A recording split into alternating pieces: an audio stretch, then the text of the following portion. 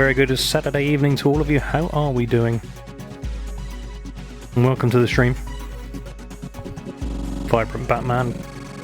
When he talks, but all yours says is goodbye. Well, you know, time for him to say hello as well. And George getting that first redeem in. Nice to see you, George.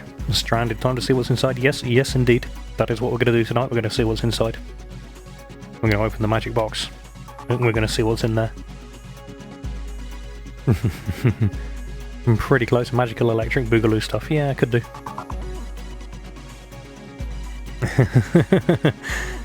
And George asking if you will see NDA stuff. You will not see NDA stuff. Well, that's part of the point of this, is that you will not see the NDA stuff. That is going to stay non-disclosed. You know, that's kind of the clue. NDA being non-disclosure. It will not be disclosed. I even have a special scene just so that we can cover our backs on that one. Because, you know, paperwork.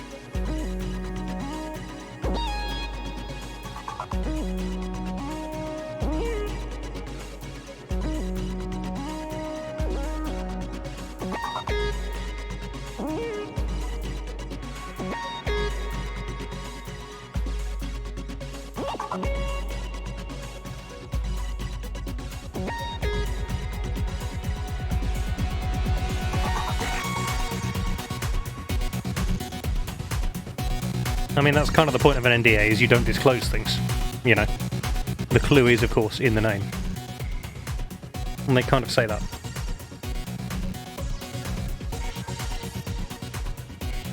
But we are going to do stuff that normal people wouldn't be able to do. And by normal people, I mean anybody who's not me. And we're going to do things that would normally be out of reach of the average person, shall we say. But we're going to do them in a very careful way. Because if I want to keep doing this kind of thing, I don't want to get in trouble for it.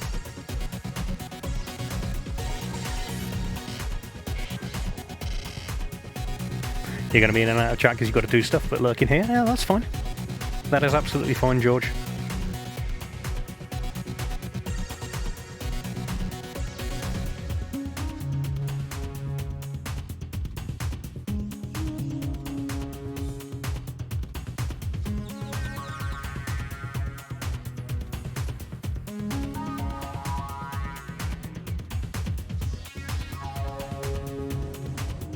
But how is everyone doing? I hope you're all doing well.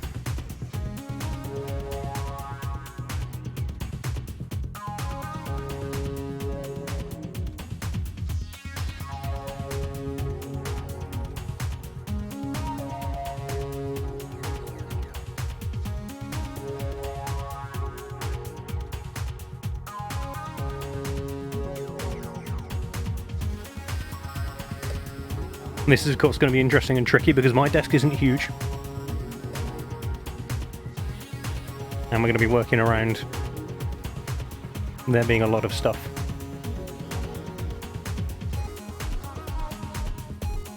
And so this could be entertaining from that perspective. But we'll make it work. However, this wouldn't be a stream with me if we didn't kick off the right way. You know it. It's Stream Raiders.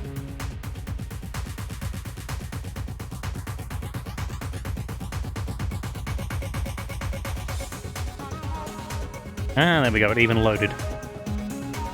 This is going surprisingly well so far. I wonder what's going to break. We'll find out. Okay, vampires and bombers tonight. Skillafran, welcome on in. Nice to see you, buddy. Vampires and bombers, starting with a vampire. Well, that is how we're going to kick this off. And there's a vampire. We're going to put him down there because we've got a grand total of 2 enemies down here. Medic, welcome on in. How goes it, bud?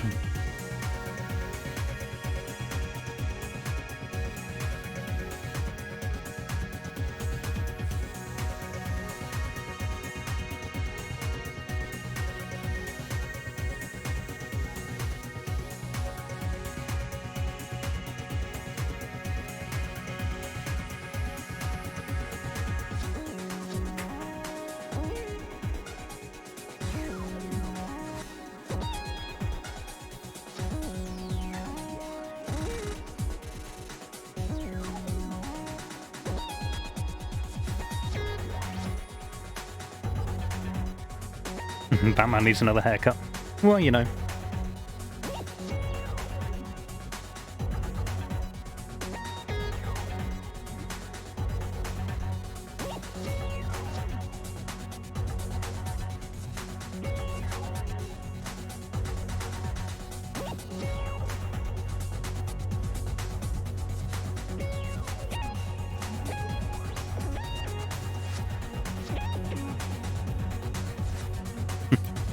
Yeah, a lot of people's hair grows too fast. Anyway, we've been hanging around looking at Stream Raider for far too long. That's not what you guys are really here for tonight. And like I said, this might be a little bit difficult to fit in shot because I can't get the camera far enough away to get the whole thing in. But let's get it going. And there we go, we have the corner of a 17-inch gaming laptop.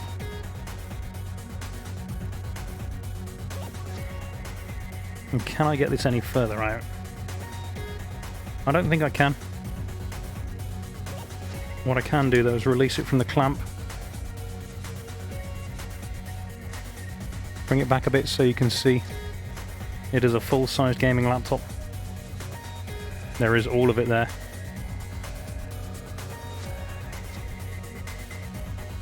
This is of course the Alienware x17.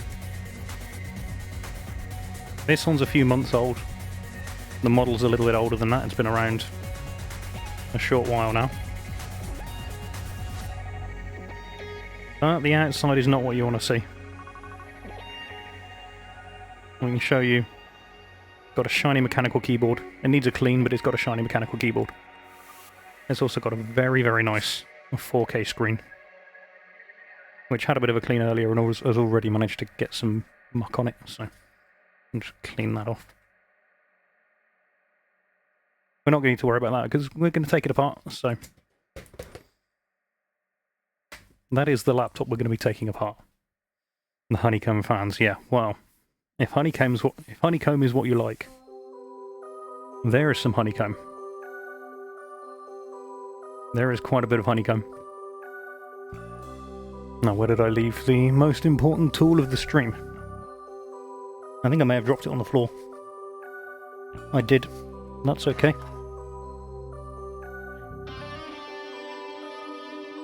Intakes, yes. Big air intake over here. Big air intake over here as well. Itty bitty speaker port. Another speaker port. Honeycomb and chocolate. Well, if you want more honeycomb, and I don't know how well you're going to see this bit, let's roll this over here. I got some nice big chunky exhaust over here. And some equally chunky exhaust over here too.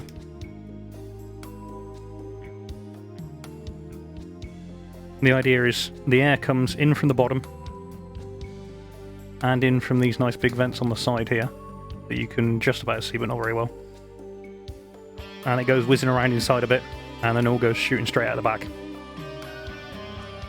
Although actually in some laptops I think this might be one of them. We'll find out when we get in there. Some of them actually shoot out the sides. I think this might shoot out the sides as well. So in from the bottom, out the back, out the sides. Lots of ventilation either way. Because that's what you kind of need. And yes, the black tape is intentional. No, it doesn't mask any damage. The black tape... it shoots out the sides and the rear, yeah. Some do, some don't. This one does. The black tape is there to cover my serial number, which you guys aren't allowed to know, because that would allow people to pretend they were me, and I don't like the idea of people pretending they were me. It's not very polite of them. So we don't want them doing that. Hence the black tape covering over the serial number label in the middle and all the barcodes and stuff alongside it. What are we holding up for? What is Stranded confused by?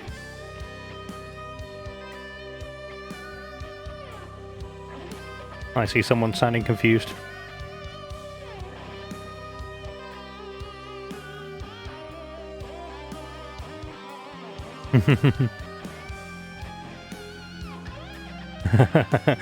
Alright, Batman.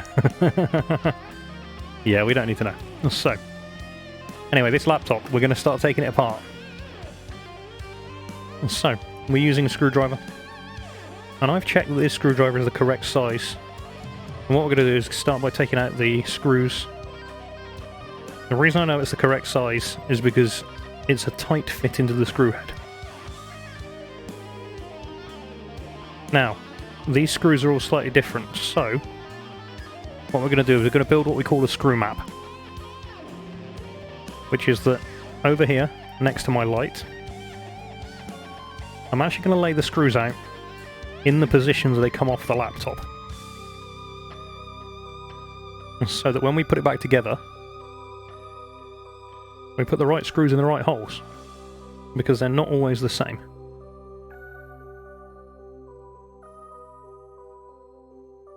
And this is really important. Tracking with the screws and where they came from can make the difference between getting your laptop back together in one piece and causing some problems. Because if you put the wrong length screw in the wrong hole, you end up with it going through and shorting something out that it shouldn't be shorting out, or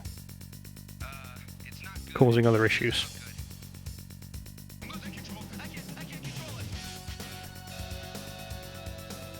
Yeah, you got to get the right screw in the right hole. So, you can see I've started tracking here.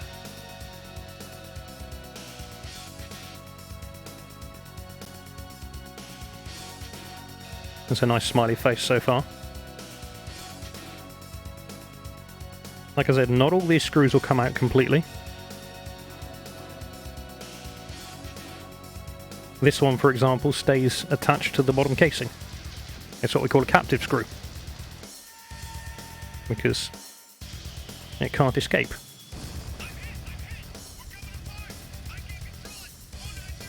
This one also is captive.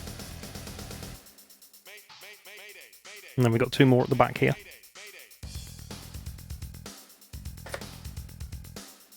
These are also captive. Being held prisoner by the bottom cover. Something like that, stranded. Something like that.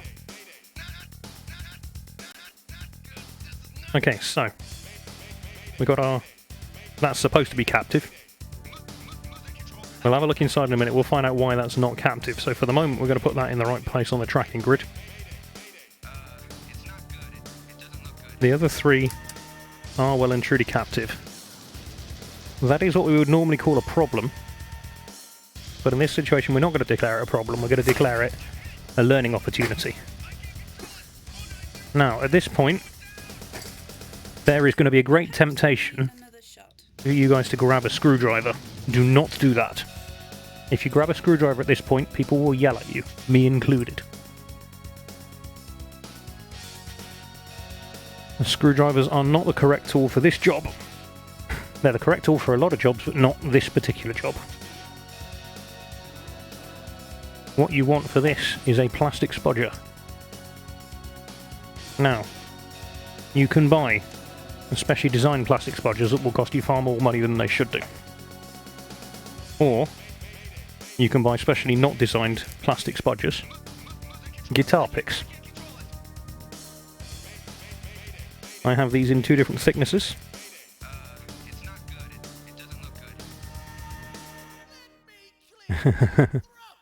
I mean, medic is and isn't a medic. But yes, he knows medical things. There you go, guitar picks in two different thicknesses. Yeah, because you want the thin ones to get into certain places and the thick ones to get in other places. So, I'm going to start with the thin ones. I will pull one of the thick ones out so you can see the difference between them. You can see this one's much thinner. Much thinner.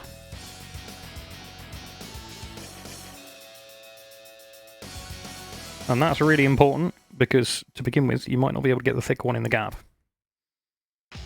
You might have to start with the thin one. So, what we're going to do is just feed it gently into the gap.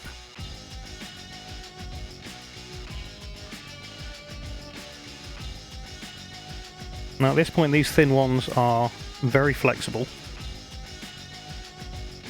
So once it's in there, you can get the slightly thicker one in next to it, if you can make the gap big enough. Sometimes you can, sometimes you can't.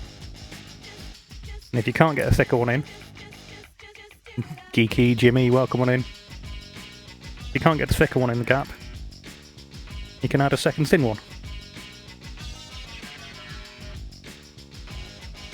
And you can make them thicker that way. But ultimately what you're trying to do is not break the plastic tabs that are inside here. You're trying to just lift this plastic piece off. And sometimes it works more easily than other times. But yeah, guitar picks are a great little tool for the job. Let's get back to equal justice. Increase fear and suspicion. Repeat. And you can see there isn't a huge gap in there. Let's get back to equal justice.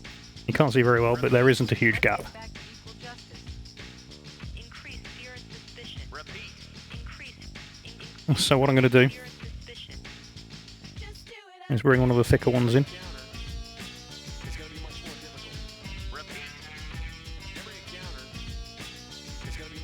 And try and lift it apart. There we go. That clicked. And then the moment it started clicking, it started lifting tabs. Yeah, guitar picks are dirt cheap. They are thin bits of plastic. They will not damage the housing. I mean, I picked up these 10 packs for about £1 each on eBay or something. And then at this point, once you got most of it loose, you don't really need the picks anymore. You can hear those snapping sounds are not actually as bad as they sound. You know, it's not terrible at this point. Jimmy just recently sent a laptop for a RAM upgrade. Well, I'm glad this will be interesting. What I'm doing, of course, is making sure I don't go breaking the... or knocking the screws off the desk. Clicks are indeed better than cracks. Geeky said to make sure I don't break it. Well... Okay, so what we've done now is we've loosened off all the clips. You see there's a nice line of plastic tabs along the back of here, including one that I did snap off a while ago. You can see these plastic tabs there. This particular laptop, you've got to slide the tabs in, then drop everything down, and then it will sit flat. Now, spinning this over, you'll notice I said some of these screws are captive. Well, there's one there. And there's another one here. And this one's got the washer on it. You'll see the washer's over here, not attached to the other screw. And then there's the other fourth captive one. So that's okay. Because all we'll do is we'll reassemble that. We'll push the screw back through the hole. And then these captive washers just click into place. And so all I'm going to do is grab my metal tweezers, and using the back of them, I'm just going to click it back into place. Push the screw through the hole. Yeah, if you don't put the screw in the hole, you're not going to be able to do anything with it. And so that's now captive again the way it should be. And so, that's immediately resolved. At this point I'm going to stand this against the back of the workshop out of the way, where we can't lose it, knock it around, or generally cause problems. And so,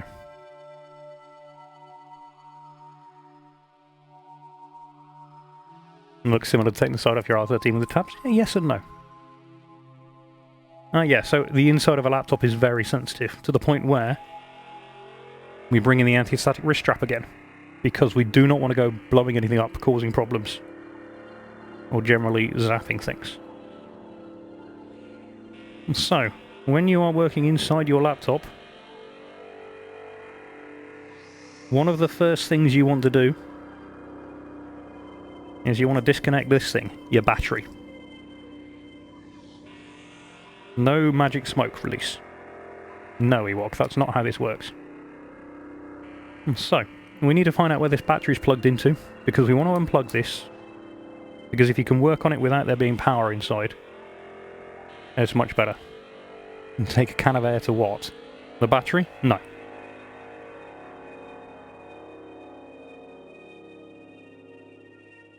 Now, some of these are the fans. No, definitely don't do that either. Don't blow air through the fans. If you are going to blow air through your fans to clean them out, what you do is you push something into the fan blades to stop them spinning before you do so. Because if you start blowing air in here, and they start free spinning, you can cause all kinds of problems. They'll basically act like little miniature generators, and they'll start shoving power in places that power isn't supposed to be shoved. So you can either take a guitar pick or something else similarly plastic. In fact, what I would probably do at this point is get my plastic tweezers and drop those in there, one side or the other, depending on which way around it spins. And that will block the fan blades so they can't spin.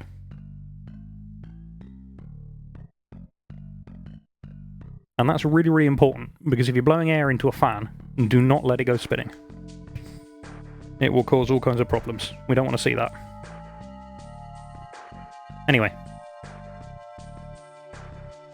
What we're going to do at this point is we're going to find the battery connector. Now, on this laptop, I'm pretty sure it's this very handily labelled connector here that says PBAT1. And just here. You broke that rule on set this week? Yes, don't do that. Very bad. Generally, these laptops tend to be labelled quite well. Batman, the rule is that you don't go spraying compressed air into fans without stopping them spinning first. And generally, to remove these battery connectors, it will depend on the connector type, but this one has got a nice handy pull tag on it. And you can just grab it and give it a gentle pull. And that's now out. And that's the power connector for this laptop. Which now means that whatever we do inside this laptop, it's not going to power up. It's not going to become a problem. Very important. Can you turn it on while the back is off? No, definitely not. Definitely don't turn it on while the back's off. I mean, you could, but this one you can't now because I've disconnected the power. So you're not going to be able to do that anyway. And at this point, actually, I'm going to take the battery out. I wouldn't necessarily do it at this point normally, but for this one, because we can get to the screws easily. And this will show just how easy it is to replace a battery in this laptop. Again, I'm going to track them here.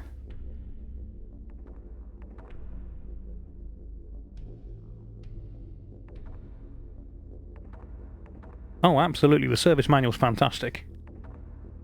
If you haven't seen the service manuals for the Alienware and Dell systems, they are absolutely brilliant. They have every single step complete with pictures. And I mean full pictures.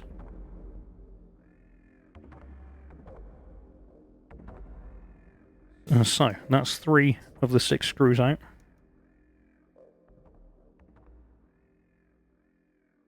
Yes, Jimmy, that's correct. So this small cable here is the battery cable that links the battery to the rest of the system. On older laptops, they may not have a cable, they may be maybe plugged into a socket. But modern ones tend to be inside the back of the case, so you can't just pull them out the bottom. Oh yeah, that's the other thing with the service manual. It tells you which steps to follow before removing the component you want to remove.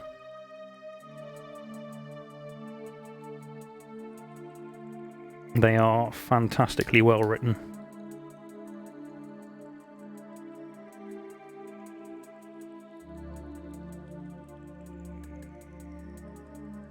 Sounds reasonable, Batman. It sounds entirely reasonable. Yeah, I mean, to be honest, the stuff that you're going to see in this laptop is going to be very similar to the stuff you'll see in a non-gaming laptop as well. You know, they're all pretty similar in terms of how they're built. So now we've taken those screws out, we can literally just lift the battery out. And this is your 87 watt-hour Alienware laptop battery for the x17. This one is not puffed up. Well, Jimmy, if I took the battery out and this cable was still connected, then I'd be pulling on a cable that was potentially live, so I always unplug the cable first. And by unplugging the cable, you don't have to take the battery out, you could leave it in place. We're taking it out because we're taking everything apart, but just unplugging that cable is enough to stop it turning on again. But we're going at this without the instructions until I get stuck. We're going to just go for it. We're going to rely on my knowledge and experience. And we're going to see how far we get.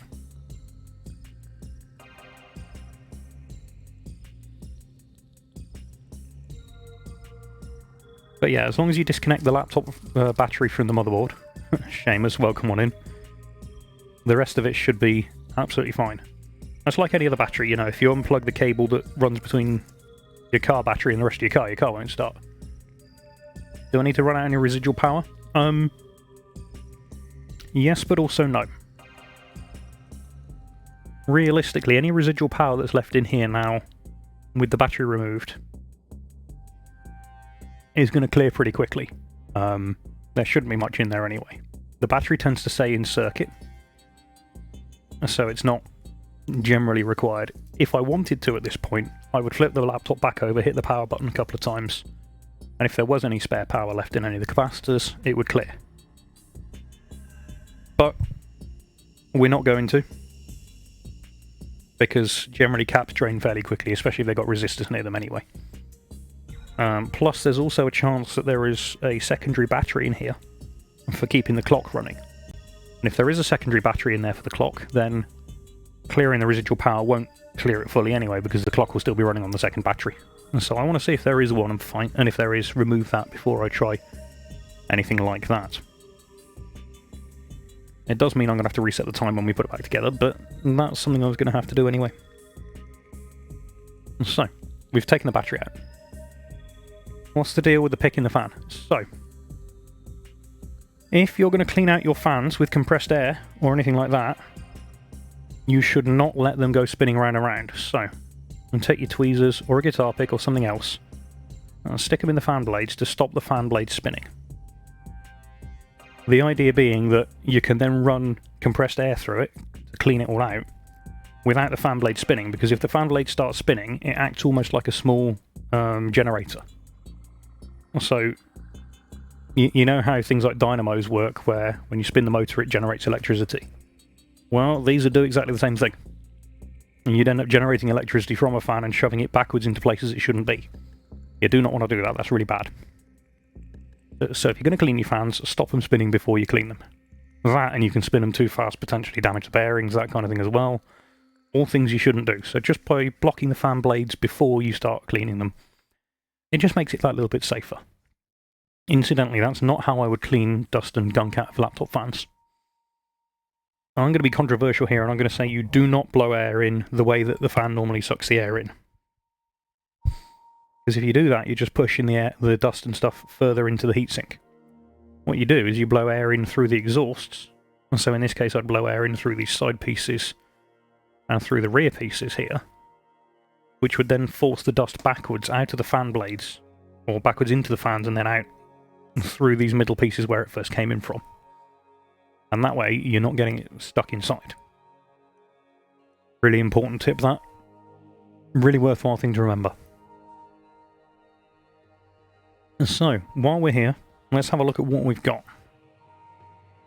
Obvious things here, channel A and channel B. These are little plastic flaps, and under these flaps you'll find your memory. Why are there plastic flaps there? Quite simply to stop you getting a short circuit between your memory and your casing, because your casing is partly made of metal. So having these little covers over them just stops you damaging them. Now again, I'm wearing an anti-static wristband which is connected to my work mat, and so everything is earthed.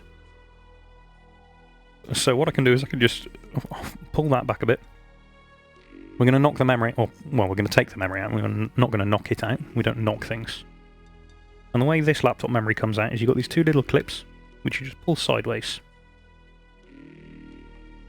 And when you put it far enough sideways on both sides, the memory module pops up like that. You see it's no longer flat, it's at an angle. And then you can just carefully remove the memory module. And that's a 16 gig DIMM. There's two of these in this laptop, it's got 32 gigs of memory. So again, I'm going to put them carefully over by the battery.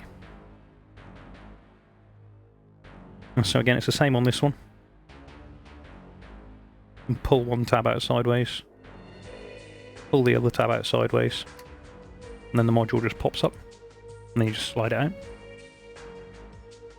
And these will only fit in the slots one way. And don't try and force them in. You don't want to do that. So that's your memory out. That's a little bit smaller than you had on desktops. These little modules are the same capacity as the ones we had in my other desktop, but are physically much smaller, so they fit in a laptop. Next thing we're going to take out is our SSD. Now you'll remember seeing an SSD that looked a bit like a gum stick in the previous desktop we took apart. Well, here's exactly the same thing. It's hidden under this heatsink cover. And so we're just going to drop the screwdriver into the screw. Carefully unscrew it. And there's the screw. And that one I'm going to put over by where I'm going to put the SSD. And then the first thing I'm going to do is I'm going to lift up the SSD from the back and then just slide the heatsink off the top of it. You see, this is a nice thermal shield, I think they call it. And it's got this thermal pad, which is there to conduct heat from the SSD out. And so we're going to put that over by the screw. Over in the corner of the workbench. And then we can just gently slide the SSD out. And so the SSD lives in a slot here. It goes in and it slots down. Monster kill, kill, kill. Hello everyone. And Twinfire coming in with that 20-month subscription on an 18-month streak. Thank you so much for that continued support. It really does mean a lot to us. I appreciate it. Thank you, dude. And so you'll see again, we've got an SSD here. This one's a terabyte Western Digital SSD. Nice and quick, decent sized. Oh yeah, massive advancement on drive tech from previously. Massive. And so this is also going to go over by the memory, out of the way. We're going to build a small pile of components over in the corner of my desk. So that's our storage and our memory out. And these are all the bits you should normally need to work on your gaming laptop. You shouldn't normally need to go any further than this.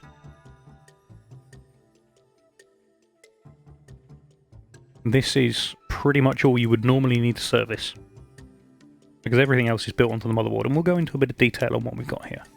You'll notice this one's actually got two SSD slots, so I could put a second drive in here if I wanted to. And it's got two different lengths of SSD that it supports. You can have the 30mm SSDs or the 80mm ones. And the easy way to distinguish which one you've got is look at the length of it. But you can move these supports from one place to the other, and to allow you to use different sized SSDs in here. Different physical size. I only have one in here, but there are two slots. So, whilst my SSD was in slot 1, which is where you should always put your first and primary SSD, and slot 1 is just here, I could, if I wanted to, install it down here in slot 2. Obviously I'd want to remove the screw before I put it in there, and then I'd want to screw it into place and put another thermal shield over the top of it, but it will fit in either slot.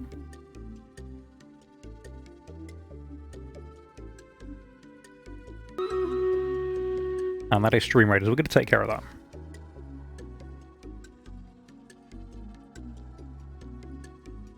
So you can... Oh yeah, you can upgrade the memory on these.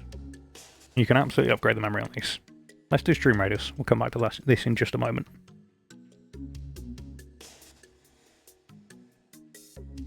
What have we got going on here? What we have is we have 14 hours on the field. This is good. Just catching up on chat there. Yeah, so normally laptops these days have 2 memory slots. Some occasionally have 4, but usually you've only got 2. Similarly, you tend to only get 2 SSD slots, although some fancy ones have 4. Some only have one.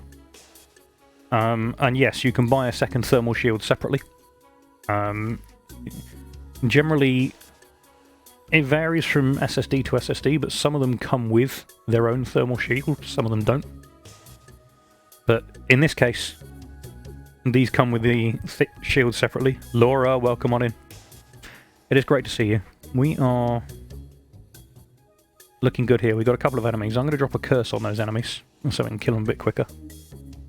Let's get this done. Let's get this battle started.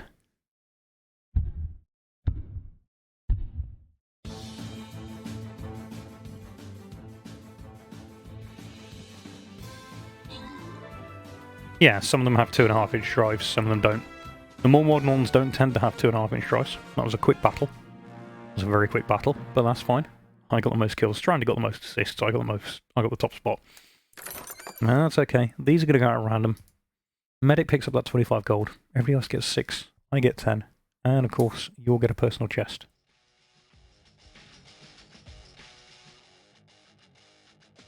Let's get back to the map. Let's get the next battle started.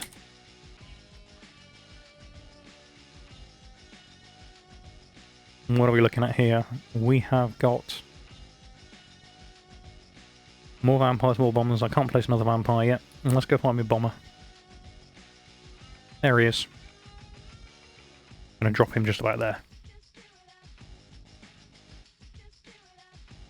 Yeah, I mean, that new M18 sounds bonkers good. 9 terabytes of storage is crazy in a laptop. In the best way possible. Absolutely crazy. And absolutely awesome at the same time.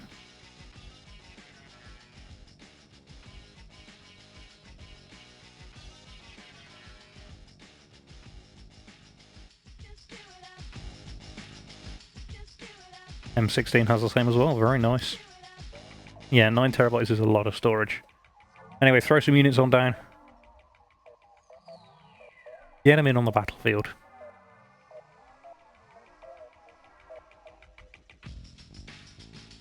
We're going back to the workshop. So, those are all the bits that would normally be user serviceable. You wouldn't normally mess with anything more than this. Normally you wouldn't need to. But we're not normal people. We're going to take more stuff apart.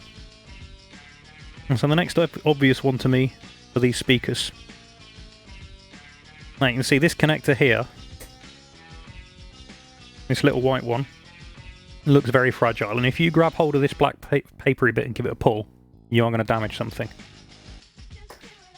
Raju, we're taking a laptop apart. That's what we're doing tonight. We're taking a laptop apart completely. So, what we're going to do is just drop fingernails in between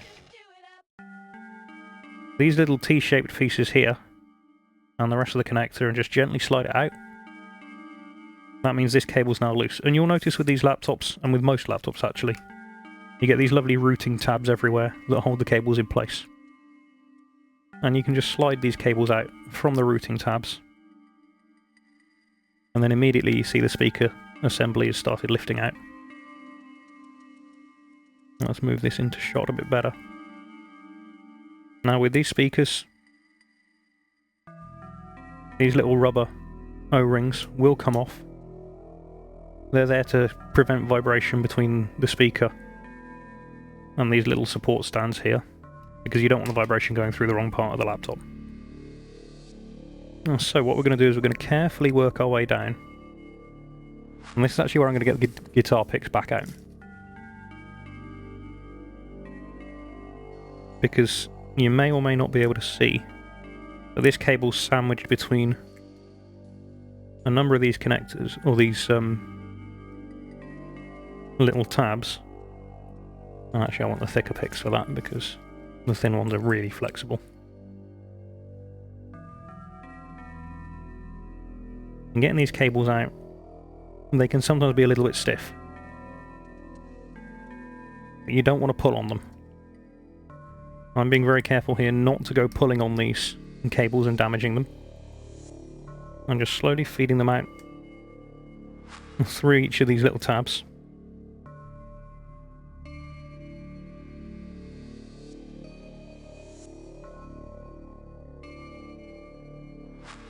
And the reason there's so many of these little tabs is to stop the cables bouncing around.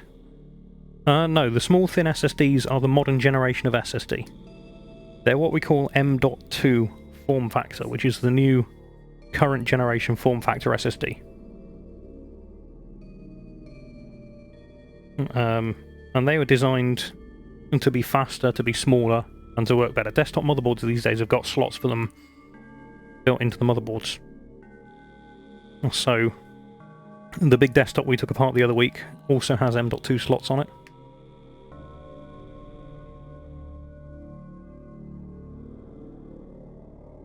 But again, I'm just being careful here, making sure that we don't damage the cable. Because if we damage this cable, my speakers aren't going to sound very good. And now that we've removed the whole thing, we have a speaker assembly. And so 2 speakers, each with a rubber ring on them. In fact, it looks like a quad speaker layout. I didn't know this was quad speaker. But it looks like you have a speaker here. Yep, that's magnetic, that's definitely a speaker. And then over here, you have another speaker on the back. And so this is actually a quad speaker system. And so again, you've got another 2 on here. So 2 left and 2 right. And we're going to carefully put the speaker assembly out of the way as well. Now, it's really important to make sure you don't get anything stuck to those speakers with magnets, especially screws, because then it will sound horrible. Because the stuff stuck to it with magnets will vibrate and be really nasty and annoying. So you don't want to do that, but you can immediately see we've got a little bit more space to work with now. Yeah, I mean, these M.2 SSDs, you know, you can just pick them up.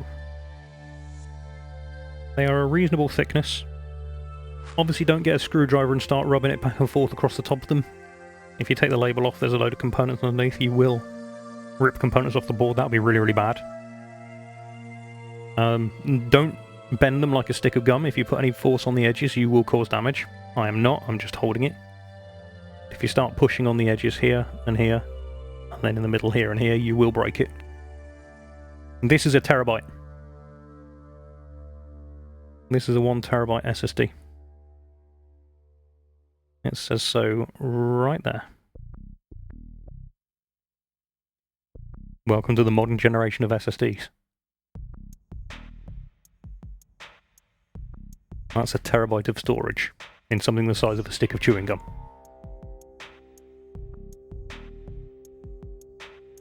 So, we've got our speakers out. What we're going to do next is we're going to start disconnecting other parts. Oh yeah, you can get up to 8 terabytes, but that's kind of huge. And kind of unnecessary. So, the next things that we're going to remove... I think, which way are we going to do this? Do these just pop out? I think they might. But I don't want to put any force on them, so... I won't take them out just yet. We've got wireless antennas and so on. What I'm going to do next, I think, is I'm going to take this back piece off. Because this will allow us access to more of the back of the system.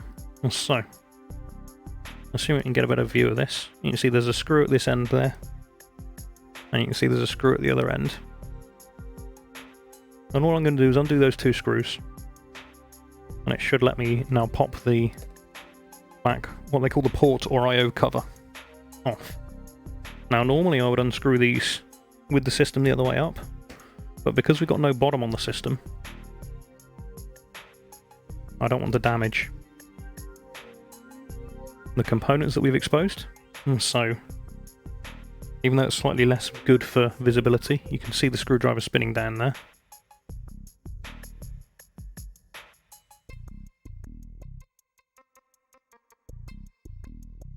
There is a screw. Again, I'm going to track that on my tracking grid. I'm going to do the other one as well. Again, if ever you get a bit stuck with screws and you think you're going to cause some damage, your Steam library's not going to store itself. I still think 8 terabytes is a little bit unnecessary for a single SSD. And I say this with a laptop that's got 3 terabytes of storage in it as well. But, you know. Do as I say, not as I do, right?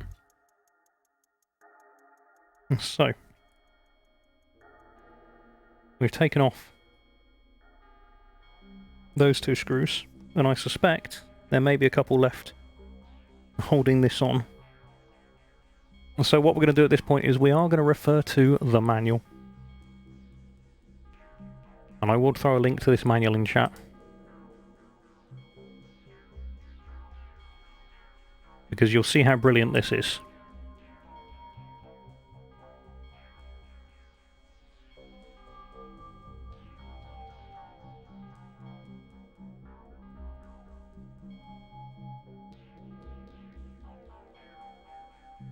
There is your documentation. That manual will tell you everything you need to know about taking this apart. So we are currently working on the rear I/O cover. So to remove it, it says remove the base cover. Yes, we've done that. It says remove the 2 screws, which we've removed.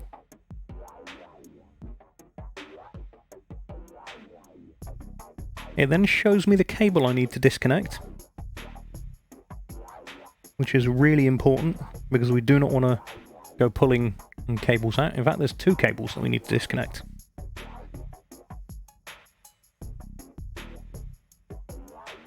Now these cables have a slightly different connector type on them.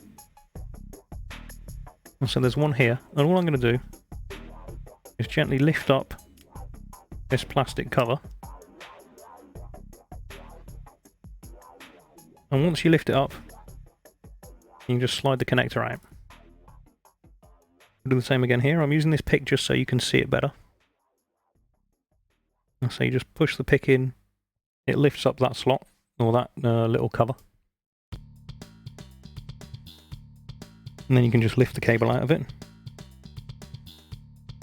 And you see again, that's labelled light R, so that's the right hand side light. This one over here is labelled light L for left hand side light. And at this point, apparently this cover should be loose, according to the manual.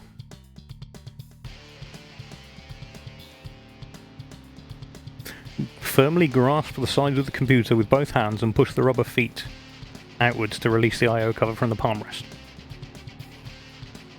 Okay, well if we've got to push, it means we need to turn this round so we can push it away from us.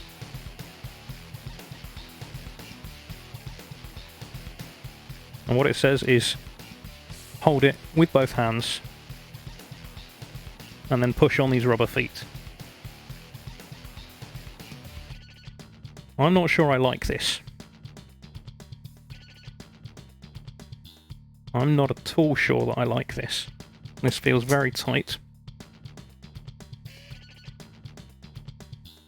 It could just be that this has never been taken off before on this laptop.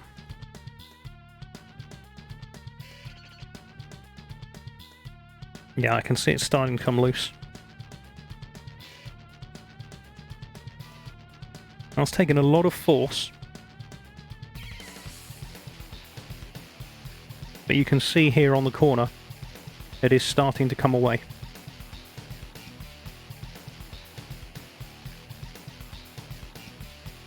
And so all we'll do is we'll keep working it gently. Being careful, of course, not to suddenly jolt and throw your I/O panel halfway across the workshop. You don't want to do that. A bit of torque, yeah.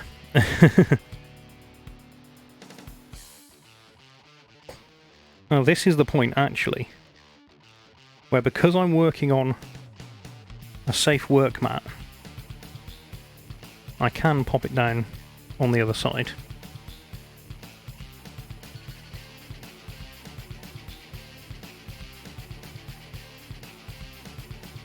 If I can make a big enough gap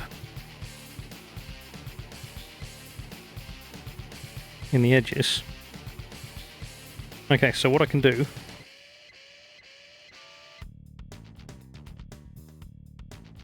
is I can drop a pick in there, and then hopefully there'll be nearly enough of a gap and to get more picks in. Yeah, safe work mat. My desk work mat here is fully earthed. It's an anti-static work mat. It is earthed so that I'm not going to put any static charge through anything. And there you go, you can see I've started to make a bit of a gap there. Which is just about enough so we can get a pick in. And took a bit of effort to remove it. Yeah. Well, what I'm trying to avoid, of course, is damaging anything. So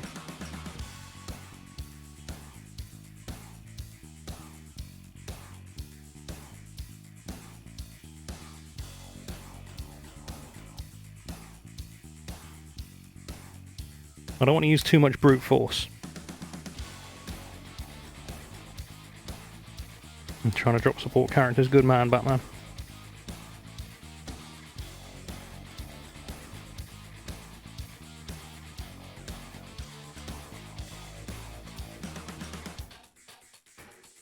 And here's the thing, right? Once I've got a couple of picks in,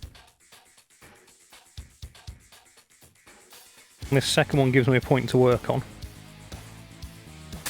And then I can push the first one further down the line. And then do the same over here.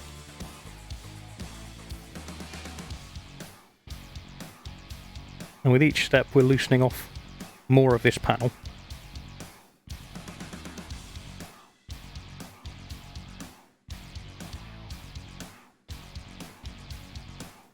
The idea being that if we can get enough of a gap in here, the rest of the panel should just, I don't want to say pop off, but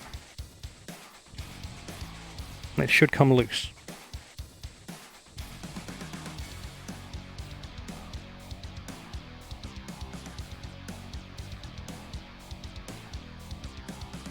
And you can see it's starting to come loose there now.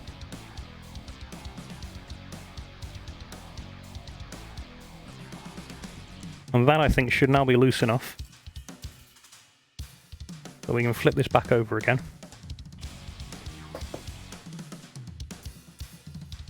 And then now we can do what they said. Grab hold of the rubber feet and slide this panel off the back.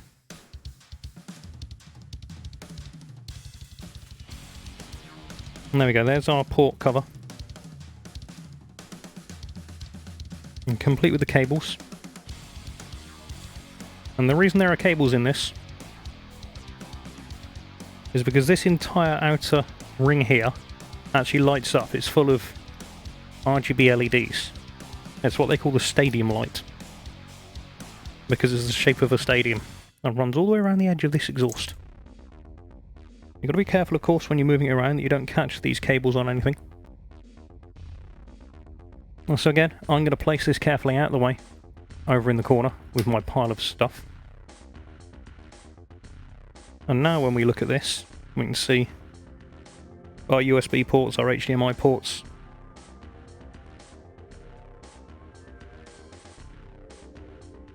You can see all of these. Move one of my lights around so you can see it better.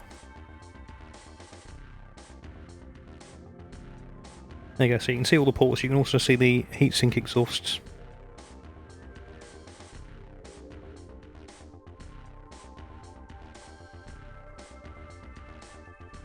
And that's the rear panel off.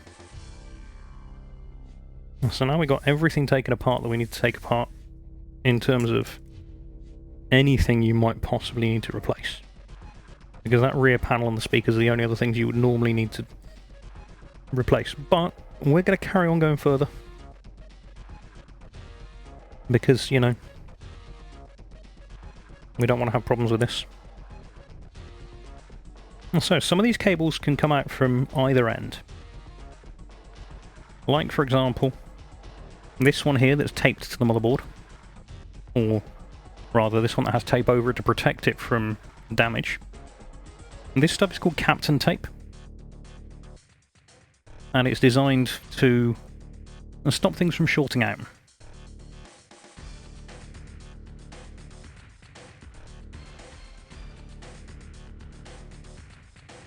And this little board here is a kind of daughter board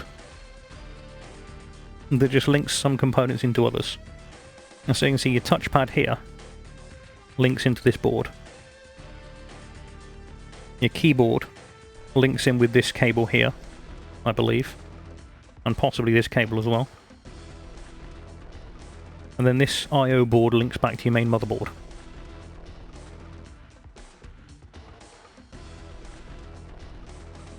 And so again, let's take this out. Now this Captain Tape, as I said, is just there to stop things shorting out. And you can literally just peel it back. It's just normal tape. I'm going to leave that attached there.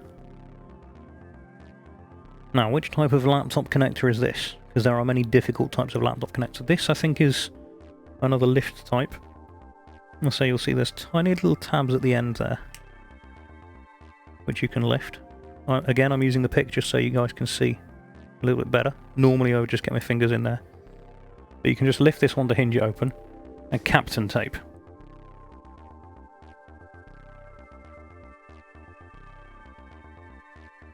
And then once you've lifted that, you can just slide the connector or the cable straight out. Being very careful, you don't want to damage these cables. They are fairly delicate. This is one of the problems with working on a laptop, is everything is fairly delicate. And this appears to be glued down. So we're going to very carefully... And Sensation Black, welcome on in. We're going to carefully release this because there's some glue on the back of there.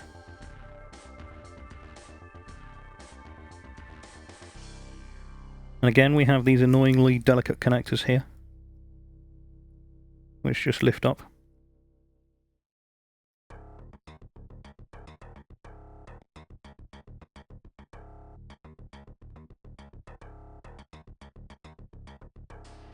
So we're just going to feed in under there. Actually, this looks like a different type of connector. This type looks like the type you've got to slide outwards first. I need to get a better look at that.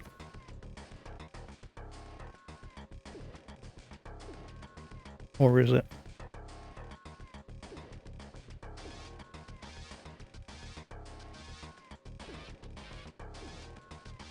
Nope, I was wrong.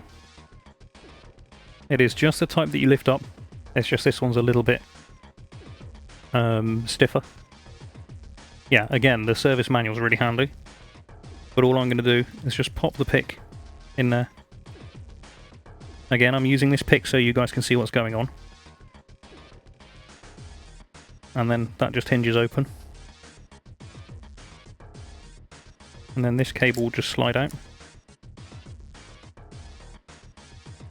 So, all we have now is this little mouse or touchpad connector. Again, that just pops up. Now this touchpad cable has been fitted with a handy little tab that you can grab to pull. And you see that little tab there? It's quite hard to see, but it's there. No, I was not wrong. I was just double checking. And then these are very, very small screws. They're going to be too small for this screwdriver tip, I believe. Yes, they are. That's okay, because... Yes, read the field manual. Because I have a set of extra screwdrivers, including an extra small screwdriver for extra small screws. Now this may be too small. It feels a bit too small.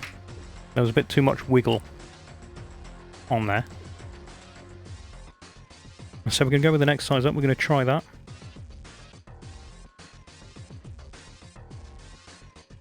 And that one feels a bit more snug.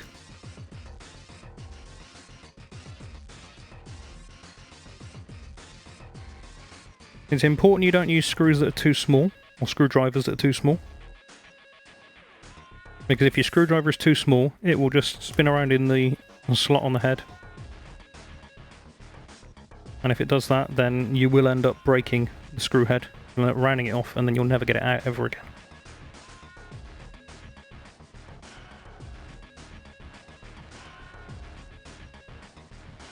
And then we can just lift this piece up. And I'm leaving this cable attached because I don't need to take it off. And this is our handy little I/O board. Your touchpad, your keyboard backlight, that's what this extra cable here is for, is the backlight, because this keyboard has individually addressable LEDs on every single key. So it's got a whole load of I/O on it. And so they come out.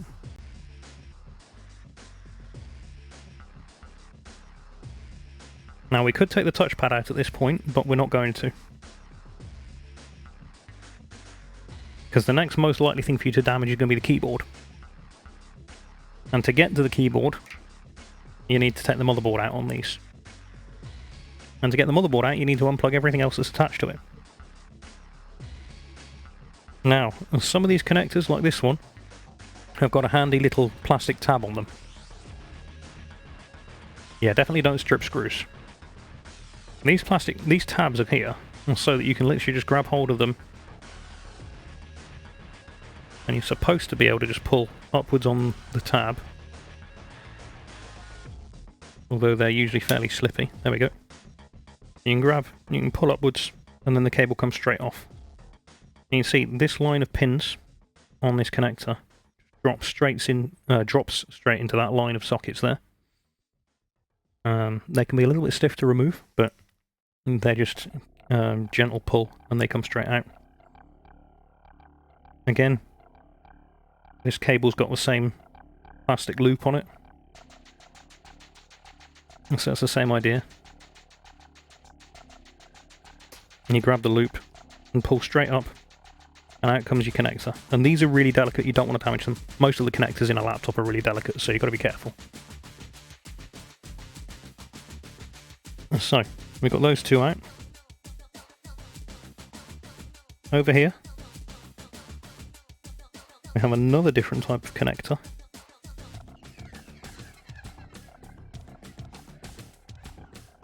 And this one looks like... ooh.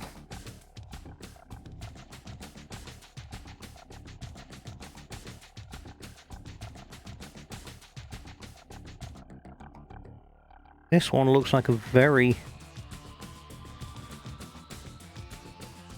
odd one.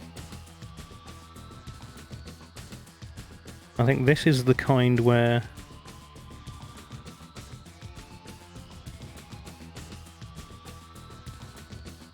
you have a full frame holding it in place.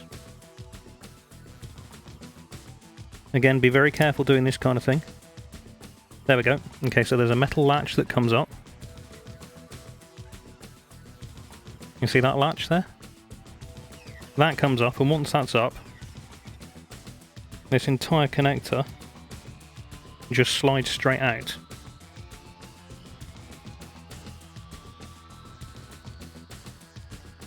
Which one? This one? No, the main power cable we took out a while back. That's a while ago. That's attached to the battery. The main power cable was plugged in down here, into the battery connector.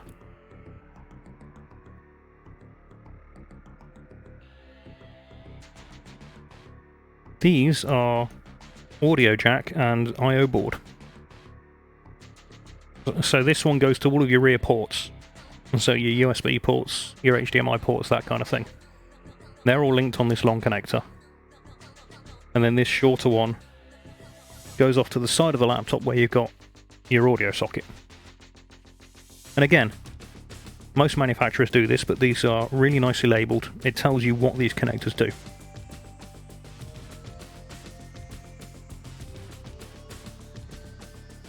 And so we've disconnected all the cabling from that side.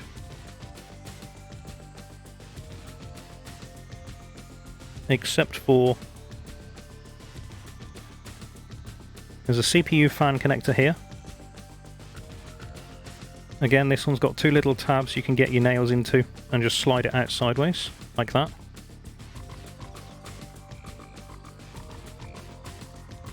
And then up here you've got another one of the ones where you can just slide the pick in, pop that up. That's what I meant about these connectors being really brittle, is the plastic on them will break the moment you breathe on it in the wrong way. That took no force at all. And that's a broken piece of plastic. Now luckily that serves no functional purpose really on this. It could happen to anyone. I barely touched that and it immediately snapped. But when we put that back together, I'm going to get some Captain tape and I'm going to secure that back in place. Because whilst it will still lock back in, it's the kind of thing you don't want to risk. And that can happen. I mean, you saw that, you know, there was no force on that at all. And it just went. And this one we've removed.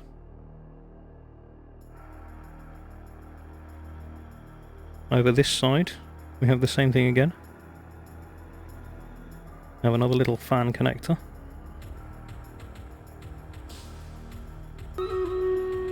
Which just slides out.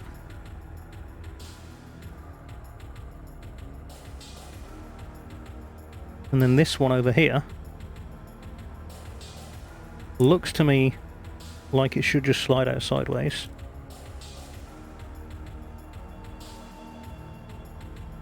But I don't think it does. I think this is another one of these pop connectors. And I think it's a pop connector that's just not got any tape on top of it. It is time for battle, and we'll deal with that in just a moment. I'm going to very carefully... actually, I'm going to use the thicker pick for this. I'm going to very carefully try and lift this end of it.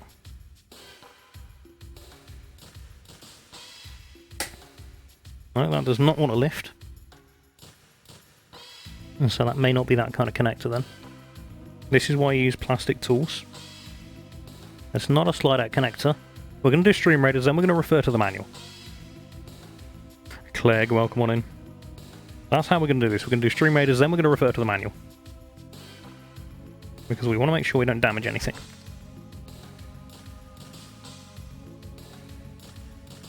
So, spinning around. Let's take a look at this. Yes, the x17R2's motherboard. This is looking like a good number of units, so we're going to drop a haste on... how many of these can we catch? That's probably going to get the biggest catch. Let's get this going. 31 allies on the field. This is a good number. This is a really good number.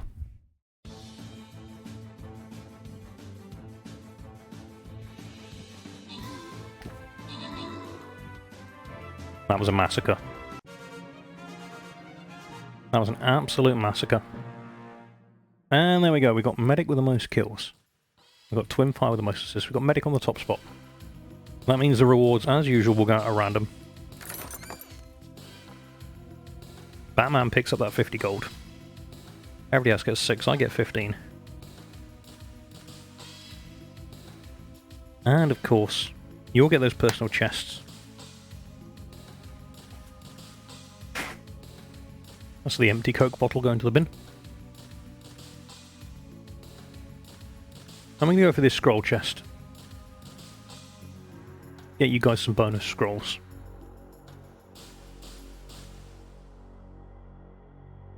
Yes, Clegg, Alienware x17R2. That's what we're taking apart tonight. And so, we're going to place another vampire when we can find him. He'll be hanging around there. One vampire. Oh, I don't want to see any units over this side. I want to see them all over that side. So get those units on in. You've got 30 minutes to do so.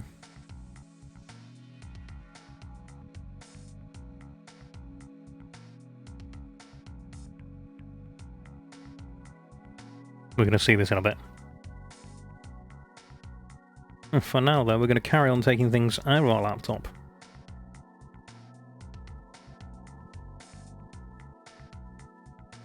Let's head back over to the workshop. So, we're dealing with this chunky looking connector. What we said we're going to do is we're going to read the manual.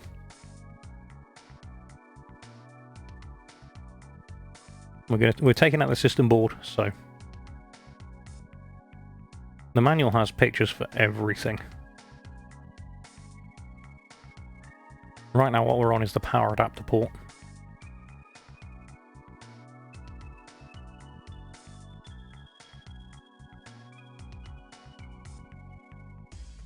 So this is something that the manual could be slightly better at. It just says disconnect the power adapter cable from the system board. It doesn't say how, but it does show it sliding out sideways on the picture.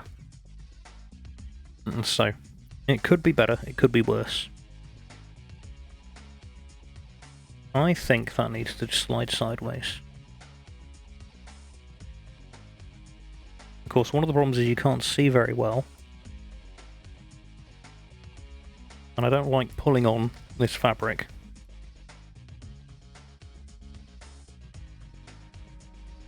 But I think... Yep, there we go. Okay, so that just slides out like that. And this is the cable that runs from your main power supply socket into the laptop to bring the power in from your power supply.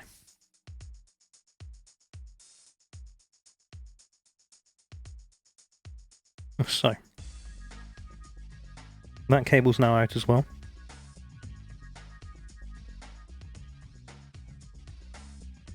I can see another one of these cables here that's got a metal loop around it.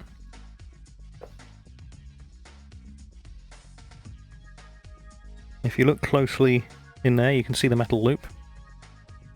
Even the motherboard has the logo. Absolutely it does. And so again, we've got the plastic coating and to protect the connector. This is fairly thick, hard or strong plastic.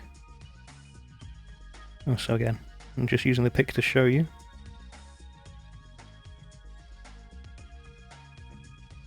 Just show you it's stuck down all the way across.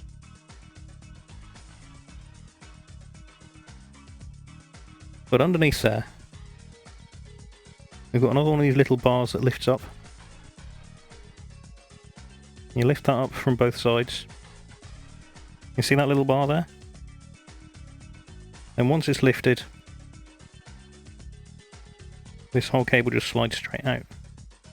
And that is your EDP, which is your DisplayPort cable. What are we fixing? We're not fixing, we're taking it apart. Just because we can. This laptop works perfectly. We're taking it apart to teach you what's inside. I don't play guitar, but I use guitar picks as spudgers because they're cheap and you can get lots of them in different thicknesses. And they make great little spudgers. So we've disconnected all the cables we needed to disconnect. At this point, there's no cables holding the motherboard on. What there are, though, is there are a whole bunch of screws. Actually, there are still two cables. The observant among you may have noticed. We deliberately skipped two cables down here.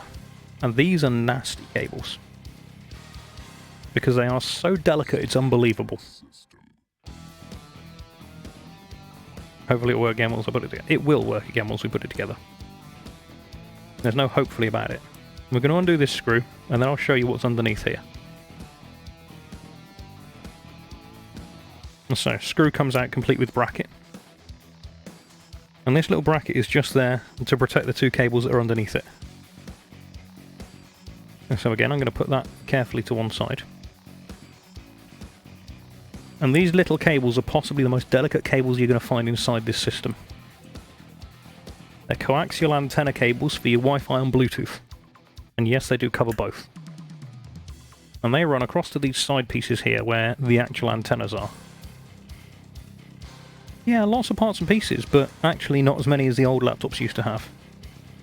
And so with these, you've got to be really careful. They are incredibly delicate.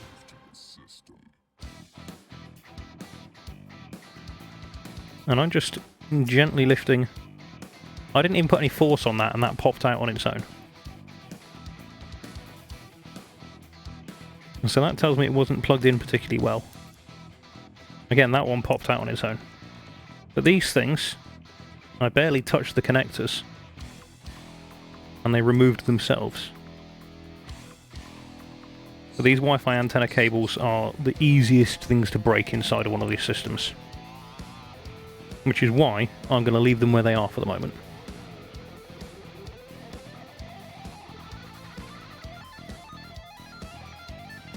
And wait until I get to the keyboards. Yeah. Something like that. So, what else do we have to remove? We've done the base cover, we've done the memory, we've done the solid state drives, we've done the battery, we've done the I/O cover. We've done the power port and the headset port. Remove the fans and the heat pipes. Okay. Right. And it says left side fan first, so...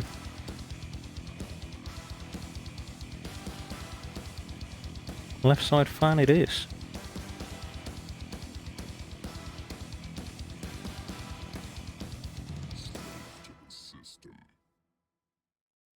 And again, I'm tracking where each of these screws comes from.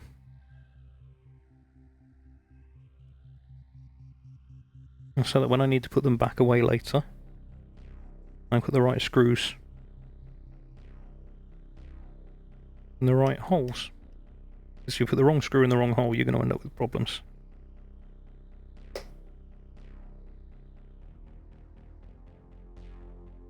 Actually, that should come in a bit further, because again, this is where the case screw was screwed in from the bottom casing. But this fan should now, when we unpick it from the Wi-Fi antenna, just come out straight away. And that is one of the 4 fans in this system. So I'm going to put that at the back there as a left fan. This other fan is almost certainly not loose yet. I'm gently going to peel back this tape, because this tape is holding the cables in place.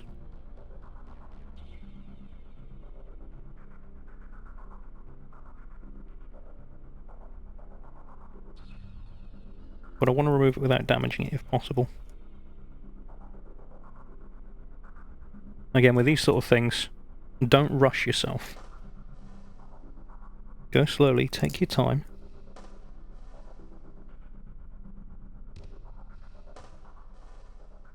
You can see those 2 cables were taped together.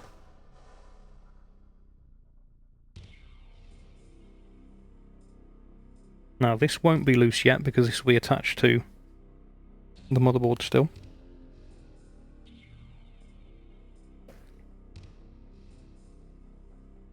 We're going to do the same the other side. I'm afraid we're going to be at a jaunty angle because I'm running out of room on the left of my desk.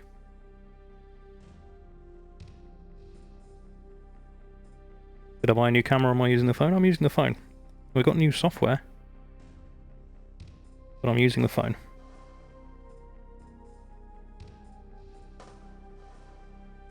Yes, it's a jaunty angle.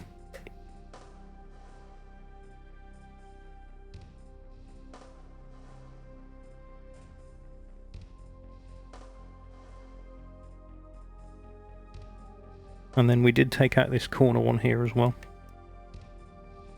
And again, you can tell I'm using the right size screwdriver because I'm actually able to remove these screws single-handed, and I've not rounded a single one off yet. If you don't use the right size screwdriver, you're very likely to round off a screw head here and there. And so again, we're just going to carefully peel up this tape, of which there is plenty. Again, no need to rush as you go through.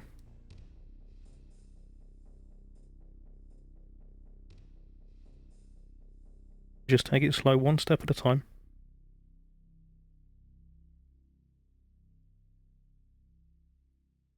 Try not to bend these cables too much on the way.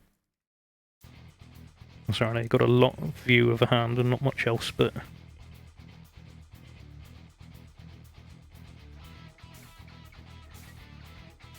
Let's just carefully peel away the tape.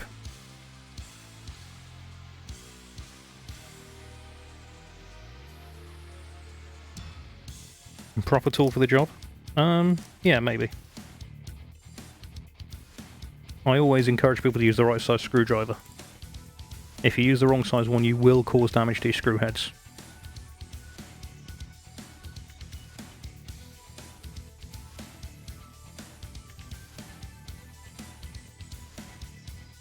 And again, there's that tape. And then what we've got next to that... In fact, we'll take that out since we're here.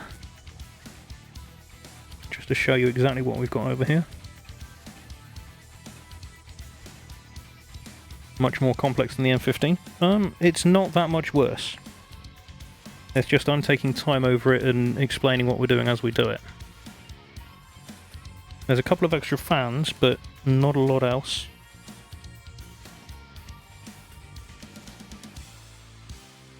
So this little metal bracket here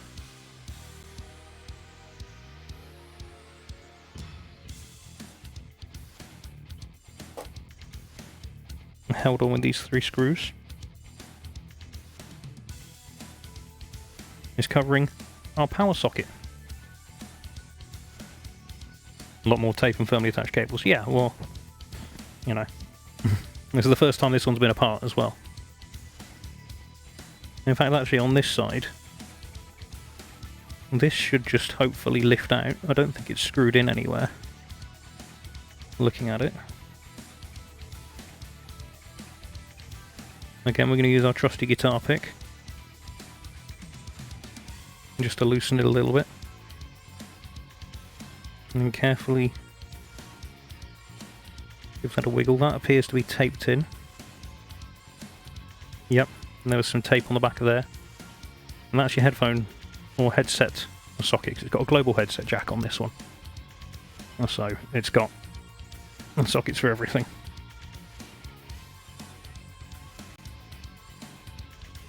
Anyway, what we were doing is we were removing this fan.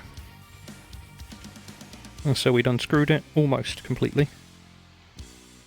The sneaky devils added an extra screw on this one they didn't have on the left side one.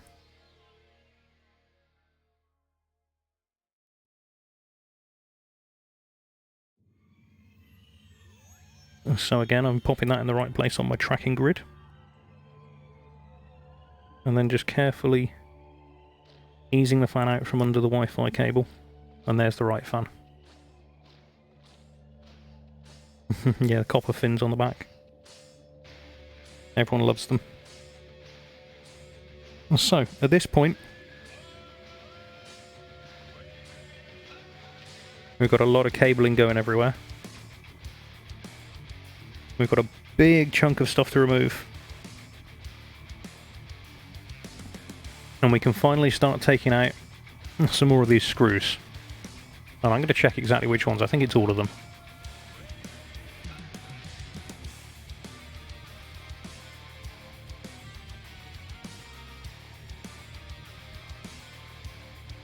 Okay, the next thing that's coming out is this heat pipe. That's this nice black pipe here. And the idea of that heat pipe is it transfers heat from one place to another.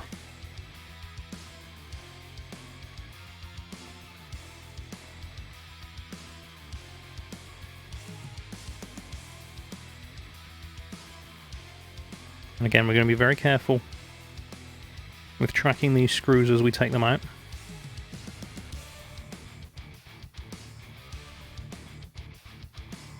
I've got this at a bit of an angle, so I'm going to put it back flat on the workbench. And let's move the camera back in so you can see what's going on.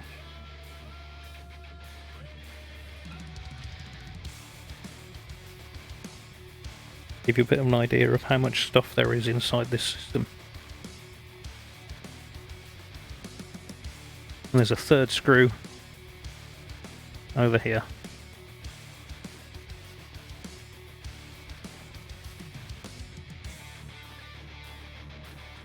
I'm trying to do this one-handed while supporting the laptop with the other hand. That's not going to work.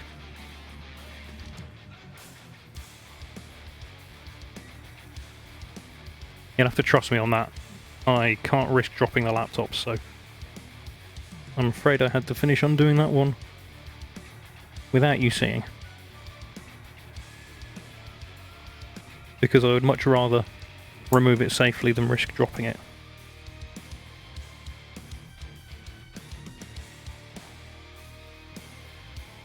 So, does it say the pipe comes off separately? It does, but not until you remove these additional screws.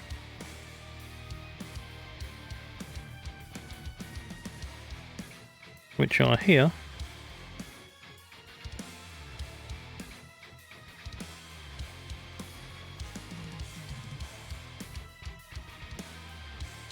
And just move them up a bit on my tracking grid.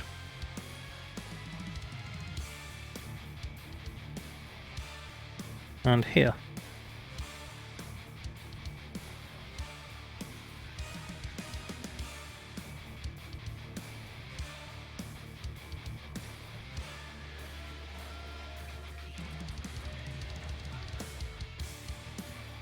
So, that's 5 screws out, and then a heat pipe. You can see these are thermal pads, and that's just tape. I'm not going to touch the thermal pads, they're there to take heat from these components and transfer it over to here. Over to this section here. And so they basically shift some of the heat away from these power components, which keeps them a bit cooler. And so again, I'm going to pop this out the back of my workbench. And so, a removable heat pipe. That's fairly new. And bearing in mind, this is now a last generation laptop. This is no longer the latest generation. There are brand new ones out, so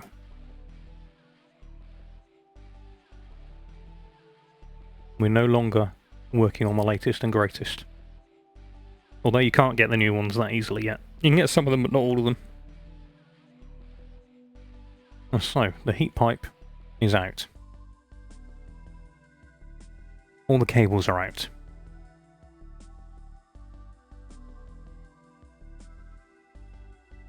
Fans are out. Okay, so according to this documentation, there's another 5 screws to remove.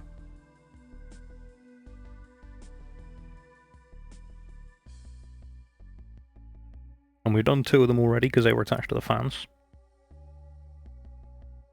And so there should only be 3 more screws to get this motherboard out.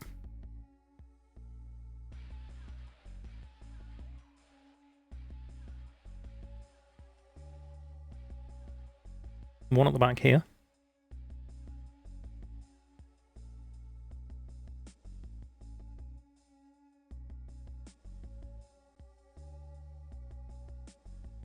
I'm really running out of space for tracking screws now. One down here.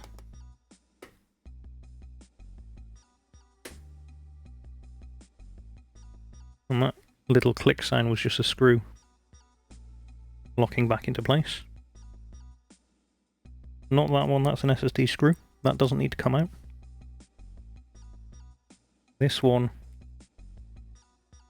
just over here. It should be the final motherboard screw.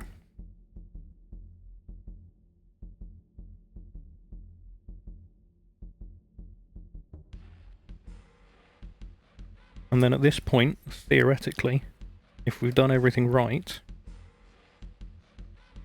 we can pull the entire motherboard out of the case. And now I'm a little bit scuffered, because I got too much stuff on the desk and nowhere to put it all. So, that's the semi-empty casing. What you've got here is you've got your keyboard. You've got your air intakes above the keyboard with this nice mesh over them to stop too much dust getting in. You've got more air intakes at the sides of the keyboard, again, with dust mesh on them. We've got the keyboard itself and the touchpad, and I'm going to leave them there for the moment. We've got our I/O board at the back here, which again I'm going to leave for the moment. And I'm going to move this whole assembly out of the way carefully. We are going to come back to that later. But we're going to bring the motherboard in.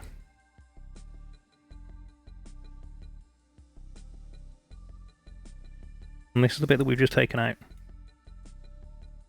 And this is where the magic happens.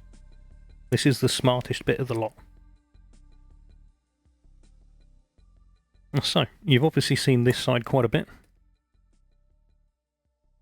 What you haven't seen yet is what's on the other side of the board. Being very careful at this point.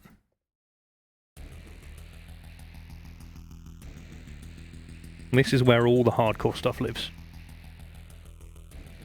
So, we've got our two main cooling fans over here. I'm not going to spin them fast, because if you did, you would end up causing problems. But this is the bit of the laptop that does all the heavy lifting. So underneath here, you got your CPU, and you got your graphics card or GPU. Now, we're going to go a step further. We're going to take this stuff apart as well. Again, we've got fan connectors down here, which just slides sideways. And again, I'm being very careful at this point not to damage anything, knock any components off the board, because these components are very small, and you could knock them off the board without even knowing you've done so.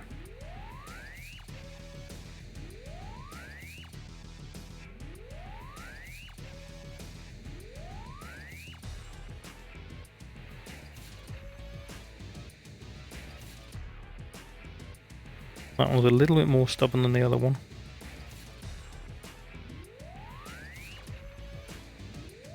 But ultimately it will slide out.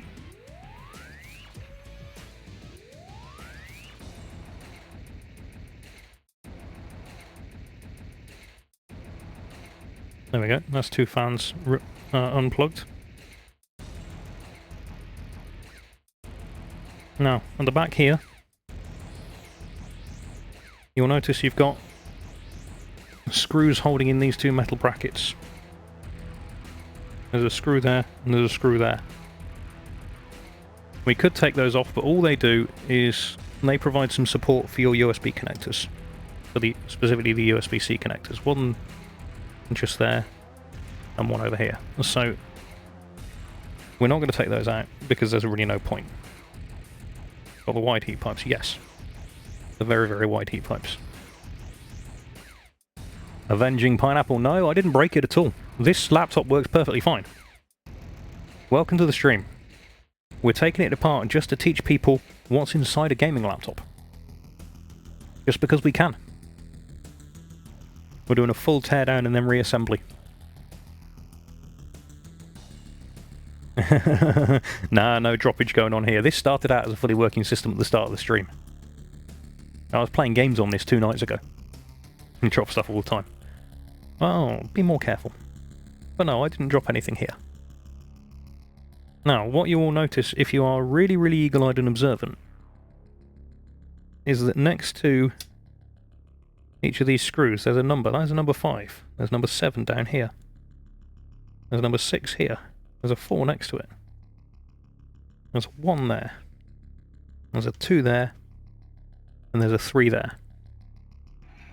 What are all the little boxes? Which little boxes? And do you mean all the little tiny square things? Like this and that? Or do you mean the really, really tiny ones next to them? Because there's a ton of little components on this board. This is the motherboard. This is the main guts of a laptop. Yeah, this is the bit that does all the magic. And so, to get this heatsink off, what we're going to do is we're going to take all these screws out in reverse order. You heard companies train bees to install them. No, computers tend to do it these days. It's all computer magic. And so again, we're going to go reverse number order.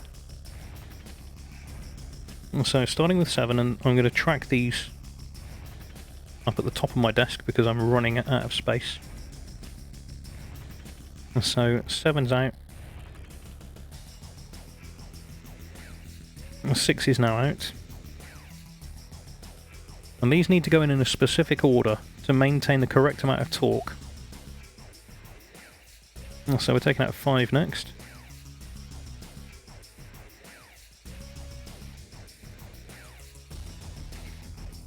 Then it's 4.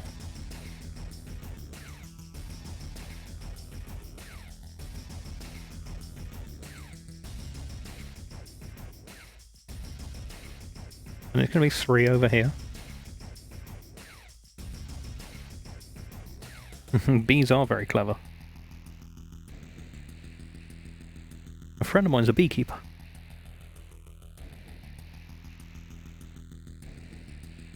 Then after 3 it's 2. And then finally 1 up in the middle here.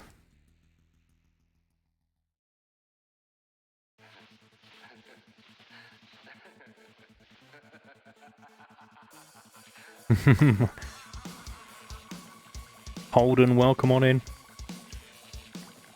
How are you doing this evening? A full teardown and reassembly just for fun, yes. That's what we do on this stream, is we do things like this for fun. So. And educational purposes, yes. So then, this is the really delicate bit. Because at this point, we're going to try and remove this entire cooling assembly from this motherboard. So, without putting pressure on anything we don't really want to put pressure on, we need to find bits of the board that don't have components on. We need to gently lift, because there's going to be some surface tension, and there was, on all the thermal compound. Now, on this part, we've got this thermal pad, which I can put back in place. It's ripped slightly, but that's not the end of the world. It will still make good thermal contact.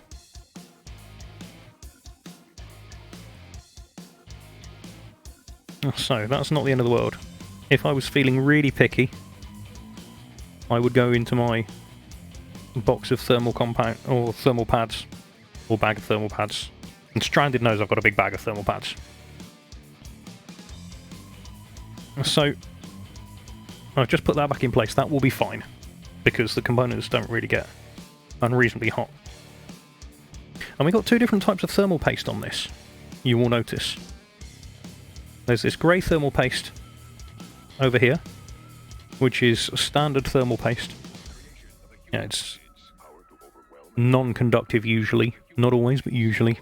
A fairly decent heat conduction, though. Over here, we've got something very magic indeed. Alienware call this stuff Element 31. And this is a hybrid paste.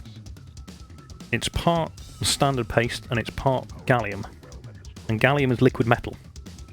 So it's got the thermal conductivity of liquid metal, but it's as easy to work with as normal paste. Now, it's really important to remember at this point that liquid metal is, as the name suggests, metal. Gallium silicon compound. And there we go.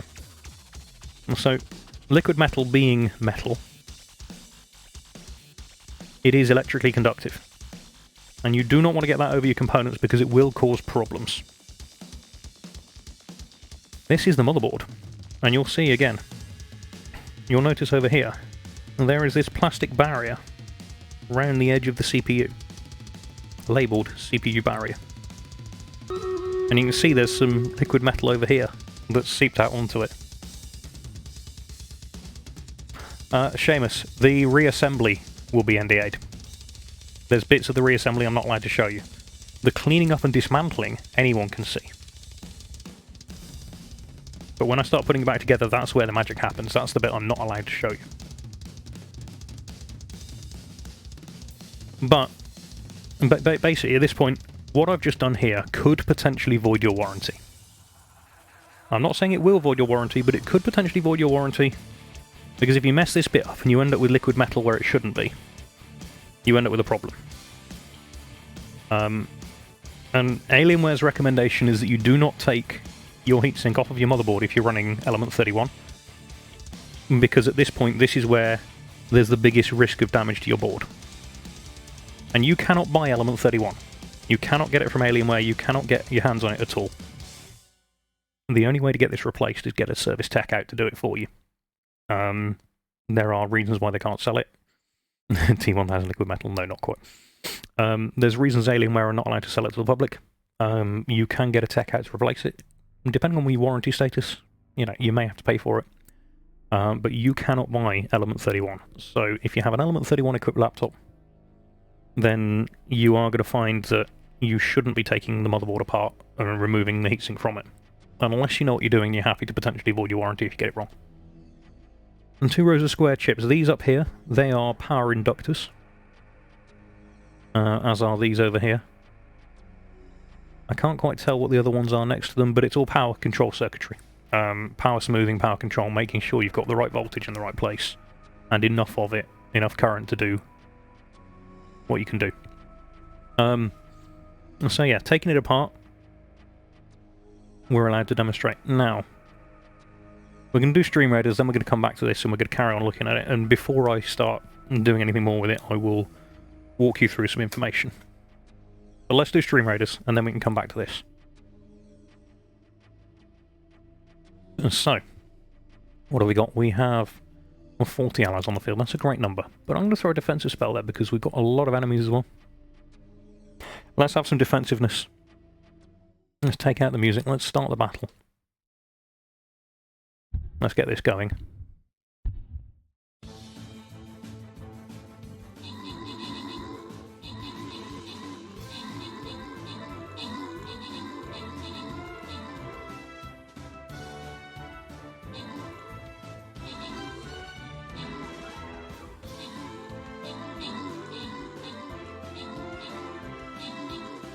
And that's looking pretty healthy indeed. That looks good. Skill front on the most kills there with 10. Alazarian plays on the most assists with 27. Alazarian plays on the top spot with that 29 as well. Bring the music back in. And there we go. And 200 gold going out at random. Vibrant Batman picks up that 200 gold. He's done well on the rewards tonight. Everyone else gets 8. I get 10 bombers. And of course you all get a personal chest. And we're going to take the shortest route we can, which is here, here, here, and then the boss.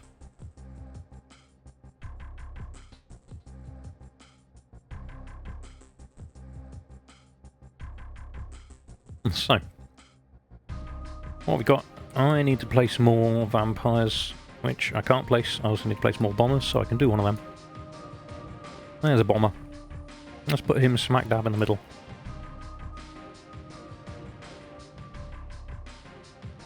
I want to see units there, and I want to see units there. This game is free to play, by the way. Anybody who wants to get involved, hit the link that's just come up in chat. Get yourself on over, throw some units down, 1 every 5 minutes for a total of 6 after over the half hour. Then when we're done with it, we come back here, we have another battle. And then we carry on again. Right now we're going to dive back to the workshop. So, at this point, potentially, you may void your warranty. Don't do this unless you know what you're doing and you're being very careful. And you can see one of the problems with liquid metal is that over time it will move, especially in a laptop. And so there's a line of it up here.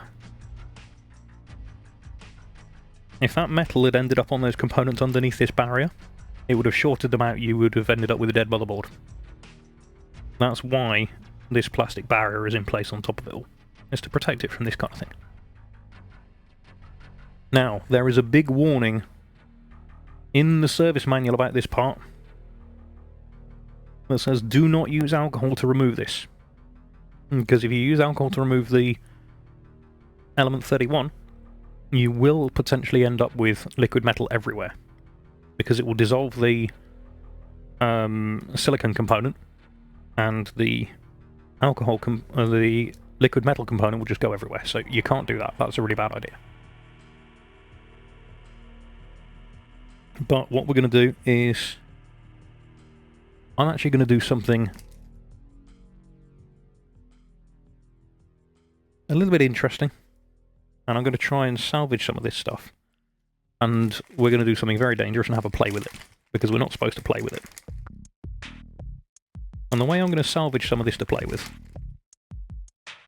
And I say play, I mean it in the nicest possible way. Yes, it would basically end up with gallium on its own bouncing around. The service manual specifically says, do not use alcohol on element 31. It's written in big bold letters, with a big red border around it, I think.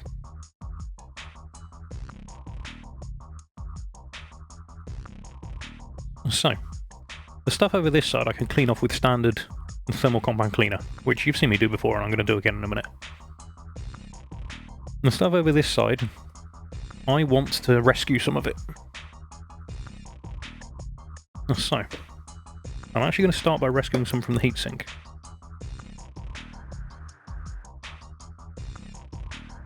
I'm going to bring the heatsink down here where I can get to it. I'm going to put the motherboard over here, where I've got just enough space on the bench to do so. This is where it's going to get a bit tight. And I've got a plastic razor. And what I want to do is just scrape some of this off with the plastic razor.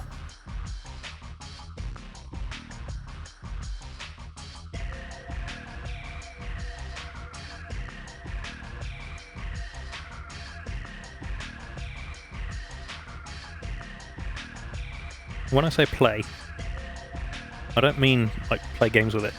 I mean I want to experiment with it and see what happens with a couple of different ways of cleaning it and emulsifying it and stuff. And you don't want to get too much on your fingers. I got a little bit on there because, well, you know. Don't do as I say, do as I do. Sorry, don't do as I do as I say. You got to be very careful, of course, and I have immediately wiped them on a rag I have nearby. You got to be very careful you don't end up with the liquid metal anyway, you don't want it.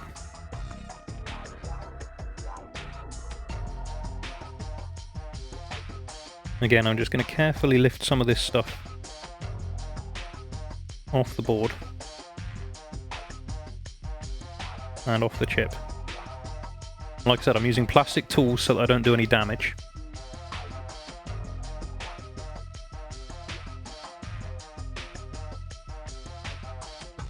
You do not want to use metal tools, especially around your CPU. And I'm using as little pressure as I can get away with.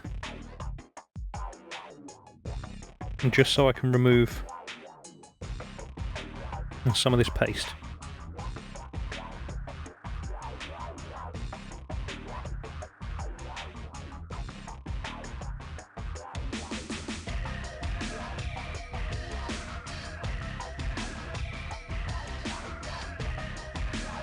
Because what I want to do, I don't have any cleaning wipes that's specifically designed for this. And so what I want to do is I want to figure out what I can use to clean this off with properly.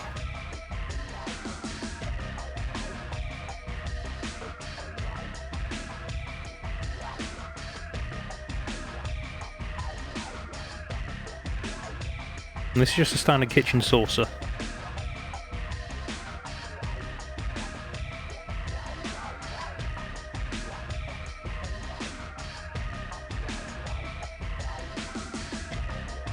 So,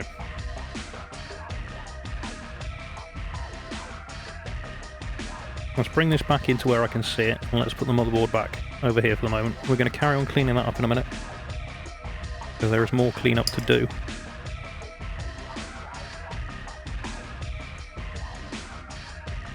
But we're going to find out what this actually does when you put alcohol on it.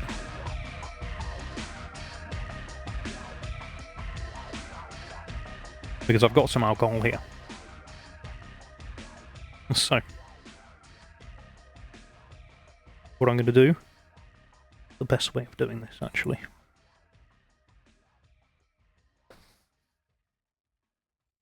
I think the best approach for this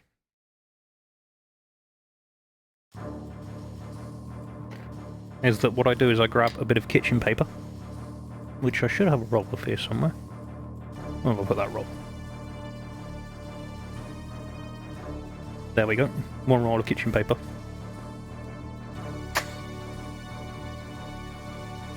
Curious as to how it reacts and whether it's slow or fast. Yeah, me too. That's kind of why we're doing this. Also, to demonstrate why you don't do this inside your laptop. So, here is a piece of standard kitchen paper. Here is a bottle of isopropyl alcohol. 99.9% pure. Lab tested. I use this on my electronic stuff. This is good stuff. And all I've done is I've just soaked the paper with some alcohol. And what I'm going to do is I'm just going to rub some of this on here. And you can see the moment I do that, we've ended up with the paste looking a little bit manky, and more importantly, loads of tiny balls of liquid metal.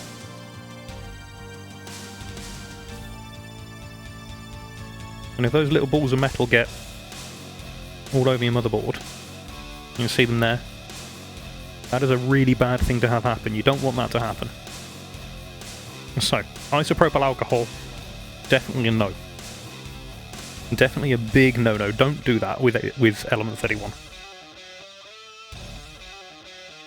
And this is why we're doing this. We're experimenting with this to see what you can use.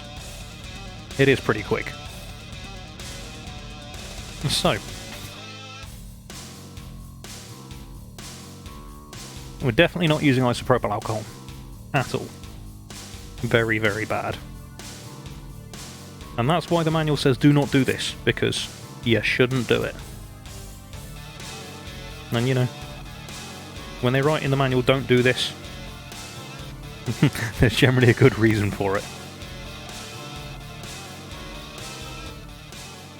So what we're going to try now is, in my magic bag of stuff which I use for cleaning up and replacing thermal things, I have a magic bag of stuff here, as alluded to earlier. And Stranded, you'll be pleased to know I've cleaned the cloth that you said was manky. Never going to get all of it off, but it's a lot cleaner than it was. This will please Stranded. He grumbled when I took it to his house and it was covered in stuff. He was very unhappy about the amount of stuff that was on it. One of the things we have in here is something called ArctiClean. And this is designed specifically to remove thermal paste. A thermal material remover. Now, I think this might be just as bad as isopropyl alcohol. I think this might be just as terrible. Probably with good reason. Well, and to be fair, there were lumps of thermal paste hanging off the fabric.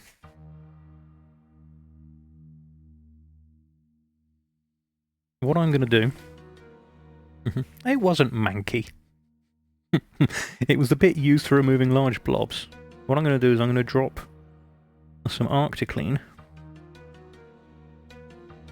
on some of this. And we're going to see what this does. Initially horrifying. Hey, by the end of it you ended up with a laptop that was a lot cleaner than it was before. Again, ArctiClean. Let's just smush that around a bit. Okay, ArctiClean. Not as bad, but still not what I would call good. We've still ended up with lumps of metal.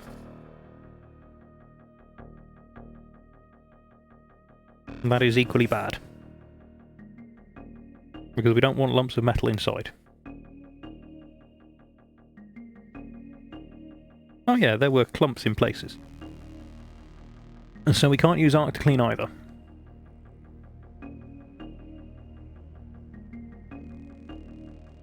This is not great.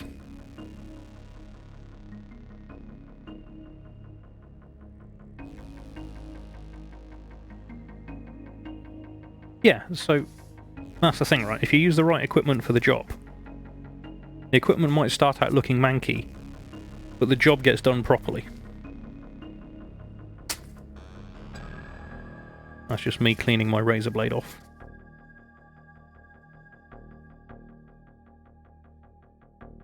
So, what we're going to do instead, because we can't use either of those methods, as you can see both of them have ended up with blobs of metal, and we don't want blobs of metal inside the laptop, that's really, really bad. The manual doesn't actually tell you what to use to remove this, I don't think. Well no, so you always have a two-cloth system. You start with the manky cloth to remove the big lumps, then you use the less manky cloth to remove the small bits after. That's the way this works.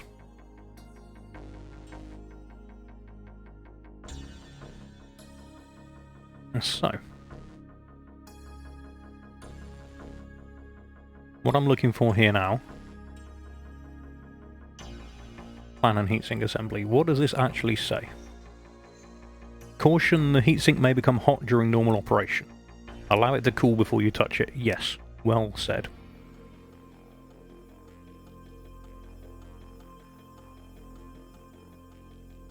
Okay, so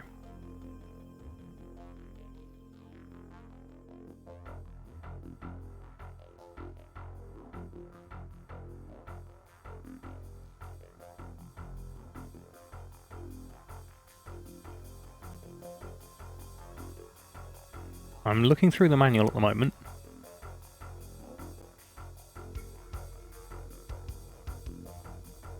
In order to try to find the bit which says about what you're supposed to do with element 31. Because we know what we're doing with the GPU. The GPU is easy and we can sort that out in no time. But this part, we've got to be careful with. We've got to be very careful.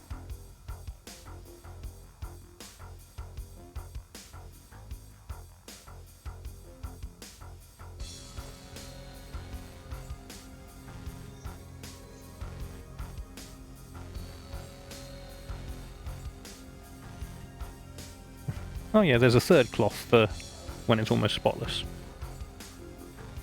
What I'm going to do at this point is I'm going to remove that bit of metal that I spotted on the barrier.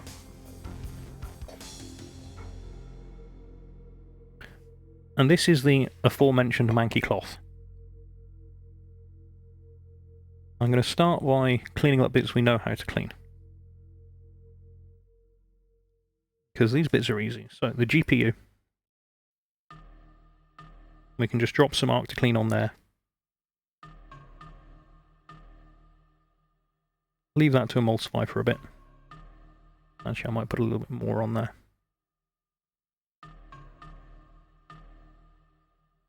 And the thing with arc to clean is it literally emulsifies the paste. So it makes it a lot easier to get off. And just by letting it soak in a bit, you can see the paste is starting to run. That's really important, because it means that we'll be able to get this lump of paste off. Oh, and my camera seems to have broken itself. Why has my camera broken itself? Because that was not me. There we go. It's reconnected. That was not me breaking that.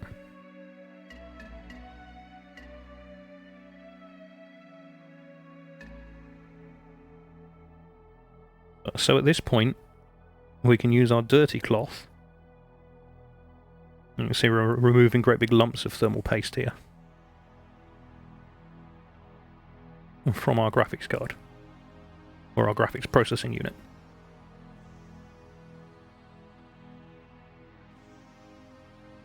No, that was... it just happens. I think probably a Wi-Fi issue or something like that.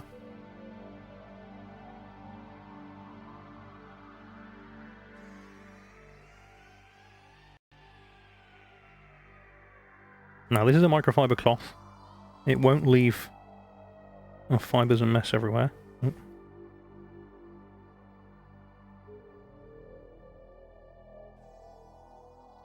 You can see around the edge of the die there, there's a whole bunch of components we don't want to destroy.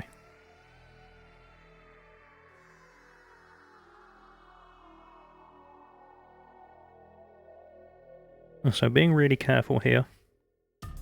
We want to try and clean up as much of this stuff as we can.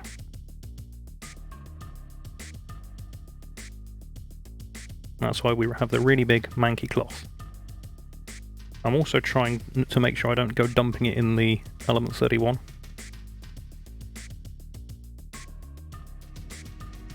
Because what I don't want to do.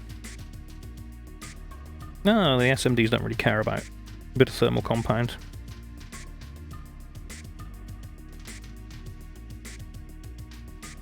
I don't know why my lights are starting to misbehave, because they're all on charge. Why is that one misbehaving? Could it please stop?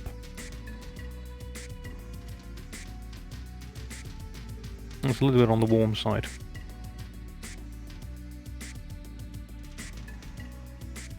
Normally they misbehave like that when they're running out of battery. But they are on charge, so they shouldn't be running out of battery. So being very careful not to knock any of these tiny components off the board.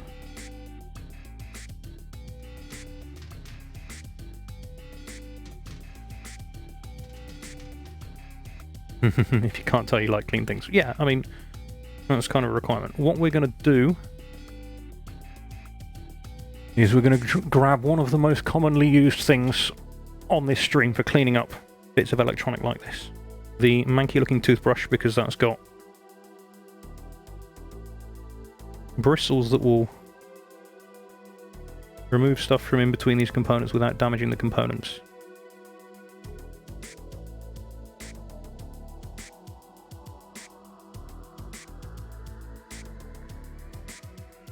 You can see I'm just lifting the paste out from between these components. Again, at this point it's not critical that you do this, but it's a good idea.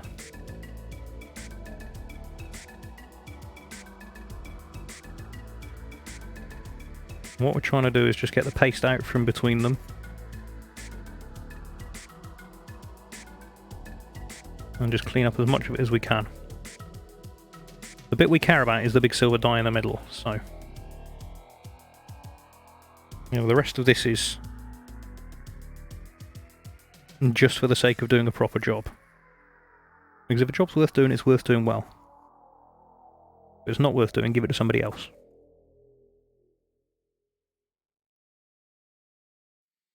So, again, I'm just wiping the toothbrush off.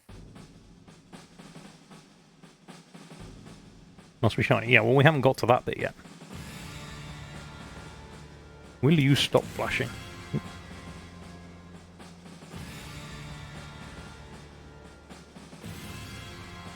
Right, well, that light thinks its battery's flat and it thinks it's very hot.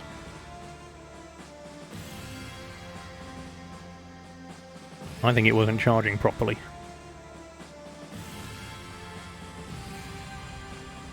And so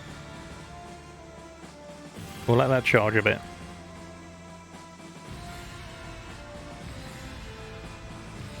We'll put a bit more arc to clean around here. Just to help emulsify a bit more of that paste.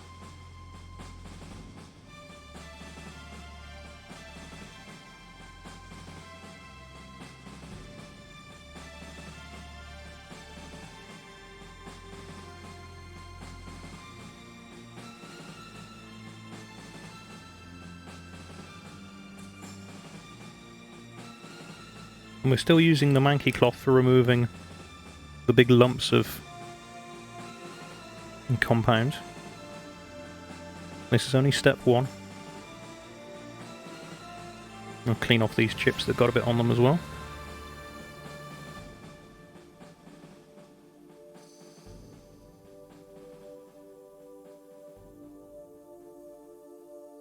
So,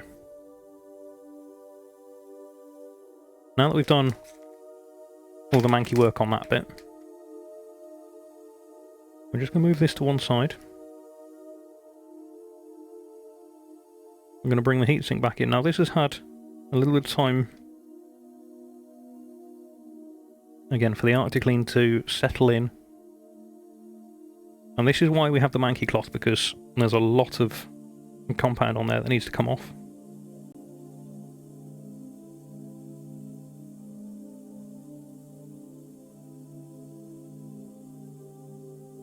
You can see there's a lot of compound coming off. And that's the beauty of the Arctic Clean, is it just makes all that stuff liquidy enough. It just cleans right off.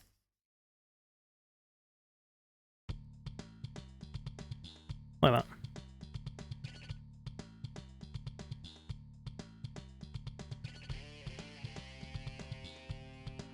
So that's phase 1 for these.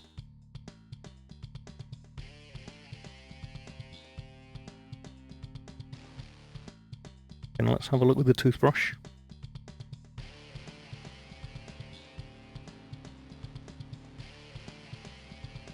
Gently go around it and try and free up as much paste as we can.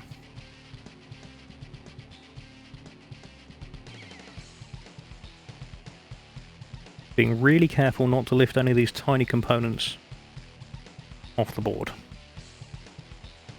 Because if you pull them off, you risk things never working again. You don't want to do that. Which is why we're not using any metal tools or anything solid or hard. We're now going for the slightly less manky cloth, which is stage 2 of the cleaning process. You can see this is decidedly less manky.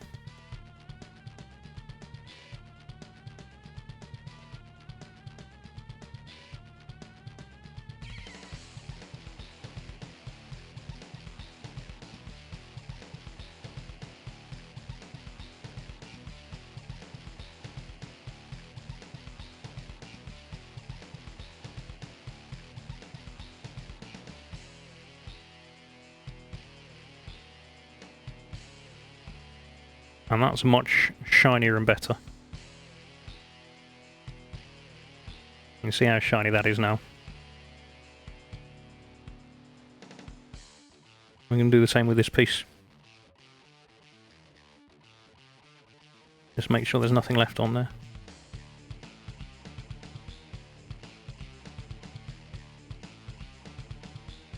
Now I think what we're going to have to do with the Element 31, because we can't use any of these cleaning fluids on it without risking some serious damage, is I'm going to bring the manky cloth back in. I'm going to find a piece that hasn't had any Arctic Clean on it, and I'm going to start with the heatsink, because the heatsink is less critical. I'm just going to go at it with the cloth.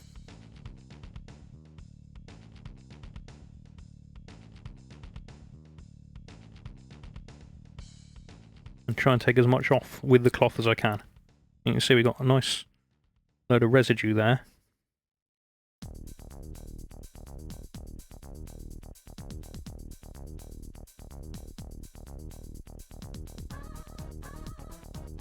So we will clean that a little bit further in a minute, but I'm going to try this first with the cloth without any chemicals on it. Because I have no documentation telling me what chemicals are safe to use on this stuff. And the last thing I want to do is end up with gallium knocking around in the system where it shouldn't be.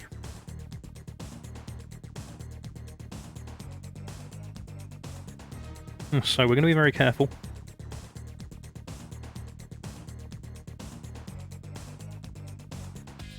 The barrier is there to stop this stuff escaping. And you can see, even here, we're getting bits of metal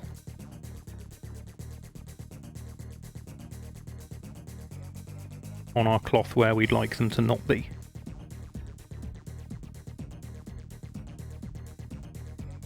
And this is the bit that could really do some damage.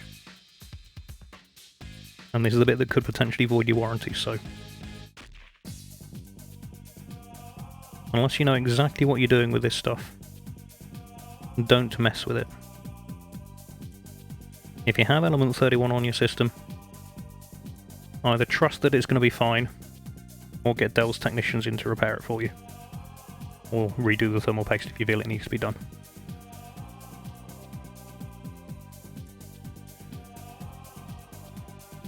I'm just removing this with basically a dry cloth at this point.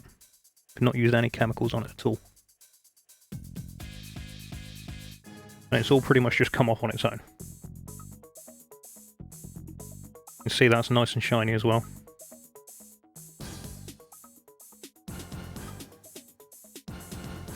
The barrier has a kind of rubber ring around it to stop the liquid metal getting out of this central section,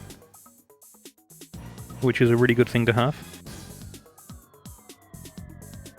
I'm just going to give this a bit of a polish. And then we're going to go to the slightly cleaner cloth. We're going to use a bit that's got no fluid on it at all.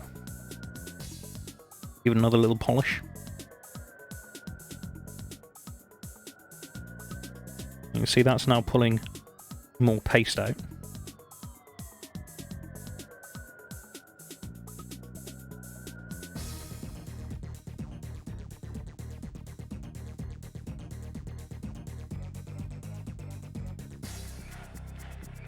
Now again, I don't know what the prep tool will do to element 31, because OptiClean is a two-part liquid, and you've got a purifier that you put on afterwards.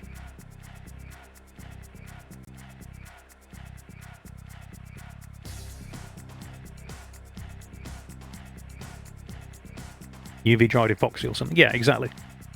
It's there to stop it from leaking all over the rest of the system. So I'm going to use the prep fluid on the graphics chip, because we know that's safe to use on there. And again over here, we know it's safe to use on that.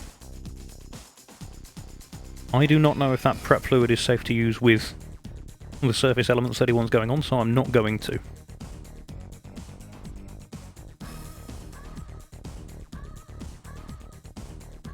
But the idea of this is it just really purifies and cleans the surface off.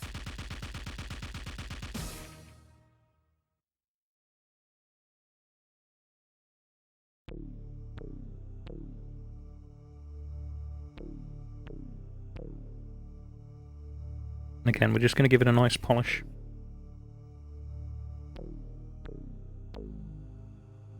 Make sure this is as clean as we can get it.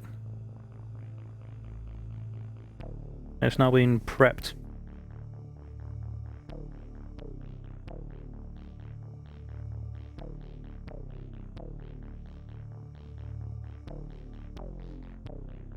I think that looks pretty good now. And again, I'm going to prep the other side. We'll do stream raiders in just a moment, but let's just prep this section. Tigris, welcome on in. How are you doing? So, we've prepped up the bits we can prep. We're not going to put any chemicals on the bits that are going to have element 31 on them,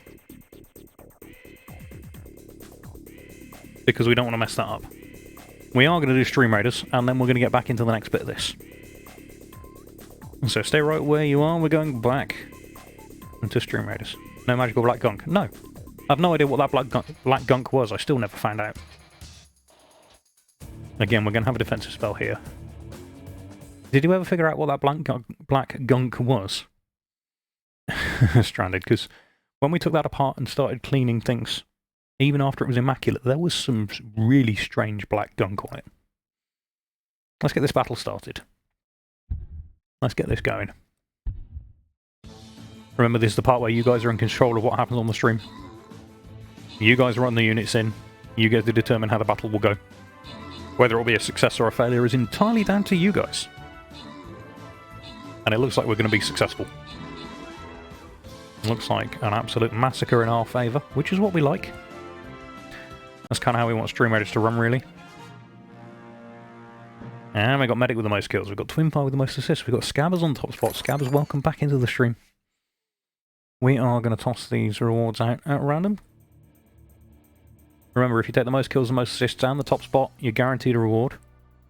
If you don't take all three, they go out at random, just like they're going now. And Twinfire picking up the gold, Skillerfriend picking up the archers.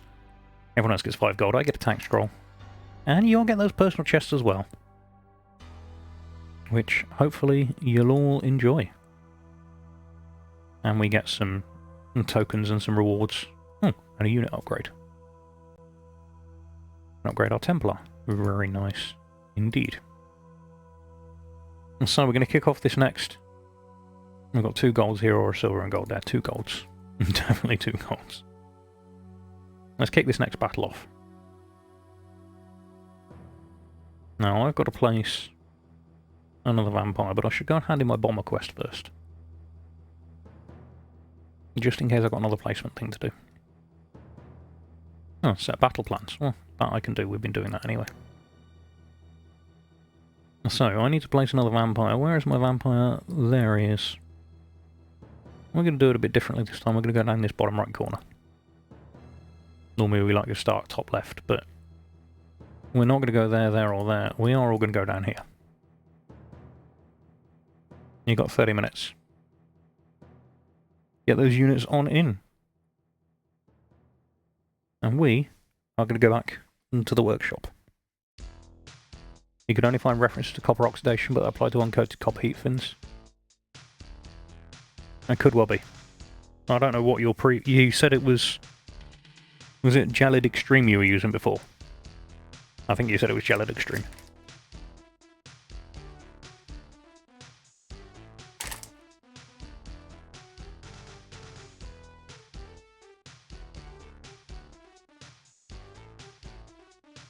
Yeah. So, what we're going to do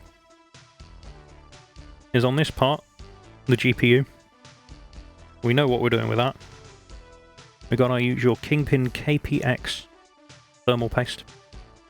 This is awesome thermal paste. This was designed by Kingpin, one of the holders of overclocking records throughout the world with various different things. Used to work with EVGA to get his overclocking stuff done. Well, this is his custom thermal paste he made. He does sell it online, and I use it pretty much exclusively on everything I build. Because it just works, and it works well. And what I'm going to do is, because we don't need a huge amount on a laptop die, I'm just going to syringe some out.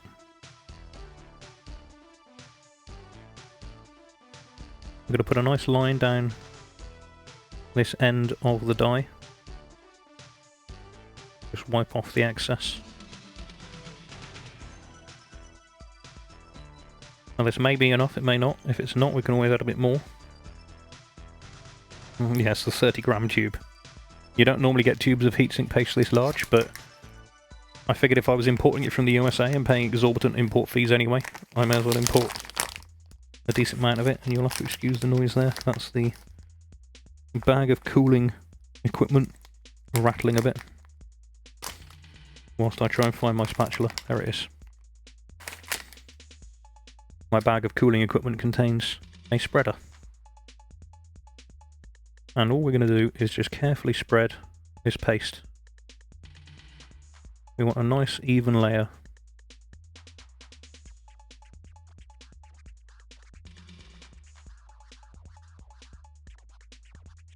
It doesn't matter if a bit of it ends up and coming off the side.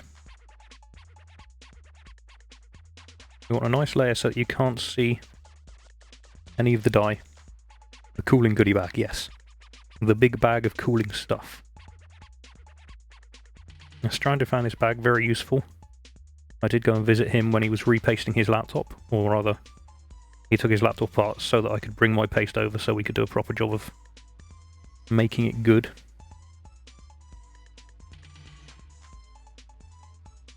Now I want a nice even coverage if possible. It doesn't matter if it's not perfect because the pressure of the cooling plates on top of it will sort out any unevenness. Spreading the paste like Bob Ross. Sort of. And again, any excess that's on here, we just use the dirty rag and we clean off our spatula. The stranded like things to be clean, so do we when they go back in the bag. And so we got a nice even bit of coverage there. Caressing the patients. used to be scared of laptop repairs, but now you work with them, you're not so scared.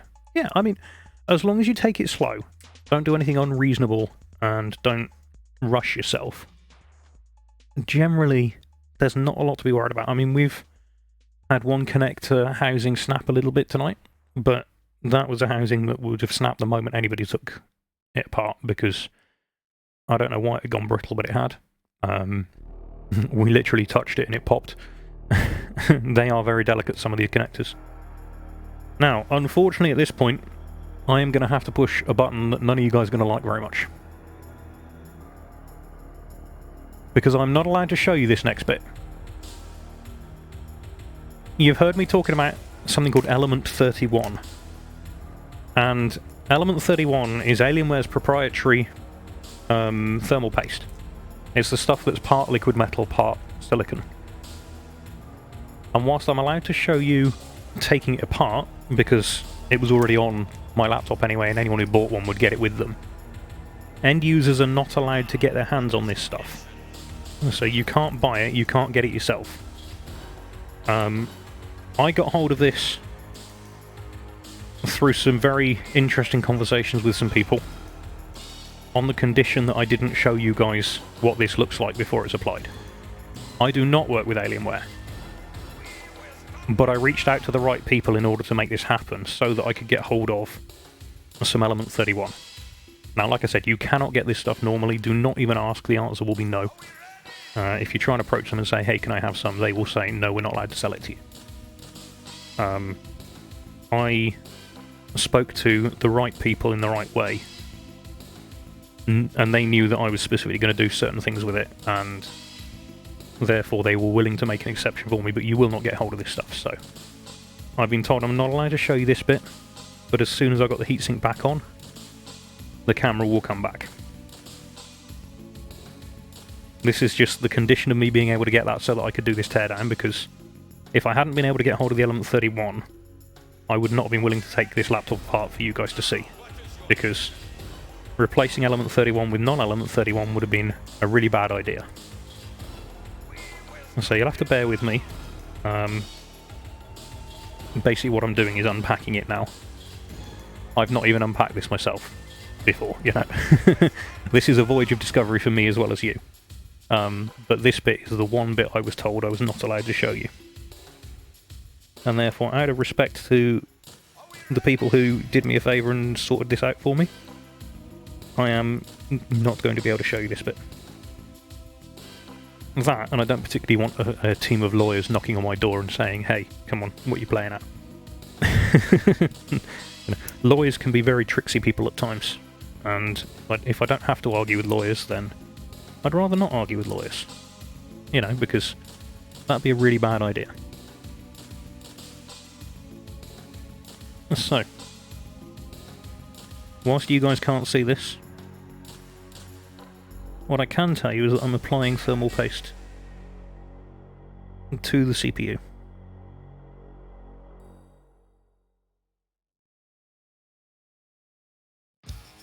That's what I can say, is that I'm putting the replacement paste on the chip. No, lawyers are not fun.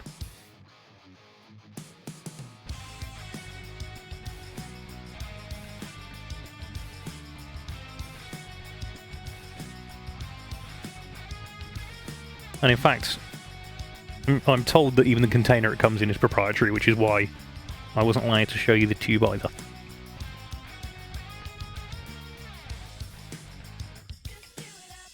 So, we're almost done.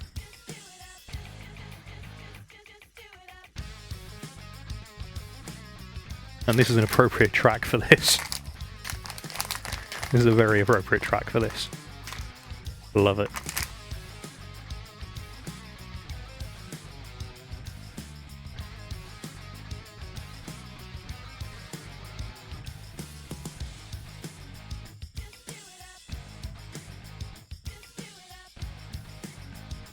I should be done momentarily.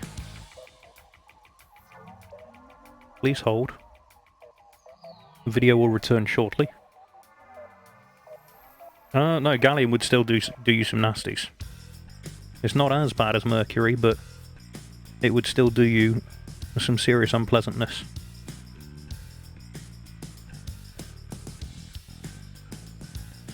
But just bear with me.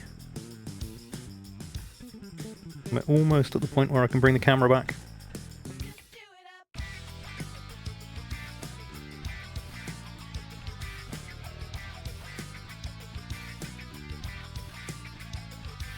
Oxygen kills us too, yeah.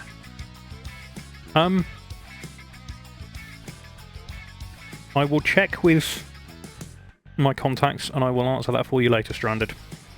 Whether or not I'm allowed to answer it, I mean. Because right now I don't know. I will have to check. I mean, essentially... Yeah, without going into any detail, the point of Element 31 was that it was designed for field technicians who have never worked with liquid metal to be able to replace in the field, but to still have the cooling properties of liquid metal and not end up with problems in the process. So,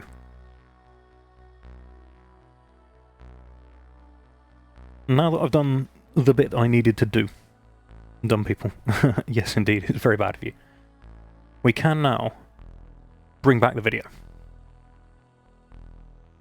I unfortunately was not allowed to show you the magic substance. I was told I had to cover it over before I returned the video, so I have done. But you'll have to trust me that the magic substance is in place.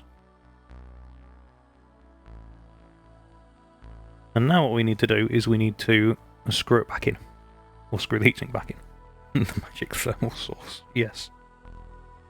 Now, to do this,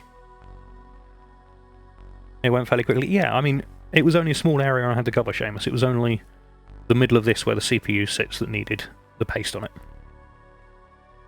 And to be fair to them, they were really good about it. When I spoke to the guys and I said, look, this is what I want to do. I said, you know, could you possibly help me out? And they were really good about it. They said, yeah, we'll see what we can do on one proviso, yada yada yada. You know, and don't show people what it's like, because it's ours. Magic thermal source. They said you can show everything except the tube and the application. So, you know, I was told by one guy it would take about as long as brushing your teeth, which is fair. And so, putting this back together, we need to do it in numerical order. You will remember I said there were numbers on all these bits. We're going to start with number 1 up here. And we're just going to line the screw up and carefully screw it into place. There is some liquid there that I'm just going to mop up with a bit of kitchen roll. Because I think that's a bit of leftover arc to clean, which I'm just going to clean off.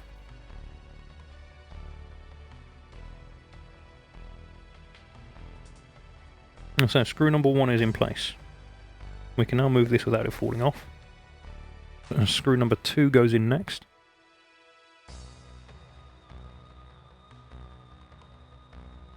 And screw number 2 is down here on the bottom right. And again, I'm not doing these up tight yet. Number 3 goes top right. I'm only doing these half tight at the moment so that it all holds into place.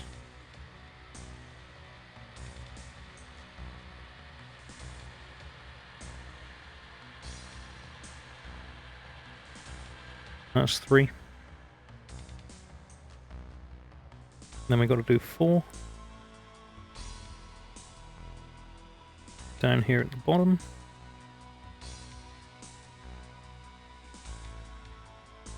And we've got 5 at the top left. And then we'll go around and tighten them all up in a minute.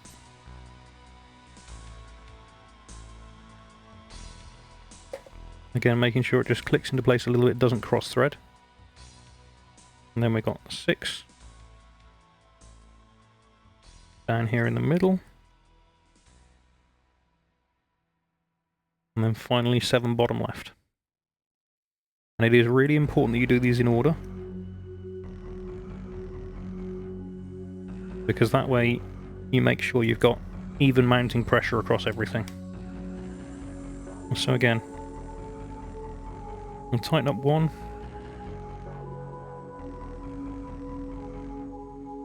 And tighten up two.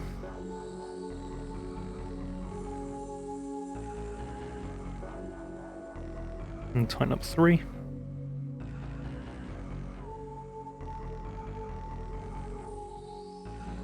And four. And then five at the top corner here.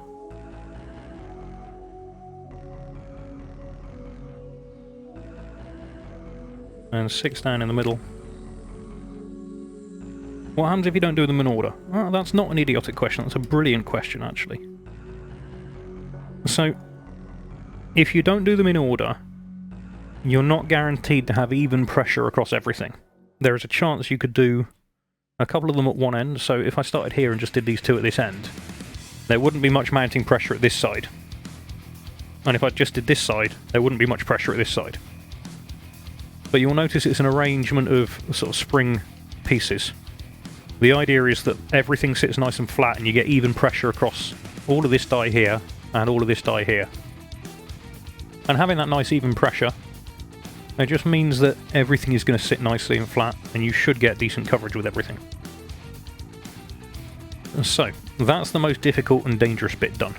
Like a star pattern, exactly the same. Exactly the same as when you put a car back together. You know, you do it in opposites so you maintain flat, even torque the whole way through. I normally do car analogies, but that was actually exactly right. So, there's the magic back of the board. While we're here, we're going to remember to plug our fans back in. Because if you don't plug the fans in at this point, then they won't work when you start the laptop up later. And here's a fun thing, right? The motherboard manual even says, for reassembling this, look for the white dot on these connectors and make sure it's away from the board. Because if you look on the other side, you can't see it very well, but there's no white dot. This side there is. So the manual even says, make sure the white dot's on the top when you push it back in. And we're just going to push these nice and firmly back into their sockets. I told you that Dell's manuals were awesome. They really are. They even say do the screws in order. And this is the only bit that's critical for that, because this is the bit where all the magic happens. Yeah, I very often make car analogies because people understand cars and vehicles in general. And if I say something and link it to a car, they'll go, oh, that's why then, okay, that makes sense. And they'll understand it a bit better. So, while we're here before we go further, and some bits I didn't mention to you earlier. This piece down here that had these two antennas on, this is actually your Wi-Fi and Bluetooth chip. There's a few other bits of componentry around it, but that's the chip that does the Wi-Fi and the Bluetooth. That's the magic chip. What else have we got over here?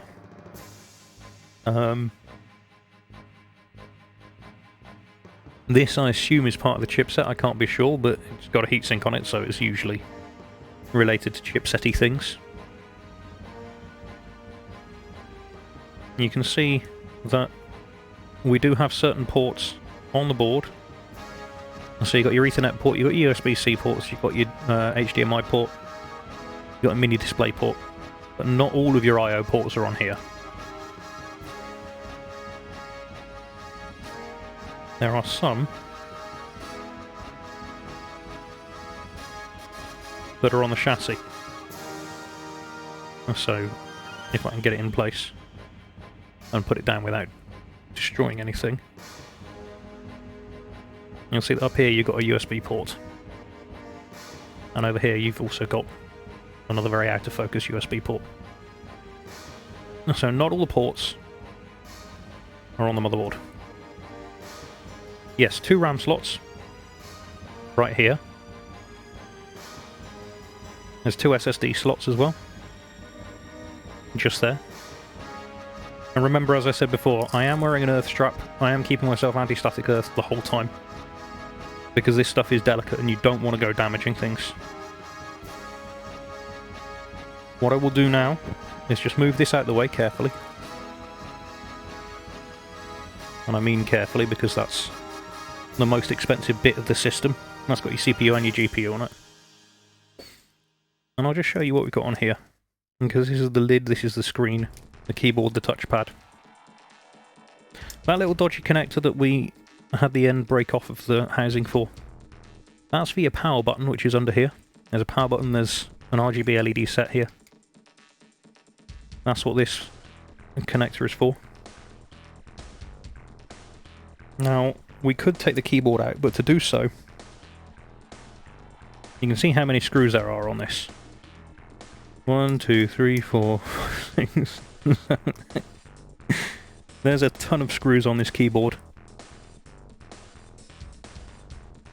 I am not taking out every single screw just to take a keyboard out. If I had to replace the keyboard, I would. But unless I absolutely have to, I'm not going to do that. You've got a touchpad down here. This is much easier to get out. You've got a screw for it there. You've got a screw for it under here. And then the touchpad would lift out. Again, I'm going to leave that in place. And 70 little screws. Yes, I'm not surprised, Tigris. I'm not surprised at all. And so we're going to leave the keyboard alone. We're going to leave the touchpad alone, because although it's only 2 screws, there's no point taking the touchpad out. It's a square pad.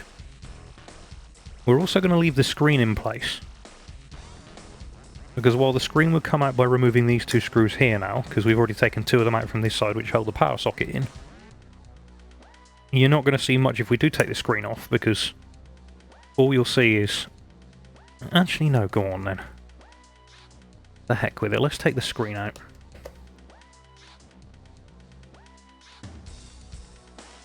Let's pop the screen out of here. Go on, why not? If it's just 2 screws, we should then be able to... I think it's just 2 screws anyway. Or is it? No, it may need the I/O board taking out as well.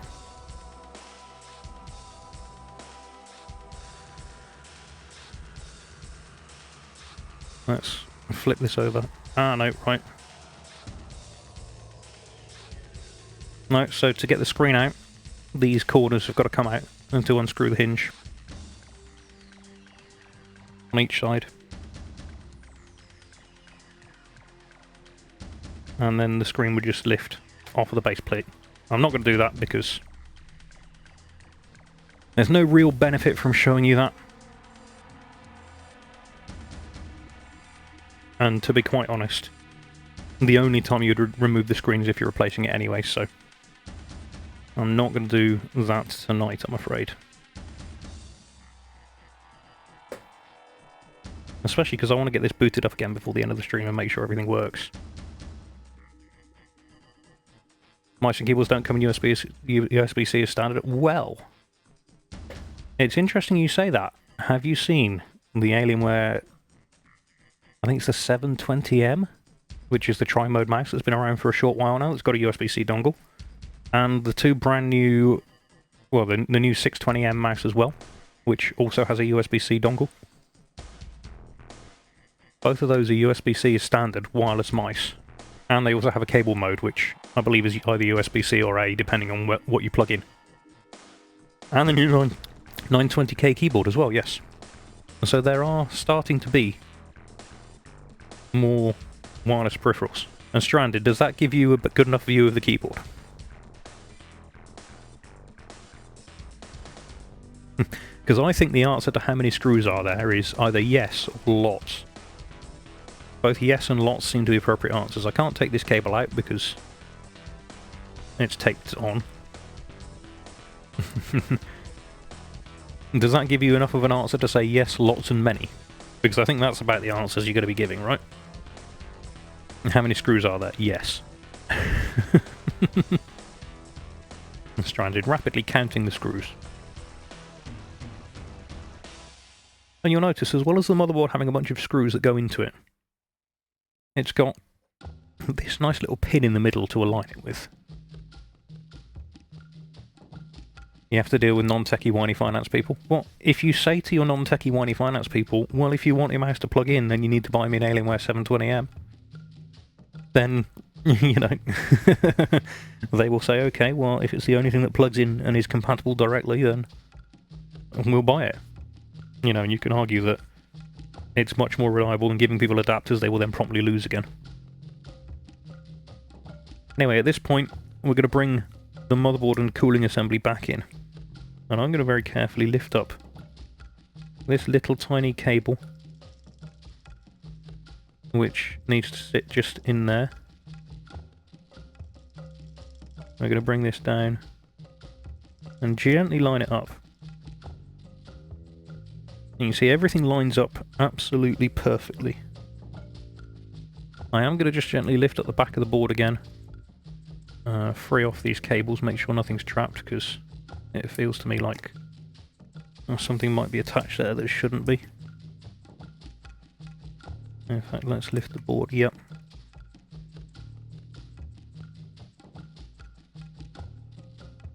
So that cable at the back there was just misaligned. I needed to be able to see what I was doing with it. But then that sits nicely in place. And you can see you've got screw holes, you've got screw holes here, you've got a nice pin there that's in the right place. Everything so far looks relatively good. Again, you can see that connector goes to there. And we'll go through this little slot in the board here, so that it'll sit nice and flat. But again, I'm just looking at it, just making sure. And that's one of the beauties with these laptops, is that they have slots for these cables to go into, so you can make sure that everything's routed correctly. And you can see, those cables now run to where they need to go. You know, there's no faffing about. What I have done now is manage to leave that other cable underneath here that needs to not be underneath here. So let's carefully lift it. There we go. Making sure we don't trap it. And these handy little slots just mean that everything will fit to where it needs to go. The power button is important, yes. Yes, it is. Without that button, you can't turn it on again. Actually, you can with this laptop, but we're not going to talk about that. So, before we start plugging things back in, having made sure that everything that should be connected is and everything that shouldn't be isn't.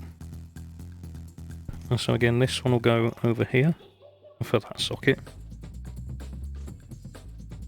And this one will go down here for that socket. I'm just doing a dry run here, making sure everything that looks like it should be there is there. And the speaker we know about, fan we know about, MCU board we know about, that's sat on the desk there. Wi-Fi antennas for there. Battery cable, fan cable, that's got its connector there. That comes off the back panel, that comes off the back panel. I think we've got all the cables for all the connectors. I think that looks good. I think that looks like we have everything we need. So let's remove these extraneous bits.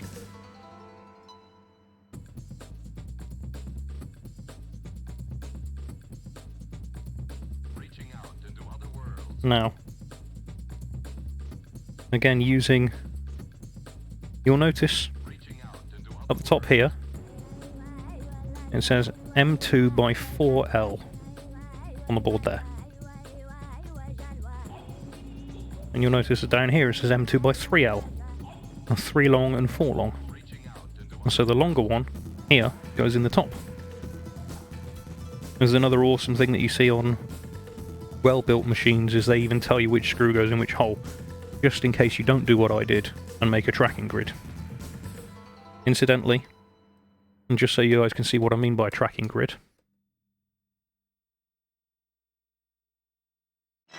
That's my tracking grid of all the screws that have come out over the different parts. So I know by looking at this, the last thing we took out was the motherboard, so those are the motherboard screws. The next piece we need to put back in, use those screws. Then we had those, then we had these. So these are for the heat pipe. These two came from the top fans, these came from the middle fans, these came from the MCU board, these came from the battery, and then these down the bottom here came from the casing.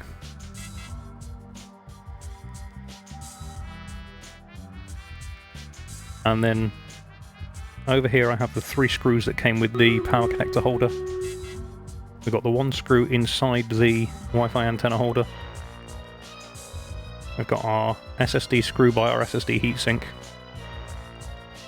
Everything is mapped out, and so I know where it came from, and so that when I want to put it back together, I know which screws go into which holes. That's really important if you're working on something as complex as this, that you map everything out carefully. Because you do not want to end up trying to put the wrong screw in the wrong hole and either damaging something or not having a screw that's long enough to make contact. It's super important to be methodical with this kind of thing. We're going to do stream raiders. We're going to do that methodically.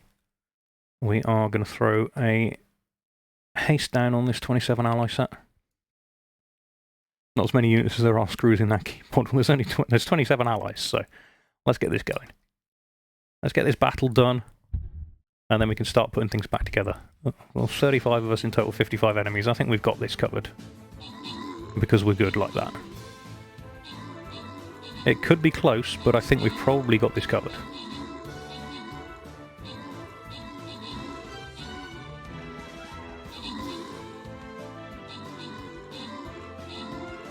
We need to get that boss killed, and we need to get that boss killed quickly. And it's not happening. This could actually go horribly wrong. We could lose this one. We've got a couple of guys up the left there taking out some of these ads. And they're taking them out quite nicely. My vampire's about to get crushed by those archers, though.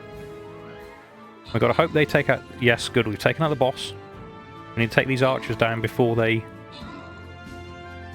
Oh, they're flying archers. Okay, that's a problem. That's a problem. We can't take out those flying units. I think they may have just got us on this. Apparently we had 9 allies left, but I don't see 9 allies.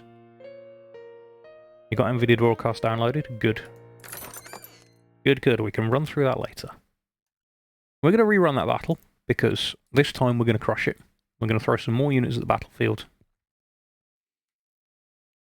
I don't have to place any more vampires, so this time I am going to throw my berserker down, and we're going to start in this corner. So we're going to get this going. This time we're absolutely going to smash it. You're going to throw some more units down, hit the link in chat, get yourself on in on the game. Let's bring the music back. I'm going to hand in that quest. I'm going to do my army upgrade as well. I've got a paladin upgrade I can do. Good, I can hand in a couple of quests. I can hand that one in. I can hand this one in. Let's get back to the battlefield. Get those units on in. We'll see that in half an hour. We're going back to the workshop.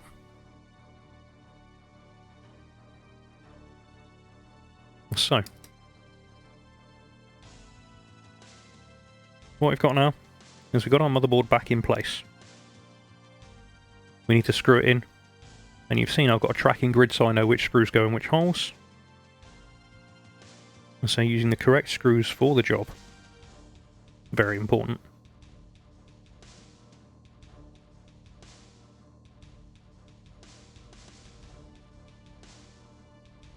And anything that's not labelled generally doesn't need a screw putting into it at this point.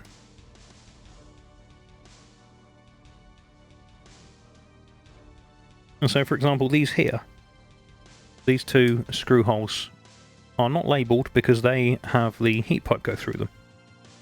And so if we put the screws down here now, we wouldn't be able to screw the heat pipe in. And so they don't label them, so that you know not to put anything in them. This is a lot simpler than in the old days where nothing was labelled and you had to figure out which ones had screws and which ones didn't at which point. Believe me, The old days of laptop repair were a nuisance. And certain things around here that need screwing, but those are not them. Correct, Toasty. Correct. And it's important only to put the right screws in the right holes. And you can see as those go in, they bring the motherboard down nice and flat.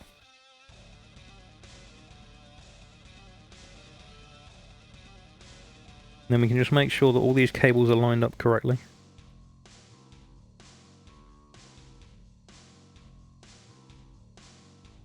And actually what we can do is we can start putting cables back in.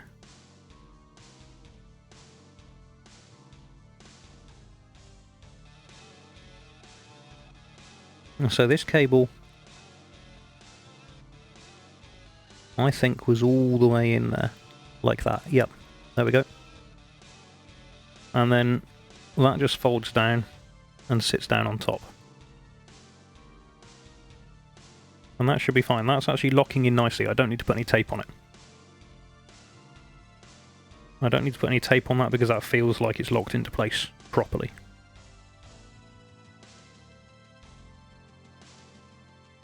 And again, this one is just place and push. And drops down. And sits nicely on the board. This one has the very strange lever connection.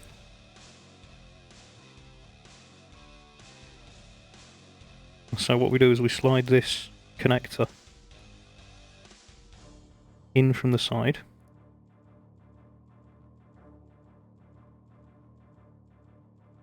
And again, we want to get it nice and flat and slide it straight in. Like that. And then once it's fully in, the little bar drops down. And again, I'm going to use a plastic guitar pick.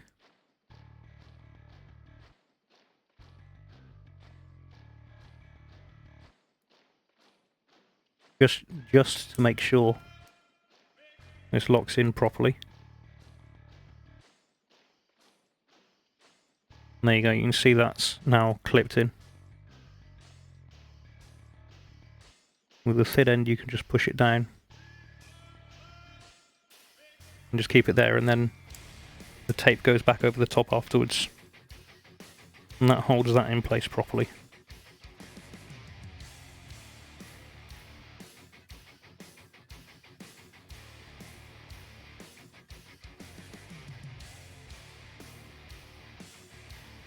That one's in place, that one's in place. We can now do these really delicate Wi-Fi connections. And they're just a case of line them up.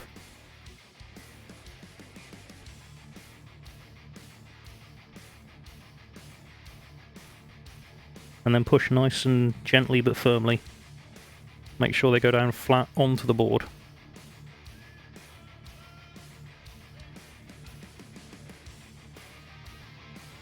They are coaxial connectors, and so there is a pin in the middle and there's a ring on the outside, and both need to make good contact. And then of course at this point, we remember we had this little bracket to hold them in place and protect them. And so we'll line the bracket up.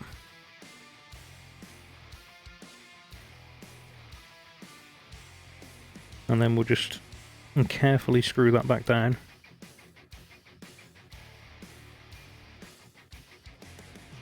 And that's slightly lopsided, which doesn't make any difference at all, except the fact that I can see it's lopsided and it would annoy me. So I'm going to straighten it out, but I'm not going to use too much force on it. Because if I use too much force, I risk damaging some of these contacts around it, and I don't want to do that. That would be really, really bad, so we don't want to do that. Now, the next bit that goes back in is going to be this heat pipe assembly.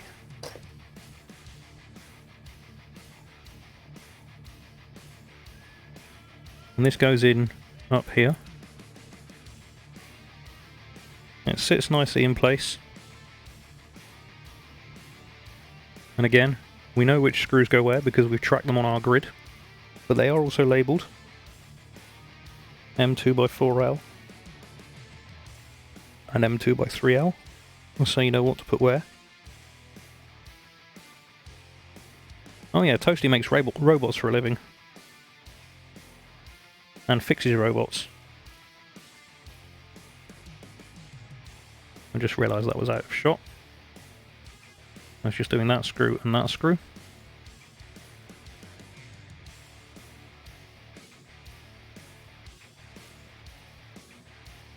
Then you can hopefully see there's a screw over here. And ignore the fact that it looks like the screwdriver is at an angle. The screwdriver is perfectly vertical and straight. I can assure you it's not at an angle. You do not want your screwdriver at an angle, you want it to be going straight.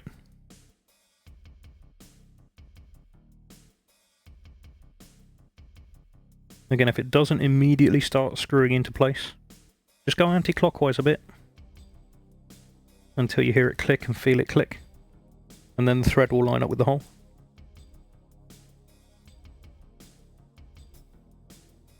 I felt that click and then I was able to just screw it straight down into place. Now that heat pipe's in place, this cable comes over the top of it. And again, this has got one of these metal brackets. So you want to lift the bracket up. That's one of the problems with this tape, is it's really quite sticky. I mean, that's kind of what tape is supposed to be, is sticky, so it's doing its job. But at the same time, I'm trying to make sure that we can get this connector back in properly. It's important the connector slides into place. And slides in fully. If there's a little bit of a gap there, and your connector doesn't slide in, it won't make a good contact. And then once it's in, and that little bracket's down around the edge of it to stop it pulling out again, you can just secure the tape again. One of the few vendors that try out weird things in experimental designs. Yeah, and they do a really good job of some of it. As with every experimentation system, you're going to get some wins and some losses, and by and large, they end up with a lot of wins. Now this next piece to go in, there's going to be this power connector. You'll notice there's a little ridge on the side here, and a ridge on that side there, and you'll notice there's a corresponding notch here, and a corresponding notch here. And those ridges slot into those notches.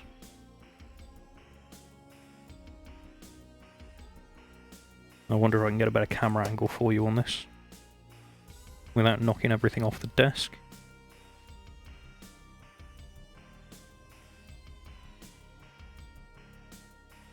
I think I can if I remove this fan and just place it out of the way a bit. There you go, so you can see that's lifting itself up because it's quite heavy. And so conveniently they have a nice metal bracket. Powered louvers. Yeah man, that was the old Alienware Area 51 at one point. That was awesome. So, we line that up. And drop a screw straight in there.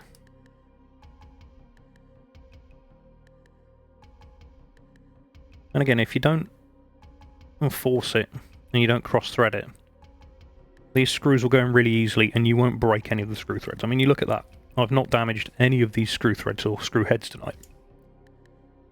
And anyone who says, oh yeah, the screws are rubbish, they'll all just break off, is using the wrong size screwdriver. Plain and simple. If you use the right size screwdriver, you will not strip screw heads. It's one of my pet peeves is people who say, oh yeah, the screws are made of cheese, they will fall apart the moment you try and do anything with them. No. No, they don't. If you use a screwdriver head that fits the screw, your screws will go in and they will not round out, unless you use unreasonable torque on them. And if you're using unreasonable torque on a hand tool, then, well, Toasty will tell you why that's a silly idea. Good clean tools matter. Yeah, and good clean tools that work correctly and fit the hole. You know, it's no good having one that's too big or too small, because it just won't work. So, that being the power connector, we figured out that this just slides in. And so we are going to slide it in fully, or as fully as it will go. Yes, I know this board is flexing a bit. And then we're just going to carefully press all the tape back down, because that tape is all there for a reason.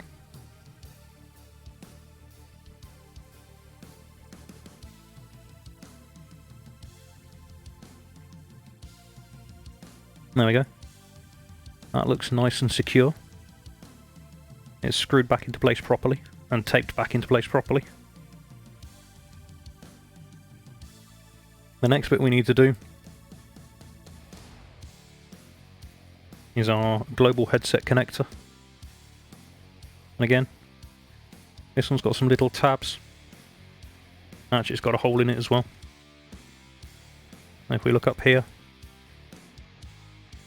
there's some bits in this slot. There's a little slot for a tab there. The hole in that part lines up with the hole in this part.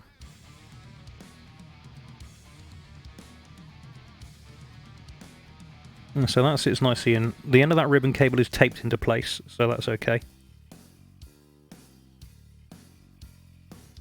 Now this piece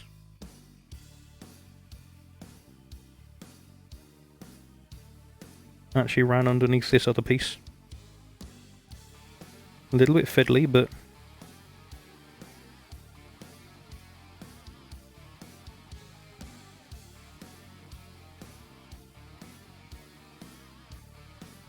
it ran under there and then down to this point here.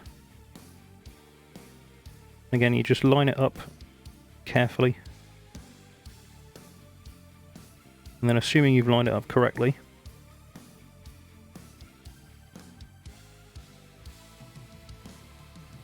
which I'm having a little bit of trouble with. There we go. Once you line it up, you'll feel it slot into place almost. You just give it a firm but gentle push down. You feel it click in, and it attaches nicely. Yeah, I mean, it's an interesting one, but it's done because it's actually a multi-piece connector. Because it's got insertion sensing on the jack as well. So it can sense whether there's anything plugged in or not, and depending on what's plugged in, it figures out, oh, should I have a 3-pin connection, should I have a 4-pin connection? And then it knows whether to prompt you and say, what have you plugged in or not? You know, it's more complex than you would think it should be. So, it's an interesting one, that one. Now, what do we want to do next? Next, we want to start doing these fans. Excuse that, that's me knocking a light off the desk. Let's bring the light back in.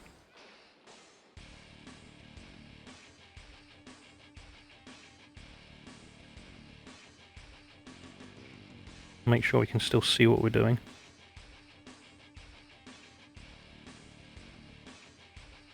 Because working with good light is important when you're doing this kind of thing. You want to be able to see what's going on. And so, we know we've got a screw at the top left. I'm finding that I need to clean anything as we go. This laptop hasn't had a lot of abuse, so it's not covered in lots of filth. But generally, you shouldn't need to clean the PCB off. Unless it's had years and years of use in really dusty environments, the PCB should be fairly clean anyway. And so that shouldn't need much in the way of cleaning. And these fans look almost mint condition. Now, they have had a bit of abuse, and, you know, I take this travelling with me. In fact, this went to Portugal and Israel with me when I went on business trips.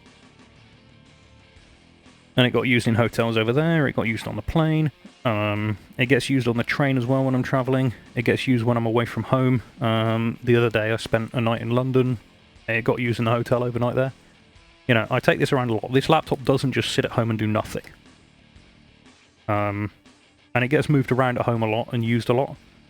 But by and large, because of the amount of filters you've got on all the intakes, the dust hasn't made it inside and clogged up all the fans. Which is really awesome, I've got to say. You know, because you can get really horrible laptops, and after 6 or 12 months, maybe, yeah, it would need a bit more cleaning. At the moment, this one's alright. So, over here, we're going to drop this fan back in place. Again, this is where it gets interesting, because you remember these little tabs on the bottom of the fan here? Well, let's turn this around so you can see. These little tabs line up with your Wi-Fi cable. And they're there to help route the Wi-Fi cables to the correct places. So, they line up like that. Yeah, I mean, different laptops have different use types, and this gets a lot of abuse. You know, I wouldn't say this is a lightly used laptop. Again, white dot away from the board. That's another Dell. You did well on this one. You know, they literally say in the manual, keep the white dot away from the circuit board. That tells you you've plugged the cable in the right way around. And most of these cables have a memory, so they know which way they were plugged in, because they've only ever been plugged in one way anyway. But little tips like that in the manual make the world of difference. And so there was a screw in this part.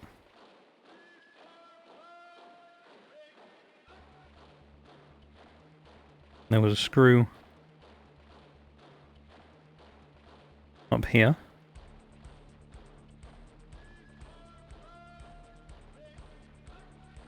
And this one had a screw down at the bottom. The other one didn't. You will notice there's a screw hole at the top right that's not got anything in it.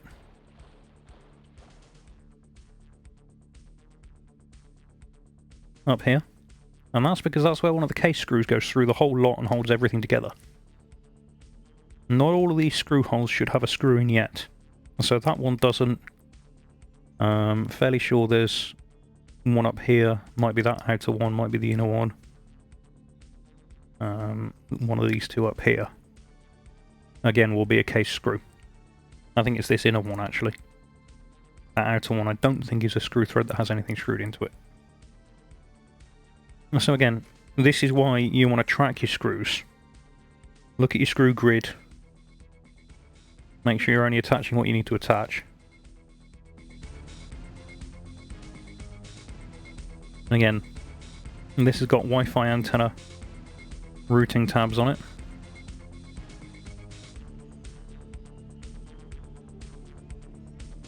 So we want to line those up. We just hook them under like that. And then jiggle it into place underneath these cables. These cables were obviously slightly further in before, but not by much. Again, we plug the fan cable in, because if you don't plug the fan cable in, the fan's not going to work. And that can do anything from just not working, giving you poor thermal performance, through to actually giving you an error on boot saying your fan's broken. You know, you can have different results from it. And again, we tracked this, we know that that screw goes at the top there. We also tracked it so we know that this other screw goes at the bottom. And again, actually this one's got a label that says M2 by L3. That one's also got a label that says M2 by L3. This is another one of those really great things. Manufacturers really have done their best to make this stuff easy and common sense usable for working with, which is why I'm not having to refer to the manual at every step, to be honest. There is a small element of I know vaguely what I'm doing with this kind of stuff, but there's also a large element of actually they've been really handy with the way they've designed this stuff, and they've applied a lot of common sense. Now these Wi-Fi cables should probably be the other side of these studs, so I'm going to route them there, just because it's nicer and tidier. We'll find out for sure later, but I think they should be that side. Or should they? No, they might clip into the top of the battery, actually. No, I don't think they do. I think that's the right place for them.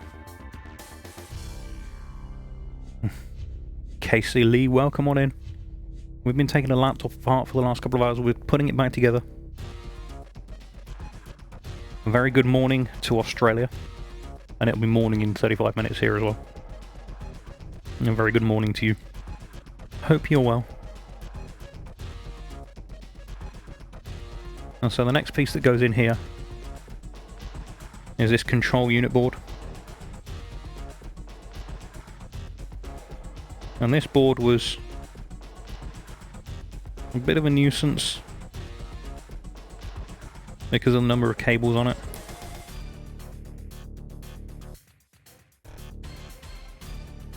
And again, when you look at this cable, you can see it's got little notches on the end of it. And the idea is that those notches go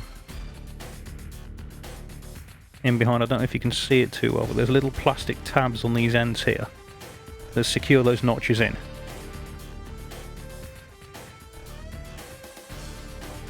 Hey Tigris, I don't know half these parts. I'm figuring it out as we go. The reason I know this is an MCU board is because there's MCU written on there and MCU written on there. I wouldn't have called it an MCU board otherwise, I'd have called it an IO board. But that's what they call it, so...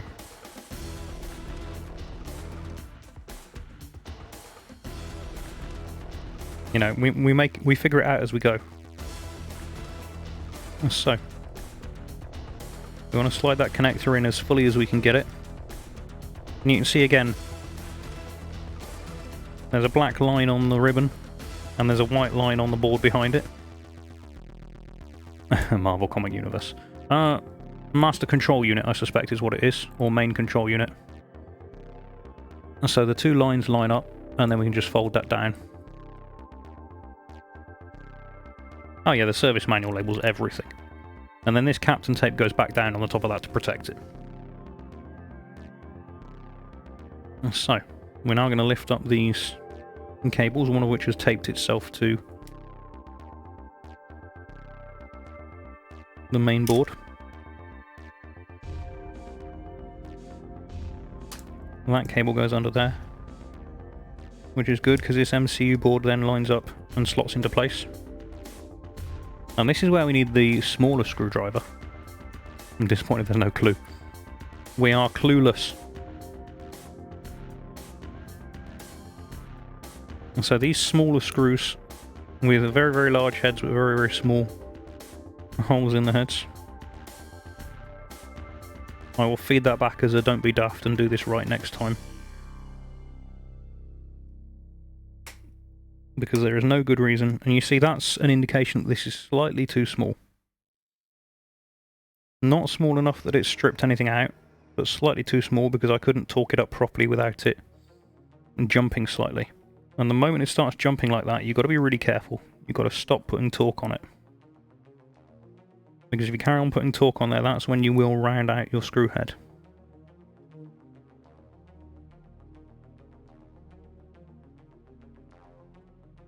So those are in place.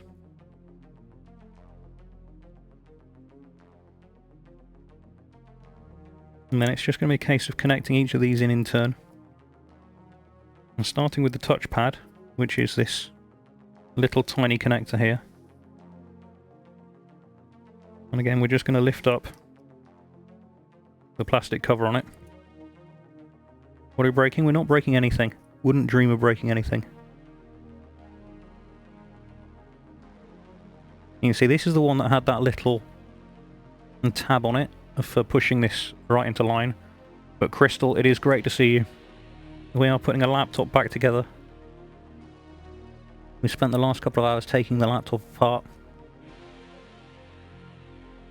We are now putting it back together and finishing the job.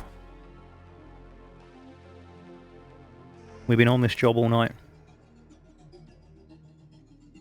So we're just slotting each of these cables into the appropriate hole and then locking the connector down on top of them to keep them in place.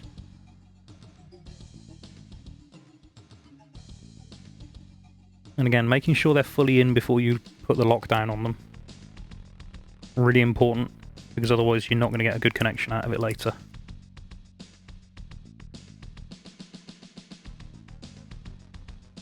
And actually, I think these two are the wrong way around.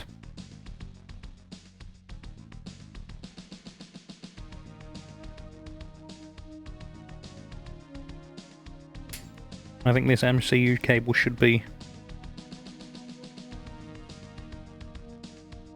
underneath this other white cable. And so let's very carefully lift that up and slot that one in under there.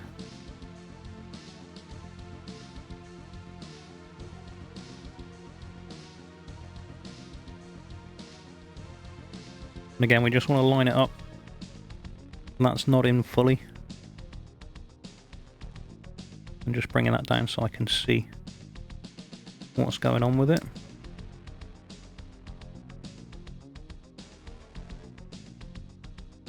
That doesn't want to drop into place.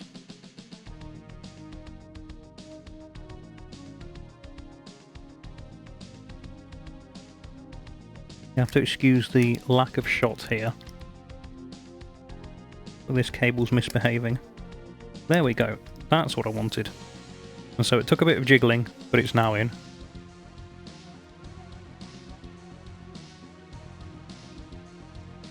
Yeah, Crystal, you've got to put the appropriate connector in the appropriate hole. If you don't put it in the appropriate hole, it's not appropriate. And we like things to be appropriate around here. You know that as well as anybody else. We like things to be appropriate.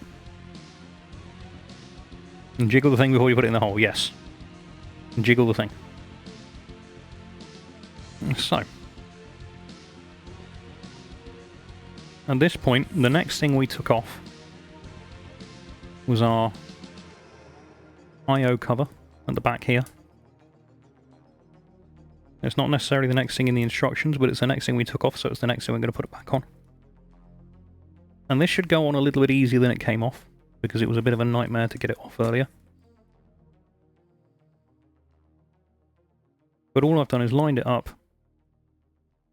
and I want to make sure that that cable goes underneath it. This cable goes underneath it as well.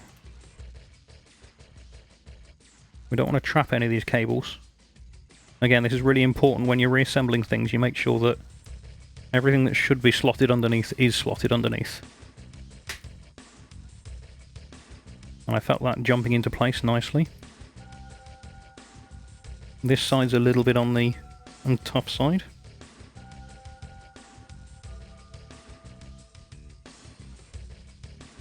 Okay, that doesn't feel right, so I'm not going to force it. I'm going to take it back off. I'm going to find out why it doesn't feel right. And I think it's because of this ring in here.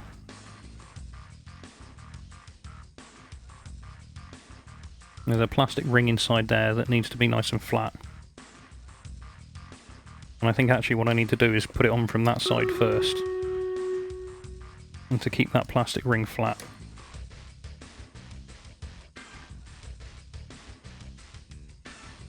And that's what I'm thinking, Toasty. They said put it in straight, but I think actually it needs a bit of a jiggle. It needs to go in. Not fully from that side, but partially. Not so much, exactly. Yeah, all the cables have got to go underneath it. It's a multi-stage process, this, but where there's that little plastic housing,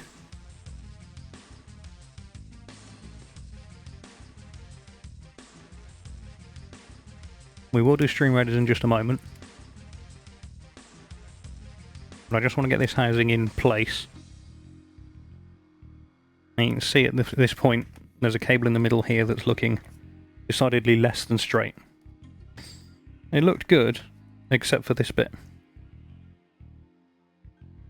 This bit which should be flat here.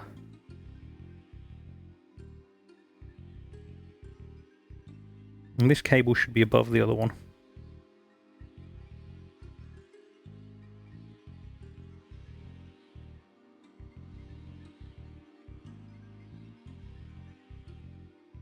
And then as long as it all lines up,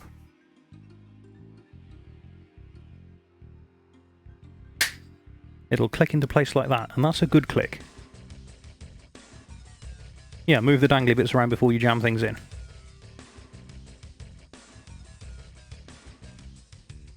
And you'll see now, assuming I can make this focus properly, that the doofer is in line with the jobber. The do for the jobber and the whatnot are all lined up properly.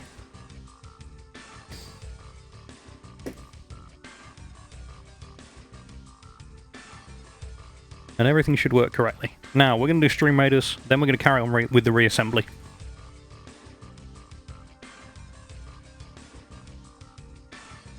Are the sliding switches? Double entendre. Oh, well, you never know. I don't think there are sliding switches on this one, actually, no. There's a couple more cables that need to plug in, then we've got to put the speakers, the battery, the RAM, and the storage in. And then we should be able to power it up and test that it works. And it should work. And double, triple, and quadruple entendres. I'm going to throw a defensive spell down here because I think we're going to need it. Let's get this started. This is likely to be the last battle of the night, but it depends how much work we've got to do. Actually, no, this won't be. We've got another battle coming. We've got another half hour before we need to deal with that. Quad entendres are really hard. Well, you said it, Toasty. You said it. And Crystal does bring the chaos, and she's very good at bringing the chaos. But what we're doing, Crystal, is we're putting back the laptop that we took apart at the beginning of the stream. This laptop did work at the start of the stream. We are hoping it will work when we finish the stream. There's no reason it shouldn't. Because we've done everything methodically. We haven't missed any connections. We haven't left any cables unplugged, except the ones we haven't yet plugged in. We haven't broken anything in the process. It should all theoretically boot. So, assuming it does. Nobody's filed any complaints about anything. Yet. And we haven't needed our brush at all. Because we've not been breaking anything that needs cleaning. So, what have we got? Medic on the most kills, Twin Fire on the most assists, Medic on the top spot. That means he'd go at random. Medic and Stranded picking up 50 gold each. Everybody else gets 7. I get a Shinobi. And you will get those personal chests. And now we're into one more fight. And this may be the last one of the stream, so let's get some units down. I am going to drop my archer in up here. Mr. Sweep's a good emotional support brush. Well, yeah, you know. In fact, actually, we don't need that bottom half there. That is our plan. Get some units on down. You know what you're doing. You know the score. 30 minutes, one battle. Back to the workshop.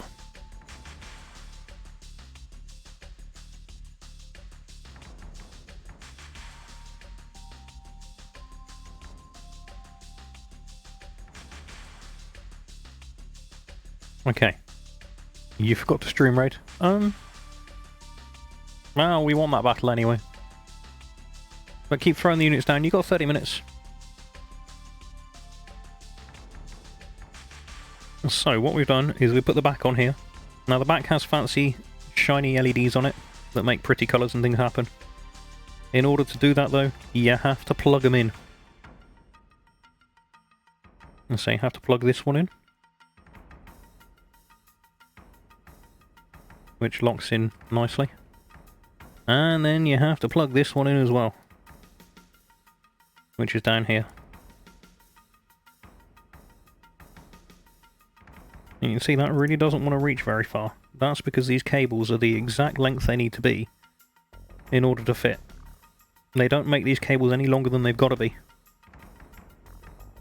Because if they were too long, you would end up with all kinds of silliness going on. So there we go. There's a little bit, a tiny bit of slack in that, which is fine. A bit of slack is better than no slack at all.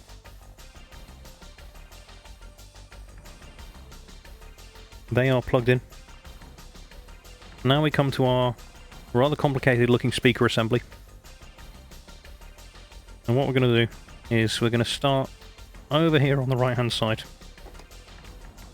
I'm going to see if I can get the camera to zoom out any further. I can't, but that will have to do.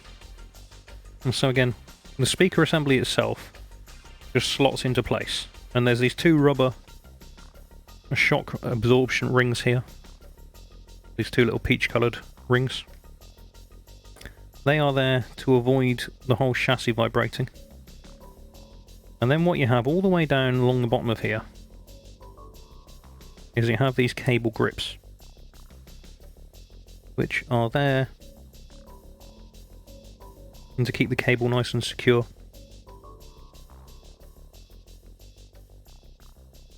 You can see the bits where there's a slightly thinner piece that you couldn't have the wrapping on it, so they took the wrapping off that piece.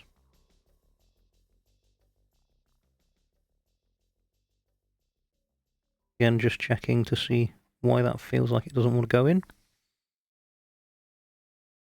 There we go. It just needed a gentle tweak.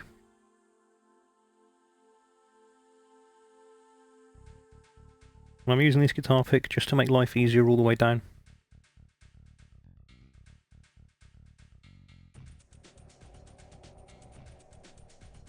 These things are a brilliant tool to have in your workshop, by the way.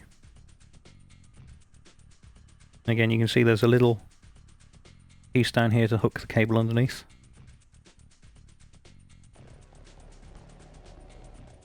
And just there.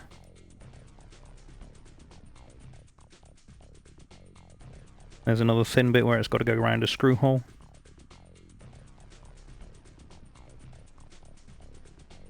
Yeah, a gentle tweak. Very important crystal. Only a gentle tweak though, not a hard one. If you tweak it too hard, you risk damaging the cable. And then, again, this cable will just go through these gaps.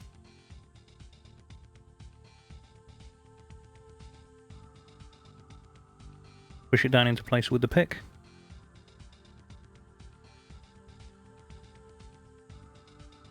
And then just plug the cable back into the board, putting pressure on the plastic housing, not on the wires. You don't want to put pressure on those wires.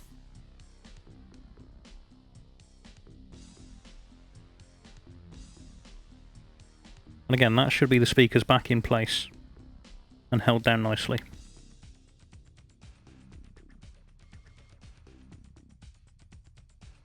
Now, the next things we're going to put back in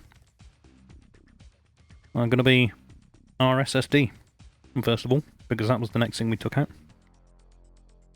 And so, one SSD. It's going to go in slot 1, because that's where it lives. You just line it up, slot it into place.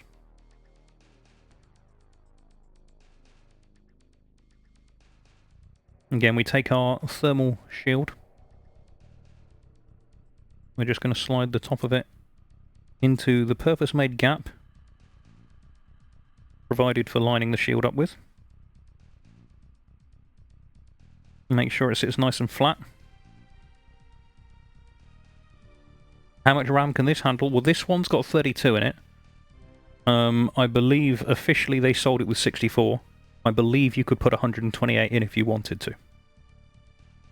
But officially the most it was sold with was 64, I think. And then you just screw the screw down through both the thermal shield and the SSD. And that just keeps it nicely in place. DDR5. These are PC5 48,000. Or 48. It says 4800 even, yeah. I remember when they used to actually put 1000 there when they meant 100. But yeah, this is DDR5. And again, that's just a case of lining up your DIMMs. And actually, I'm going to do this side first. So you can hopefully see what we're doing. I'll lift this up. You can see there's a little notch on here. There's a little lump in the slot there. And so we're going to line it up so the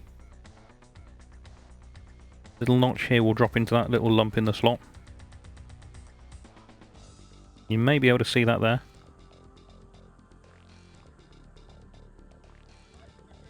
You can just about see it, so it lines up, it slots in. And then you just gently push down. This is the bit where we can come back out here now. And as long as you keep it nice and flat. You should just be able to push down and it will click like that.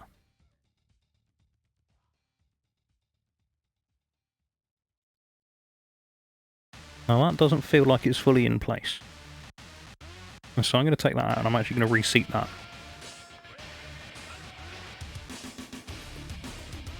There we go. And so it wasn't quite seated in. Yeah, up to 64 gigs officially sold with it. I think people have put 128 in aftermarket, but the official sales answer is 64 gigs on this one. So, again with this side, we want to line up the notch.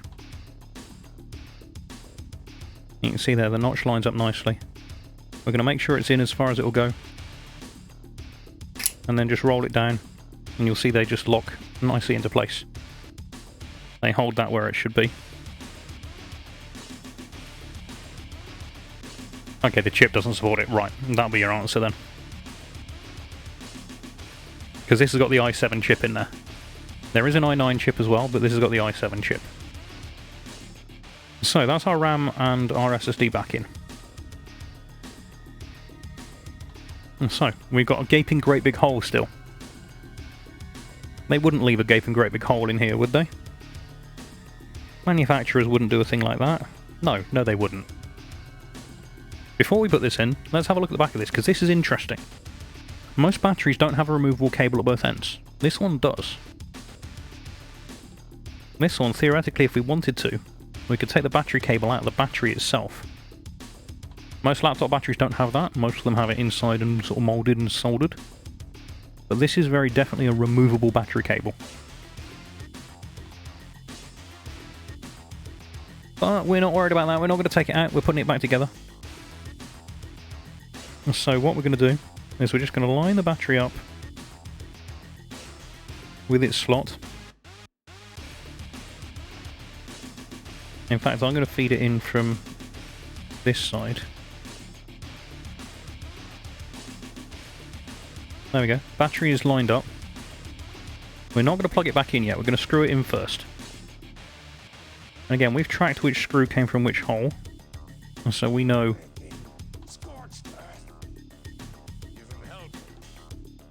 Yeah, okay, the 12900 HK was the best one that the x17 had. So yeah, okay, 64 gigs all round then. So, with this, it doesn't really matter what order you put the screws in on, because it's not critical that you get the right torque. But what I am going to do is I'm going to do opposite ends, just to make sure everything lines up properly. Because I've had it before where you start at one end, screw in all the way around one side, and then the last one's on the wonk and wouldn't quite fit.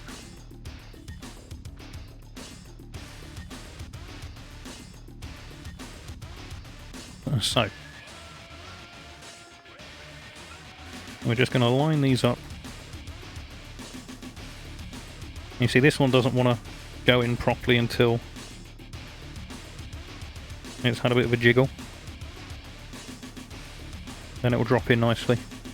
And generally, if you find that one of the screws won't go in the holes properly, what you do is you loosen them all off of it and give everything a bit of a jiggle. And then once it's all slightly loosened and slightly jiggled, it will all then lock into place and everything will be happy. By the way, Stranded is our tech expert. He knows all this stuff. You know, if we need to know facts, figures and numbers, Stranded is your man. He does hang out on Discord. He is there with the rest of us. And if you're not on my Discord, you should be. And someone exclamation Discord in chat, please. I mean, I know Nightbot shared it a minute ago, but... And someone dropped the Discord link in the chat, because if you're not on my Discord, you absolutely should be. That's where we hang out, it's where we chat about stuff like this. And JH, if the BIOS is passworded, can you just disconnect the battery and reconnect it and remove the BIOS password? No, not on Alienware laptops, and not on Dell laptops. On Dell and Alienware laptops, the way you get your BIOS password reset is you need to contact support, give them your service tag, which is your unique serial number for your laptop, and they will be able to generate you a forgot my BIOS password code. you'll be able to do a challenge response thing with support, and they will give you the unlock code in order to be able to get yourself back in. The BIOS password on these laptops is not stored in volatile memory that can be lost when you pull a battery out. But we've just reconnected the battery now, so this system is now theoretically, I won't say live, but alive. But yeah, some other manufacturers may have a slightly more cavalier approach to it. Dell and Alienware, you need to actually contact support and give them the challenge code, and they will give you the response code. So, the final part of putting this back together is to get this lined up. And this bit's slightly, well, it is slightly fiddly, because you've got all these little catches across the back of it. You've also got these screws that need to drop into screw holes that can't slide. And so you kind of have to slide it in at an angle and hope that your screw holes are in line, and then give everything a bit of a jiggle. And actually what I'm going to do here is I'm actually going to try and unscrew these screws a little bit. That's not going to work. This is the most fiddly bit of this laptop, and it annoys me that it's the most fiddly bit because it really shouldn't be.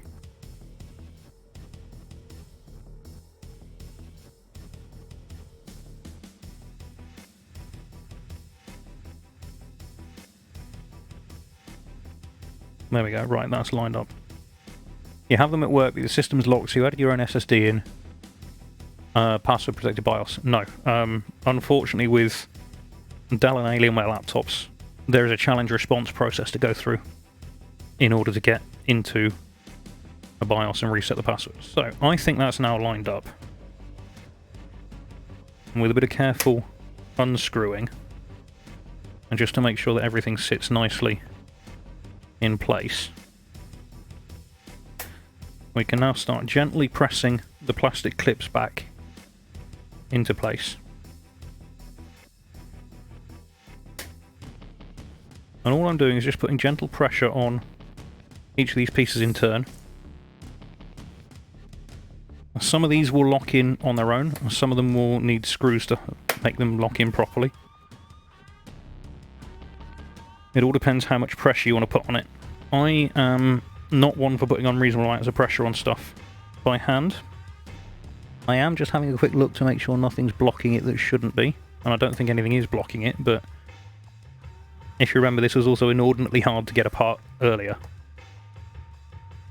So, what I'm going to do is I'm going to start by screwing these rear screws in.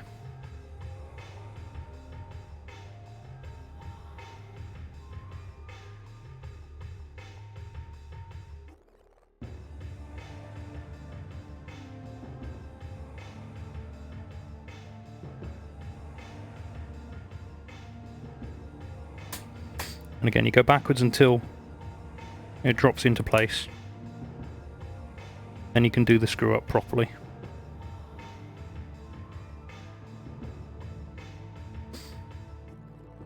You'll not be able to switch around. No. So, you would basically need to talk to your IT department and have them approve you dual booting the laptop. That is not something we can help you with, unfortunately. If your IT security team have decided they don't want people dual booting and don't want people getting into the BIOS, then they almost certainly have a very good reason why they don't want you to do that. And generally, if you mess with that, you'll upset someone and somebody will shout at you. Now, that being said, the technique I recommend for getting around this kind of issue... Why is that not going in?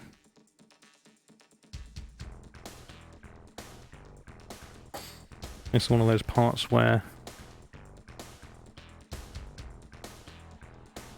No, I'm not happy with that, because it doesn't want to lock in flat, so...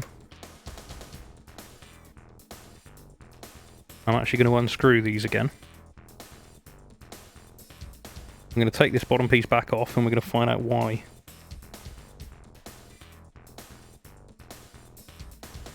At this point, it's not worth the risk of breaking something. If you think you're likely to do damage or break something, then stop, undo it, and start again. And I don't like the look of this, so the guitar picks are coming back out.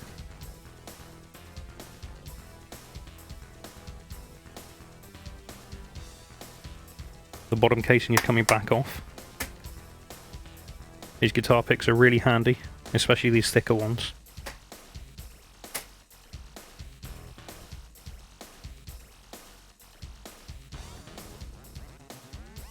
Come on. There's these tabs that need to slide out. There's also screws that need to be unscrewed. And even though the screws are loose, sometimes it just doesn't want to pop out.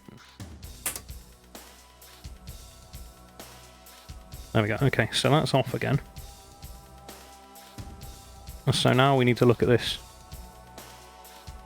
We need to go, okay, why is that catching? Why is that not dropping into place? And it looks like it's just that these clips are really, really stiff. Because if we line all of this up,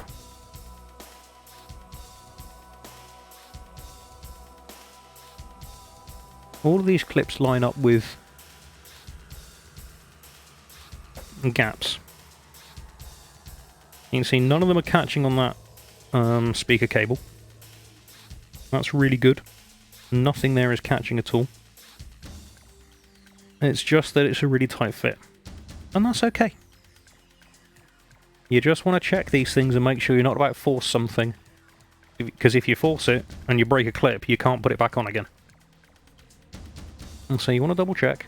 You just want to make sure that when you do line it up and start putting a little bit of pressure on there, you don't put too much pressure on and cause any damage. Because these things are not cheap. And I would much rather check twice and not break it than not double check and end up with damage. I still don't like these screws. What I'm having to do is kind of pull the screw out and stand it up, even though the casing is in at an angle. And that's just caused another annoyance. That's caused this little clip to pop off of here. And we saw this when we started the stream, when we took it out. One of these screws came out. And that's because these clips are C-clips and they are slightly badly designed. I've already said to the guys that I speak to at Alienware that they need to not use that in future versions. Those C-clips are not a good idea for this piece because they just make it a little bit awkward. Not completely, but a little bit. The problem with the C-clips is that being C-clips, they don't stay in place. And they require a bit of careful jiggling to get these screws to drop into the holes, which sometimes risks you knocking the C-clip off when you put the screw in the hole. It's an annoying thing that didn't need to be a thing. I've got a present for you. Now I think this front end should just clip into place.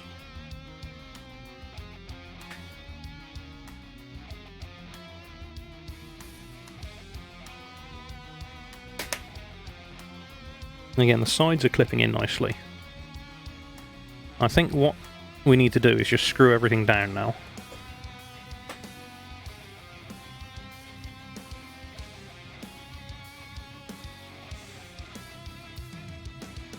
And so what I'm going to do is I'm going to do proper opposite torquing on this. We're going to go corner to corner.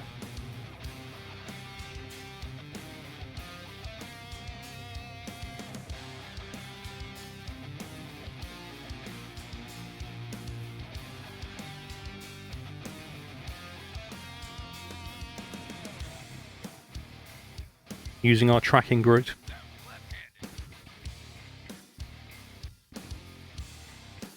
The camera just at the wrong focal distance, and so it's having a bit of a refocusing fit.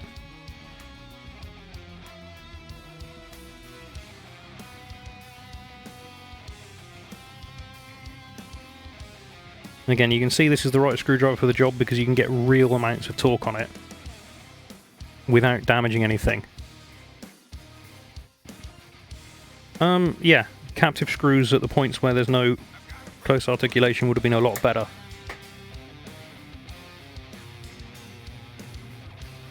I mean, honestly, what I think they should have done, and if it was down to me I would have done, is I'd have either had no captive screws, or I would not have used the C-clip type screws. I'd have used the type that they've got further down here that actually screw into a plastic lug and then stay screwed into the plastic lug. Or I would have put the captive screws down on this front end here.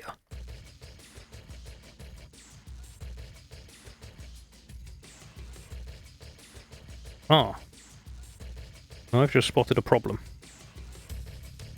Which means we are taking this apart again. Because I have 2 spare screws from my tracking grid. Why do I have 2 spare screws from my tracking grid? They were from the battery, I suspect.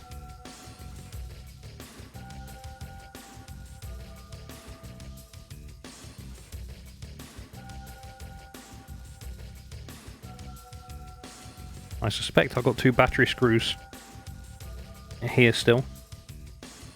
And this is why you have a tracking grid, because they're so close to the case screws that it was easy to mistake them as case screws when they aren't.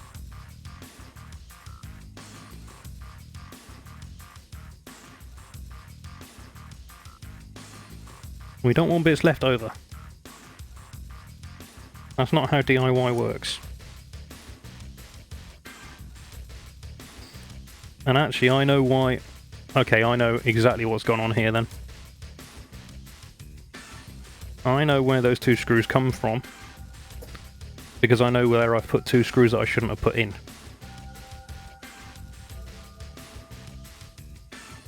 There are 2 screws that I shouldn't have put in into the battery that should have gone into the back of the port cover.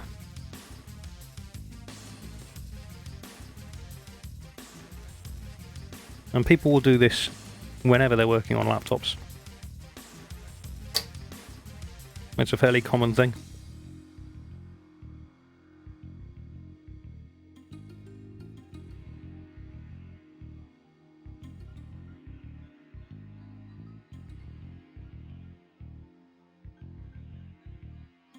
Ah, no. It's not even the port cover ones, it's these motherboard ones.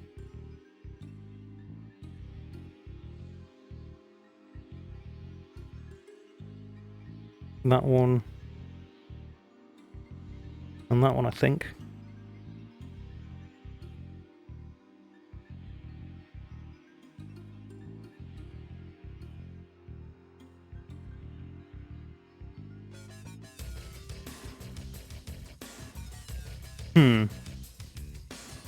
I now need to double check this. Because I have a feeling I've put 2 screws in the wrong place earlier, which have left me with 2 port cover screws that are the wrong colour, and so they're definitely not right.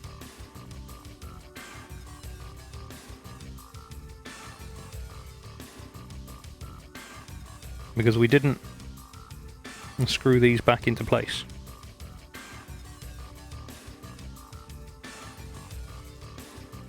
No, it won't be the fan screws, because they were all the right size. And they were all tracked correctly.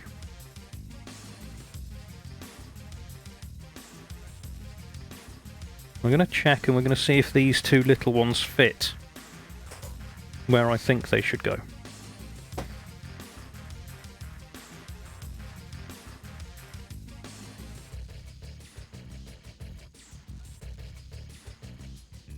No, they do not. Okay. And so they were correct where they were then. So we'll put them back in the motherboard, where they should be. It could be fan screws, but I was fairly sure it wasn't.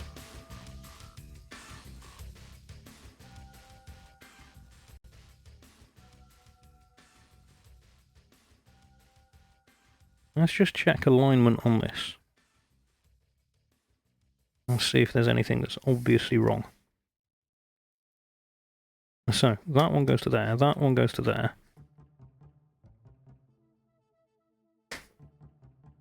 This one here, which you can't quite see because it's off the screen, let's move that back in. That hole there goes to there. And the next one in here goes down to the bottom of the battery, that's okay. One of the captive screws has come off yet again.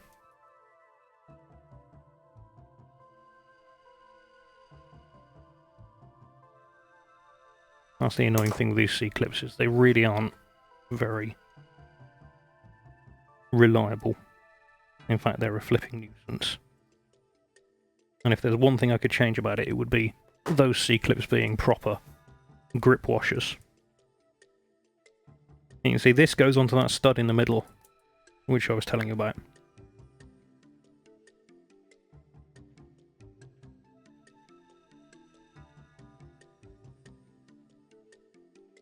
The question is, did we have any silver screws that came out of fans earlier?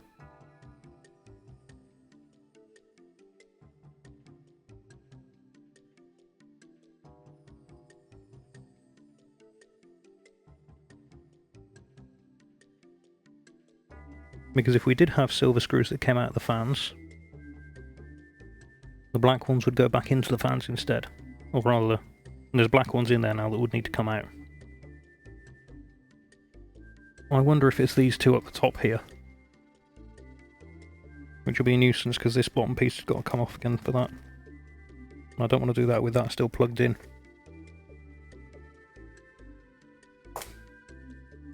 Let's refer to the manual, see if it shows me. Because actually, the manual's really good for this.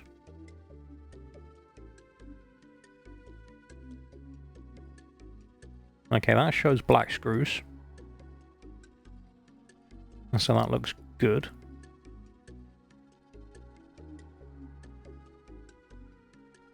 The battery should show a silver screws all the way around.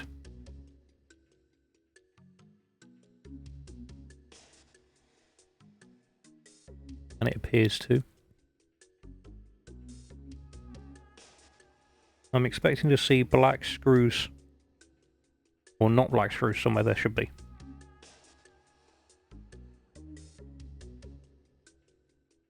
It shows you the type, but actually there's photos that show you the colour as well. Which is really handy.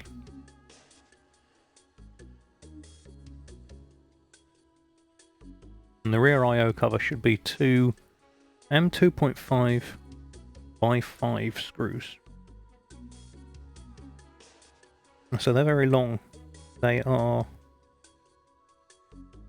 a slightly thicker thread, but they're also longer.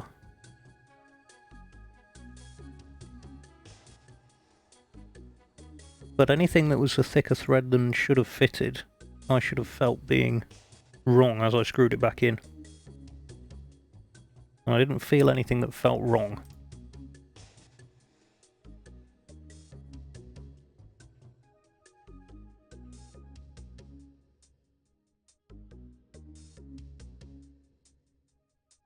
So the order we took this out was we did the battery, we did all the gubbins in the middle, which won't be wrong. We then did these fans. If anything, I think it may be these fans.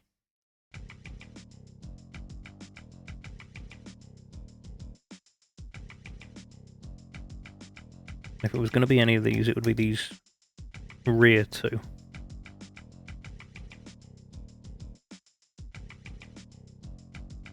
But that feels too small to be a rear panel.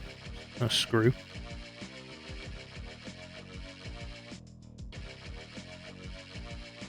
This one's an odd one, so it won't be that.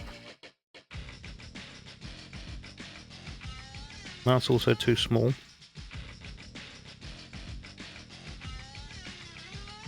We will do Stream Raiders in just a moment.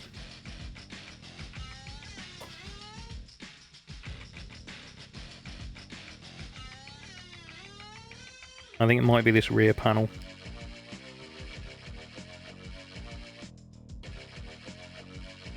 The rear panel's coming back off.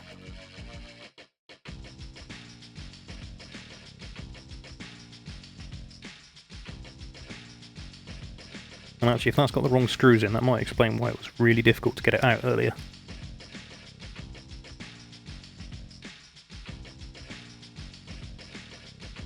Or rather, really difficult to get it back in again earlier.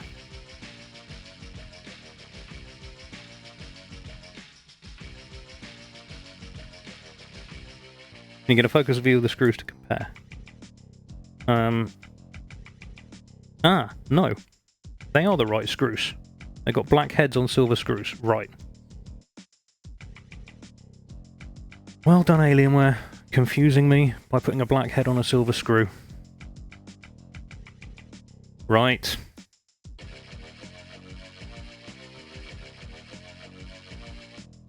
Everything else up to this point has been really logical.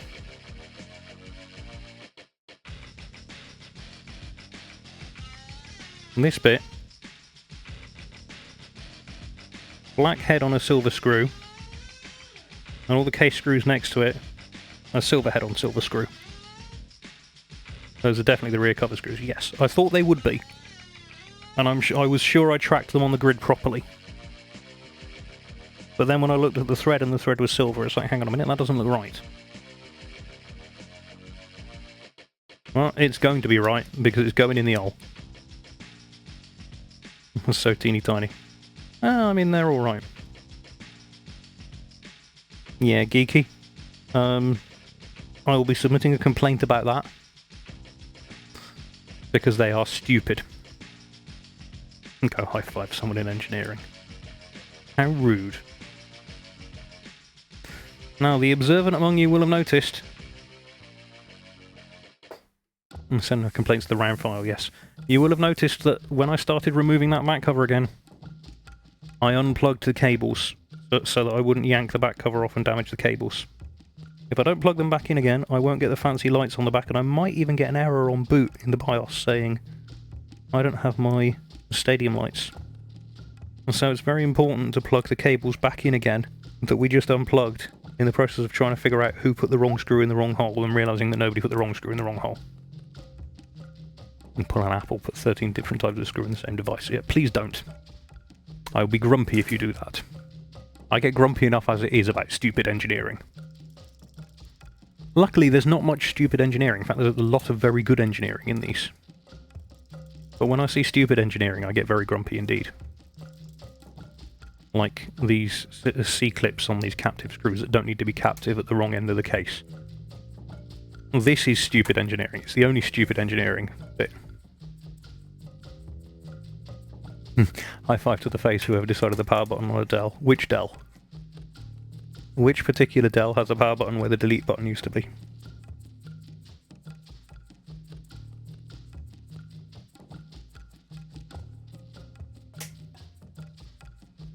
And Precision 55, 50, 60 and 70, okay. They are not anything I'm likely to ever get my hands on to take apart, so... I don't need to worry about that. Luckily. What I do want to do is get this back together before we do Stream Raiders. If I can get the flipping things to line up and drop into place, which is easier said than done with these silly captive screws.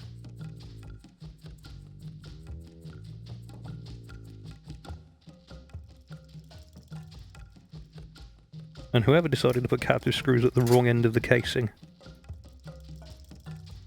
that then results in that happening and the captive screw not being captive anymore.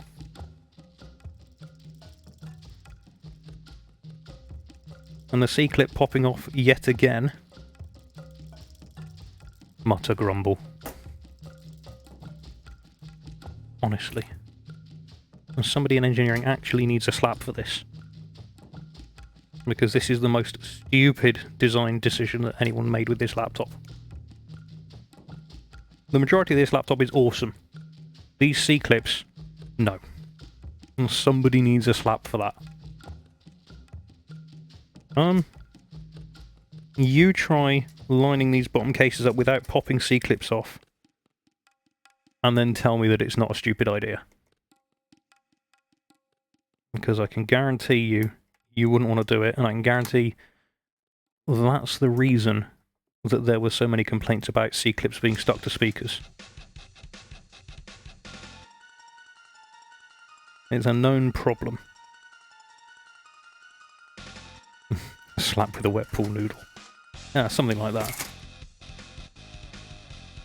And of course, you've still got to be really delicate with all this because you're working inside a very expensive gaming laptop.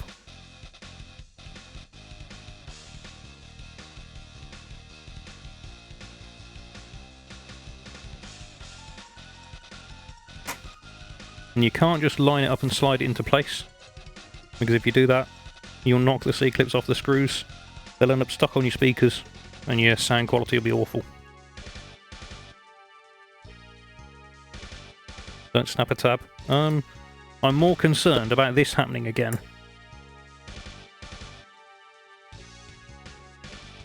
And then that floating around inside and sticking to a speaker or something. I am half tempted to just remove the C-clips completely. Make them non-captive screws. And Tigris, if I want the screws to remain captive and stay where they are, yes, I need to have the C-clips there. If I don't care about the screws being captive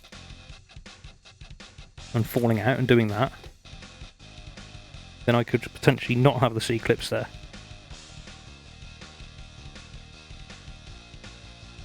Correct, it means you can loosen them and they'll hang around attached to the bottom casing. They won't fall out. It's not a structural requirement, but I like my things to remain in original condition where I can.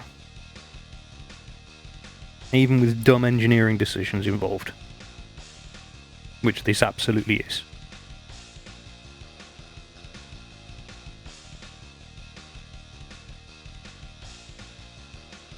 But you look at that, if you're going to line it up with the hole, your tabs won't go in.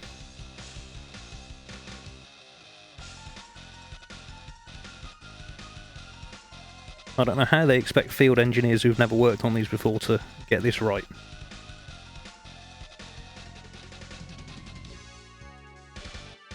Because even now, that clip's just popped off again. And you know what? The heck with it. These clips are coming off. It is irritating enough that the clips are coming out and they're going in a box. Because it is a ridiculous decision that should never have been made. And then without that, see? The case goes on perfectly first time. And that case just drops straight into place. No problem. And then I can screw the screw in.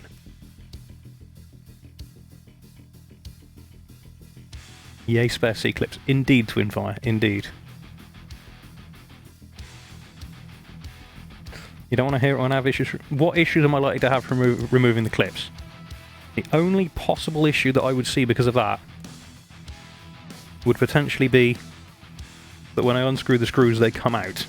And well, that's the only reason they're there is to stop the screws coming out when you unscrew them. And honestly, that's not a core fundamental feature.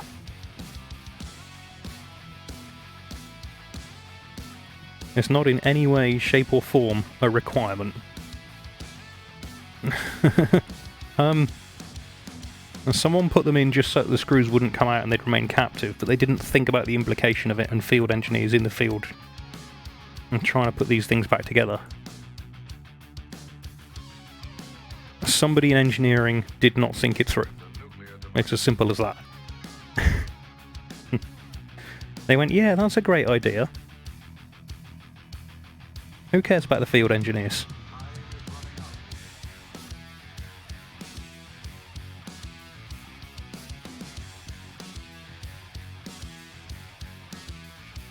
And honestly, if there was one thing I could change, it would be that design decision. Because the rest of this laptop is awesome. But that one decision is just annoying.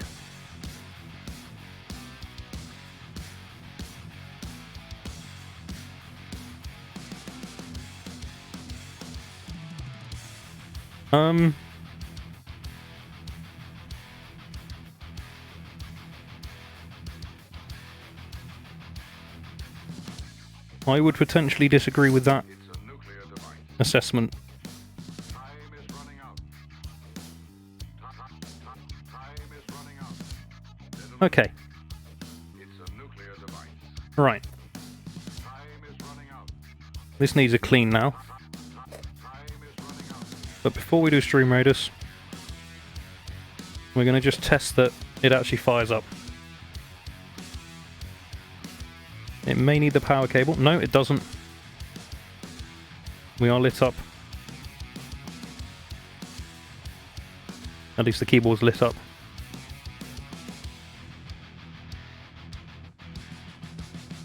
And now we wait and see, will the screen light up as well? We've not got a fault code on the power button.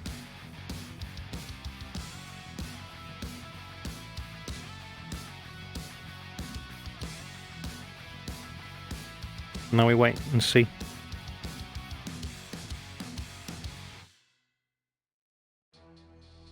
With any luck, this should figure its life out in a minute. It's normal with 12th gen that when you've disconnected everything, it can take a little bit of time to come back up. Have I had a field engineer who didn't know how? Dust off this. Well, it was a lot less dusty before I started taking it apart and putting it on the workbench and stuff. There we go. Okay, so we've got an error here. That's not an error. That is user error.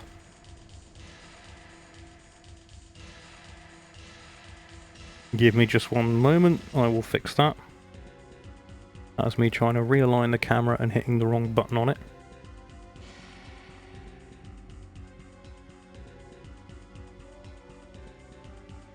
There we go.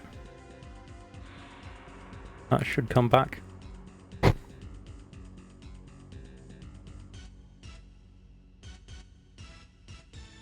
That is not what you should be seeing.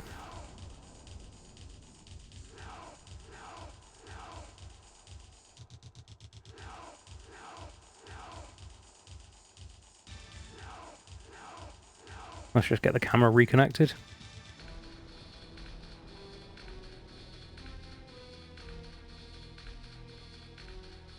Bear with me, folks.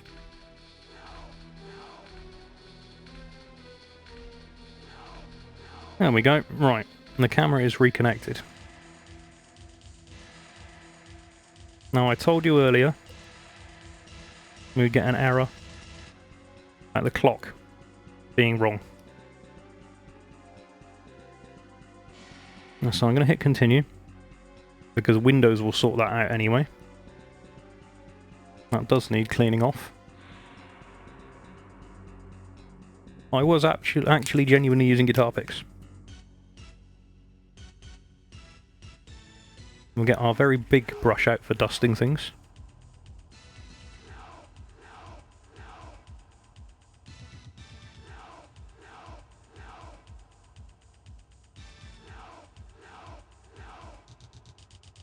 Okay. I know, so spudgers that come in your toolkit are generally that sort of shape. I am using genuine celluloid guitar picks. In two different sizes, green pearl smaller ones and camouflage thicker ones. Because they're cheap and you can get lots of them at a low price. And there we have it. We have our laptop back up and running, fully reassembled. complete with a full RGB keyboard. And actually, if I turn some of these off,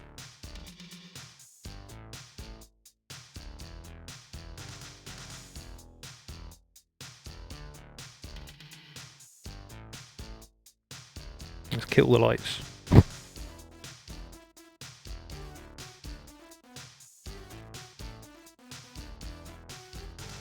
And then what we can do is we can go to Command Center. We can say, well, what I want to do when Command Center loads.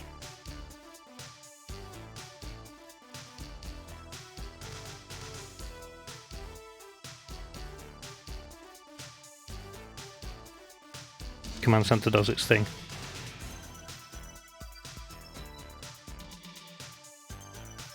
We're going to get to Stream Raiders, don't worry, we haven't forgotten that. I was expecting... There we go. Command Center has now loaded-ish. We're going to go to FX. We're going to go to lighting.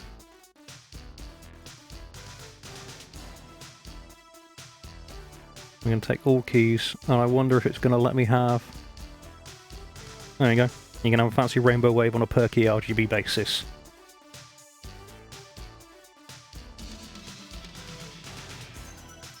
Because I know everybody loves rainbow wave, right?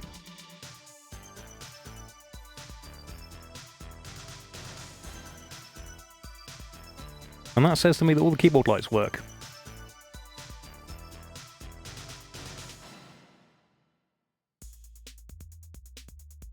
We're not going to do that. We're not going to save that. We're going to go back to our default theme. And there we go. It works. We have disassembled and reassembled this laptop completely.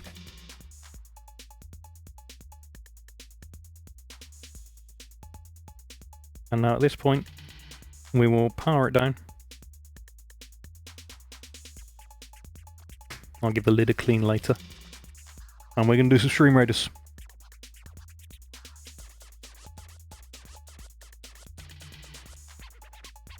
Why do we do that out of curiosity? Why do we do what? Turn it on and test it, or take it apart first? Why did we do which bit?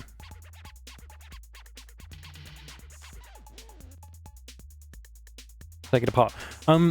So I have a thing I do on this stream where I like to teach people what's what. I'm going to throw a defensive spell there, we can need some defense.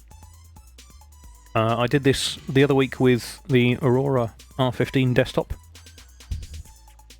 Basically, we do electronics, we do educational things here as well as doing games. I don't call it educational, but some of my viewers have never seen inside a laptop before. Some of them have never seen what's in there, what it does. And I thought, you know what, I have a laptop here. Why not take it apart? Why not see what it's like? Why not have a look? Why not have a play? And so that's what we did. We took it apart just to put it back together again.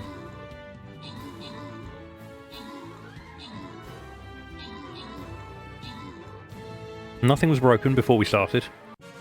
Nothing is broken now, except those two C-clips which I've removed, which were unnecessary. We've got Toasty with the most kills, we've got Black Suit with the most assists, Black Suit, welcome back in. We've got Black Suit on the top spot. We are going to hand out some rewards. Those rewards are going to go out at random, because nobody took all three of those top spots. They're going out, Black Suit picks up the gold, Tigress picks up the vampires, Geeky picks up the Centurion. Everybody else gets 7 gold. I get a healer. And of course you all get those personal chests. And it is unfortunately that time of the night. The time where we go and figure out who we're going to raid. So don't go anywhere. Stay right where you are for the next 5 minutes or so. We're going to see what's happening. We're going to check out somebody else on Twitch. Let's see who we're going to go and see.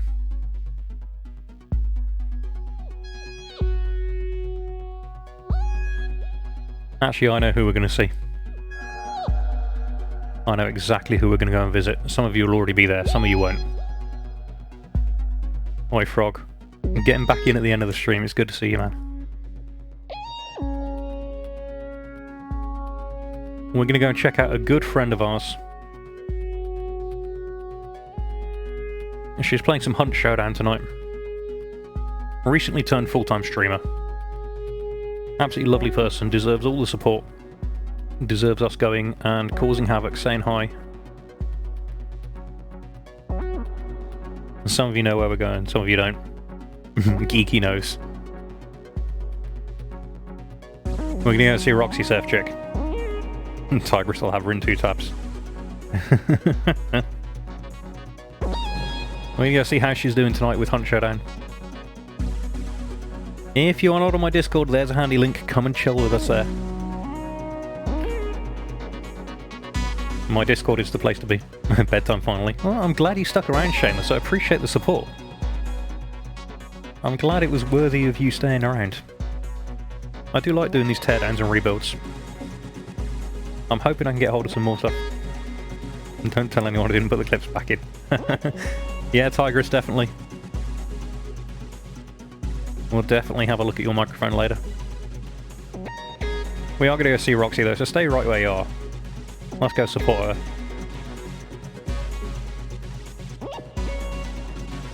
I'll be back tomorrow night, 8 PM until midnight, same as tonight. We've gone over a little bit now, it's about 1:30 midnight now, but...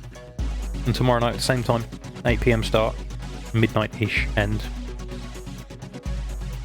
Don't know what we're going to do yet tomorrow night. We're not going to be taking the laptop apart again, we've just done that.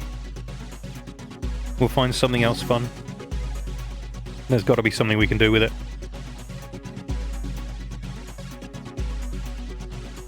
Massive thanks to each and every one of you who's come out here. And Geeky getting a nice cool raid message in there as well. Everyone who came in, everyone who visited, everyone who lurked, everyone who subscribed, cheered, everything else. You're all awesome people. Love having you here. That's why we do what we do. Geeky loving those emotes.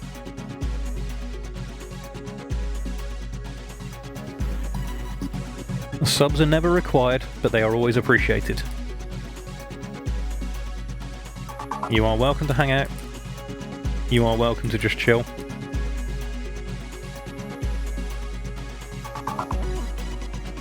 I will never complain about a sub, but don't feel it's a requirement. The raid is about to start.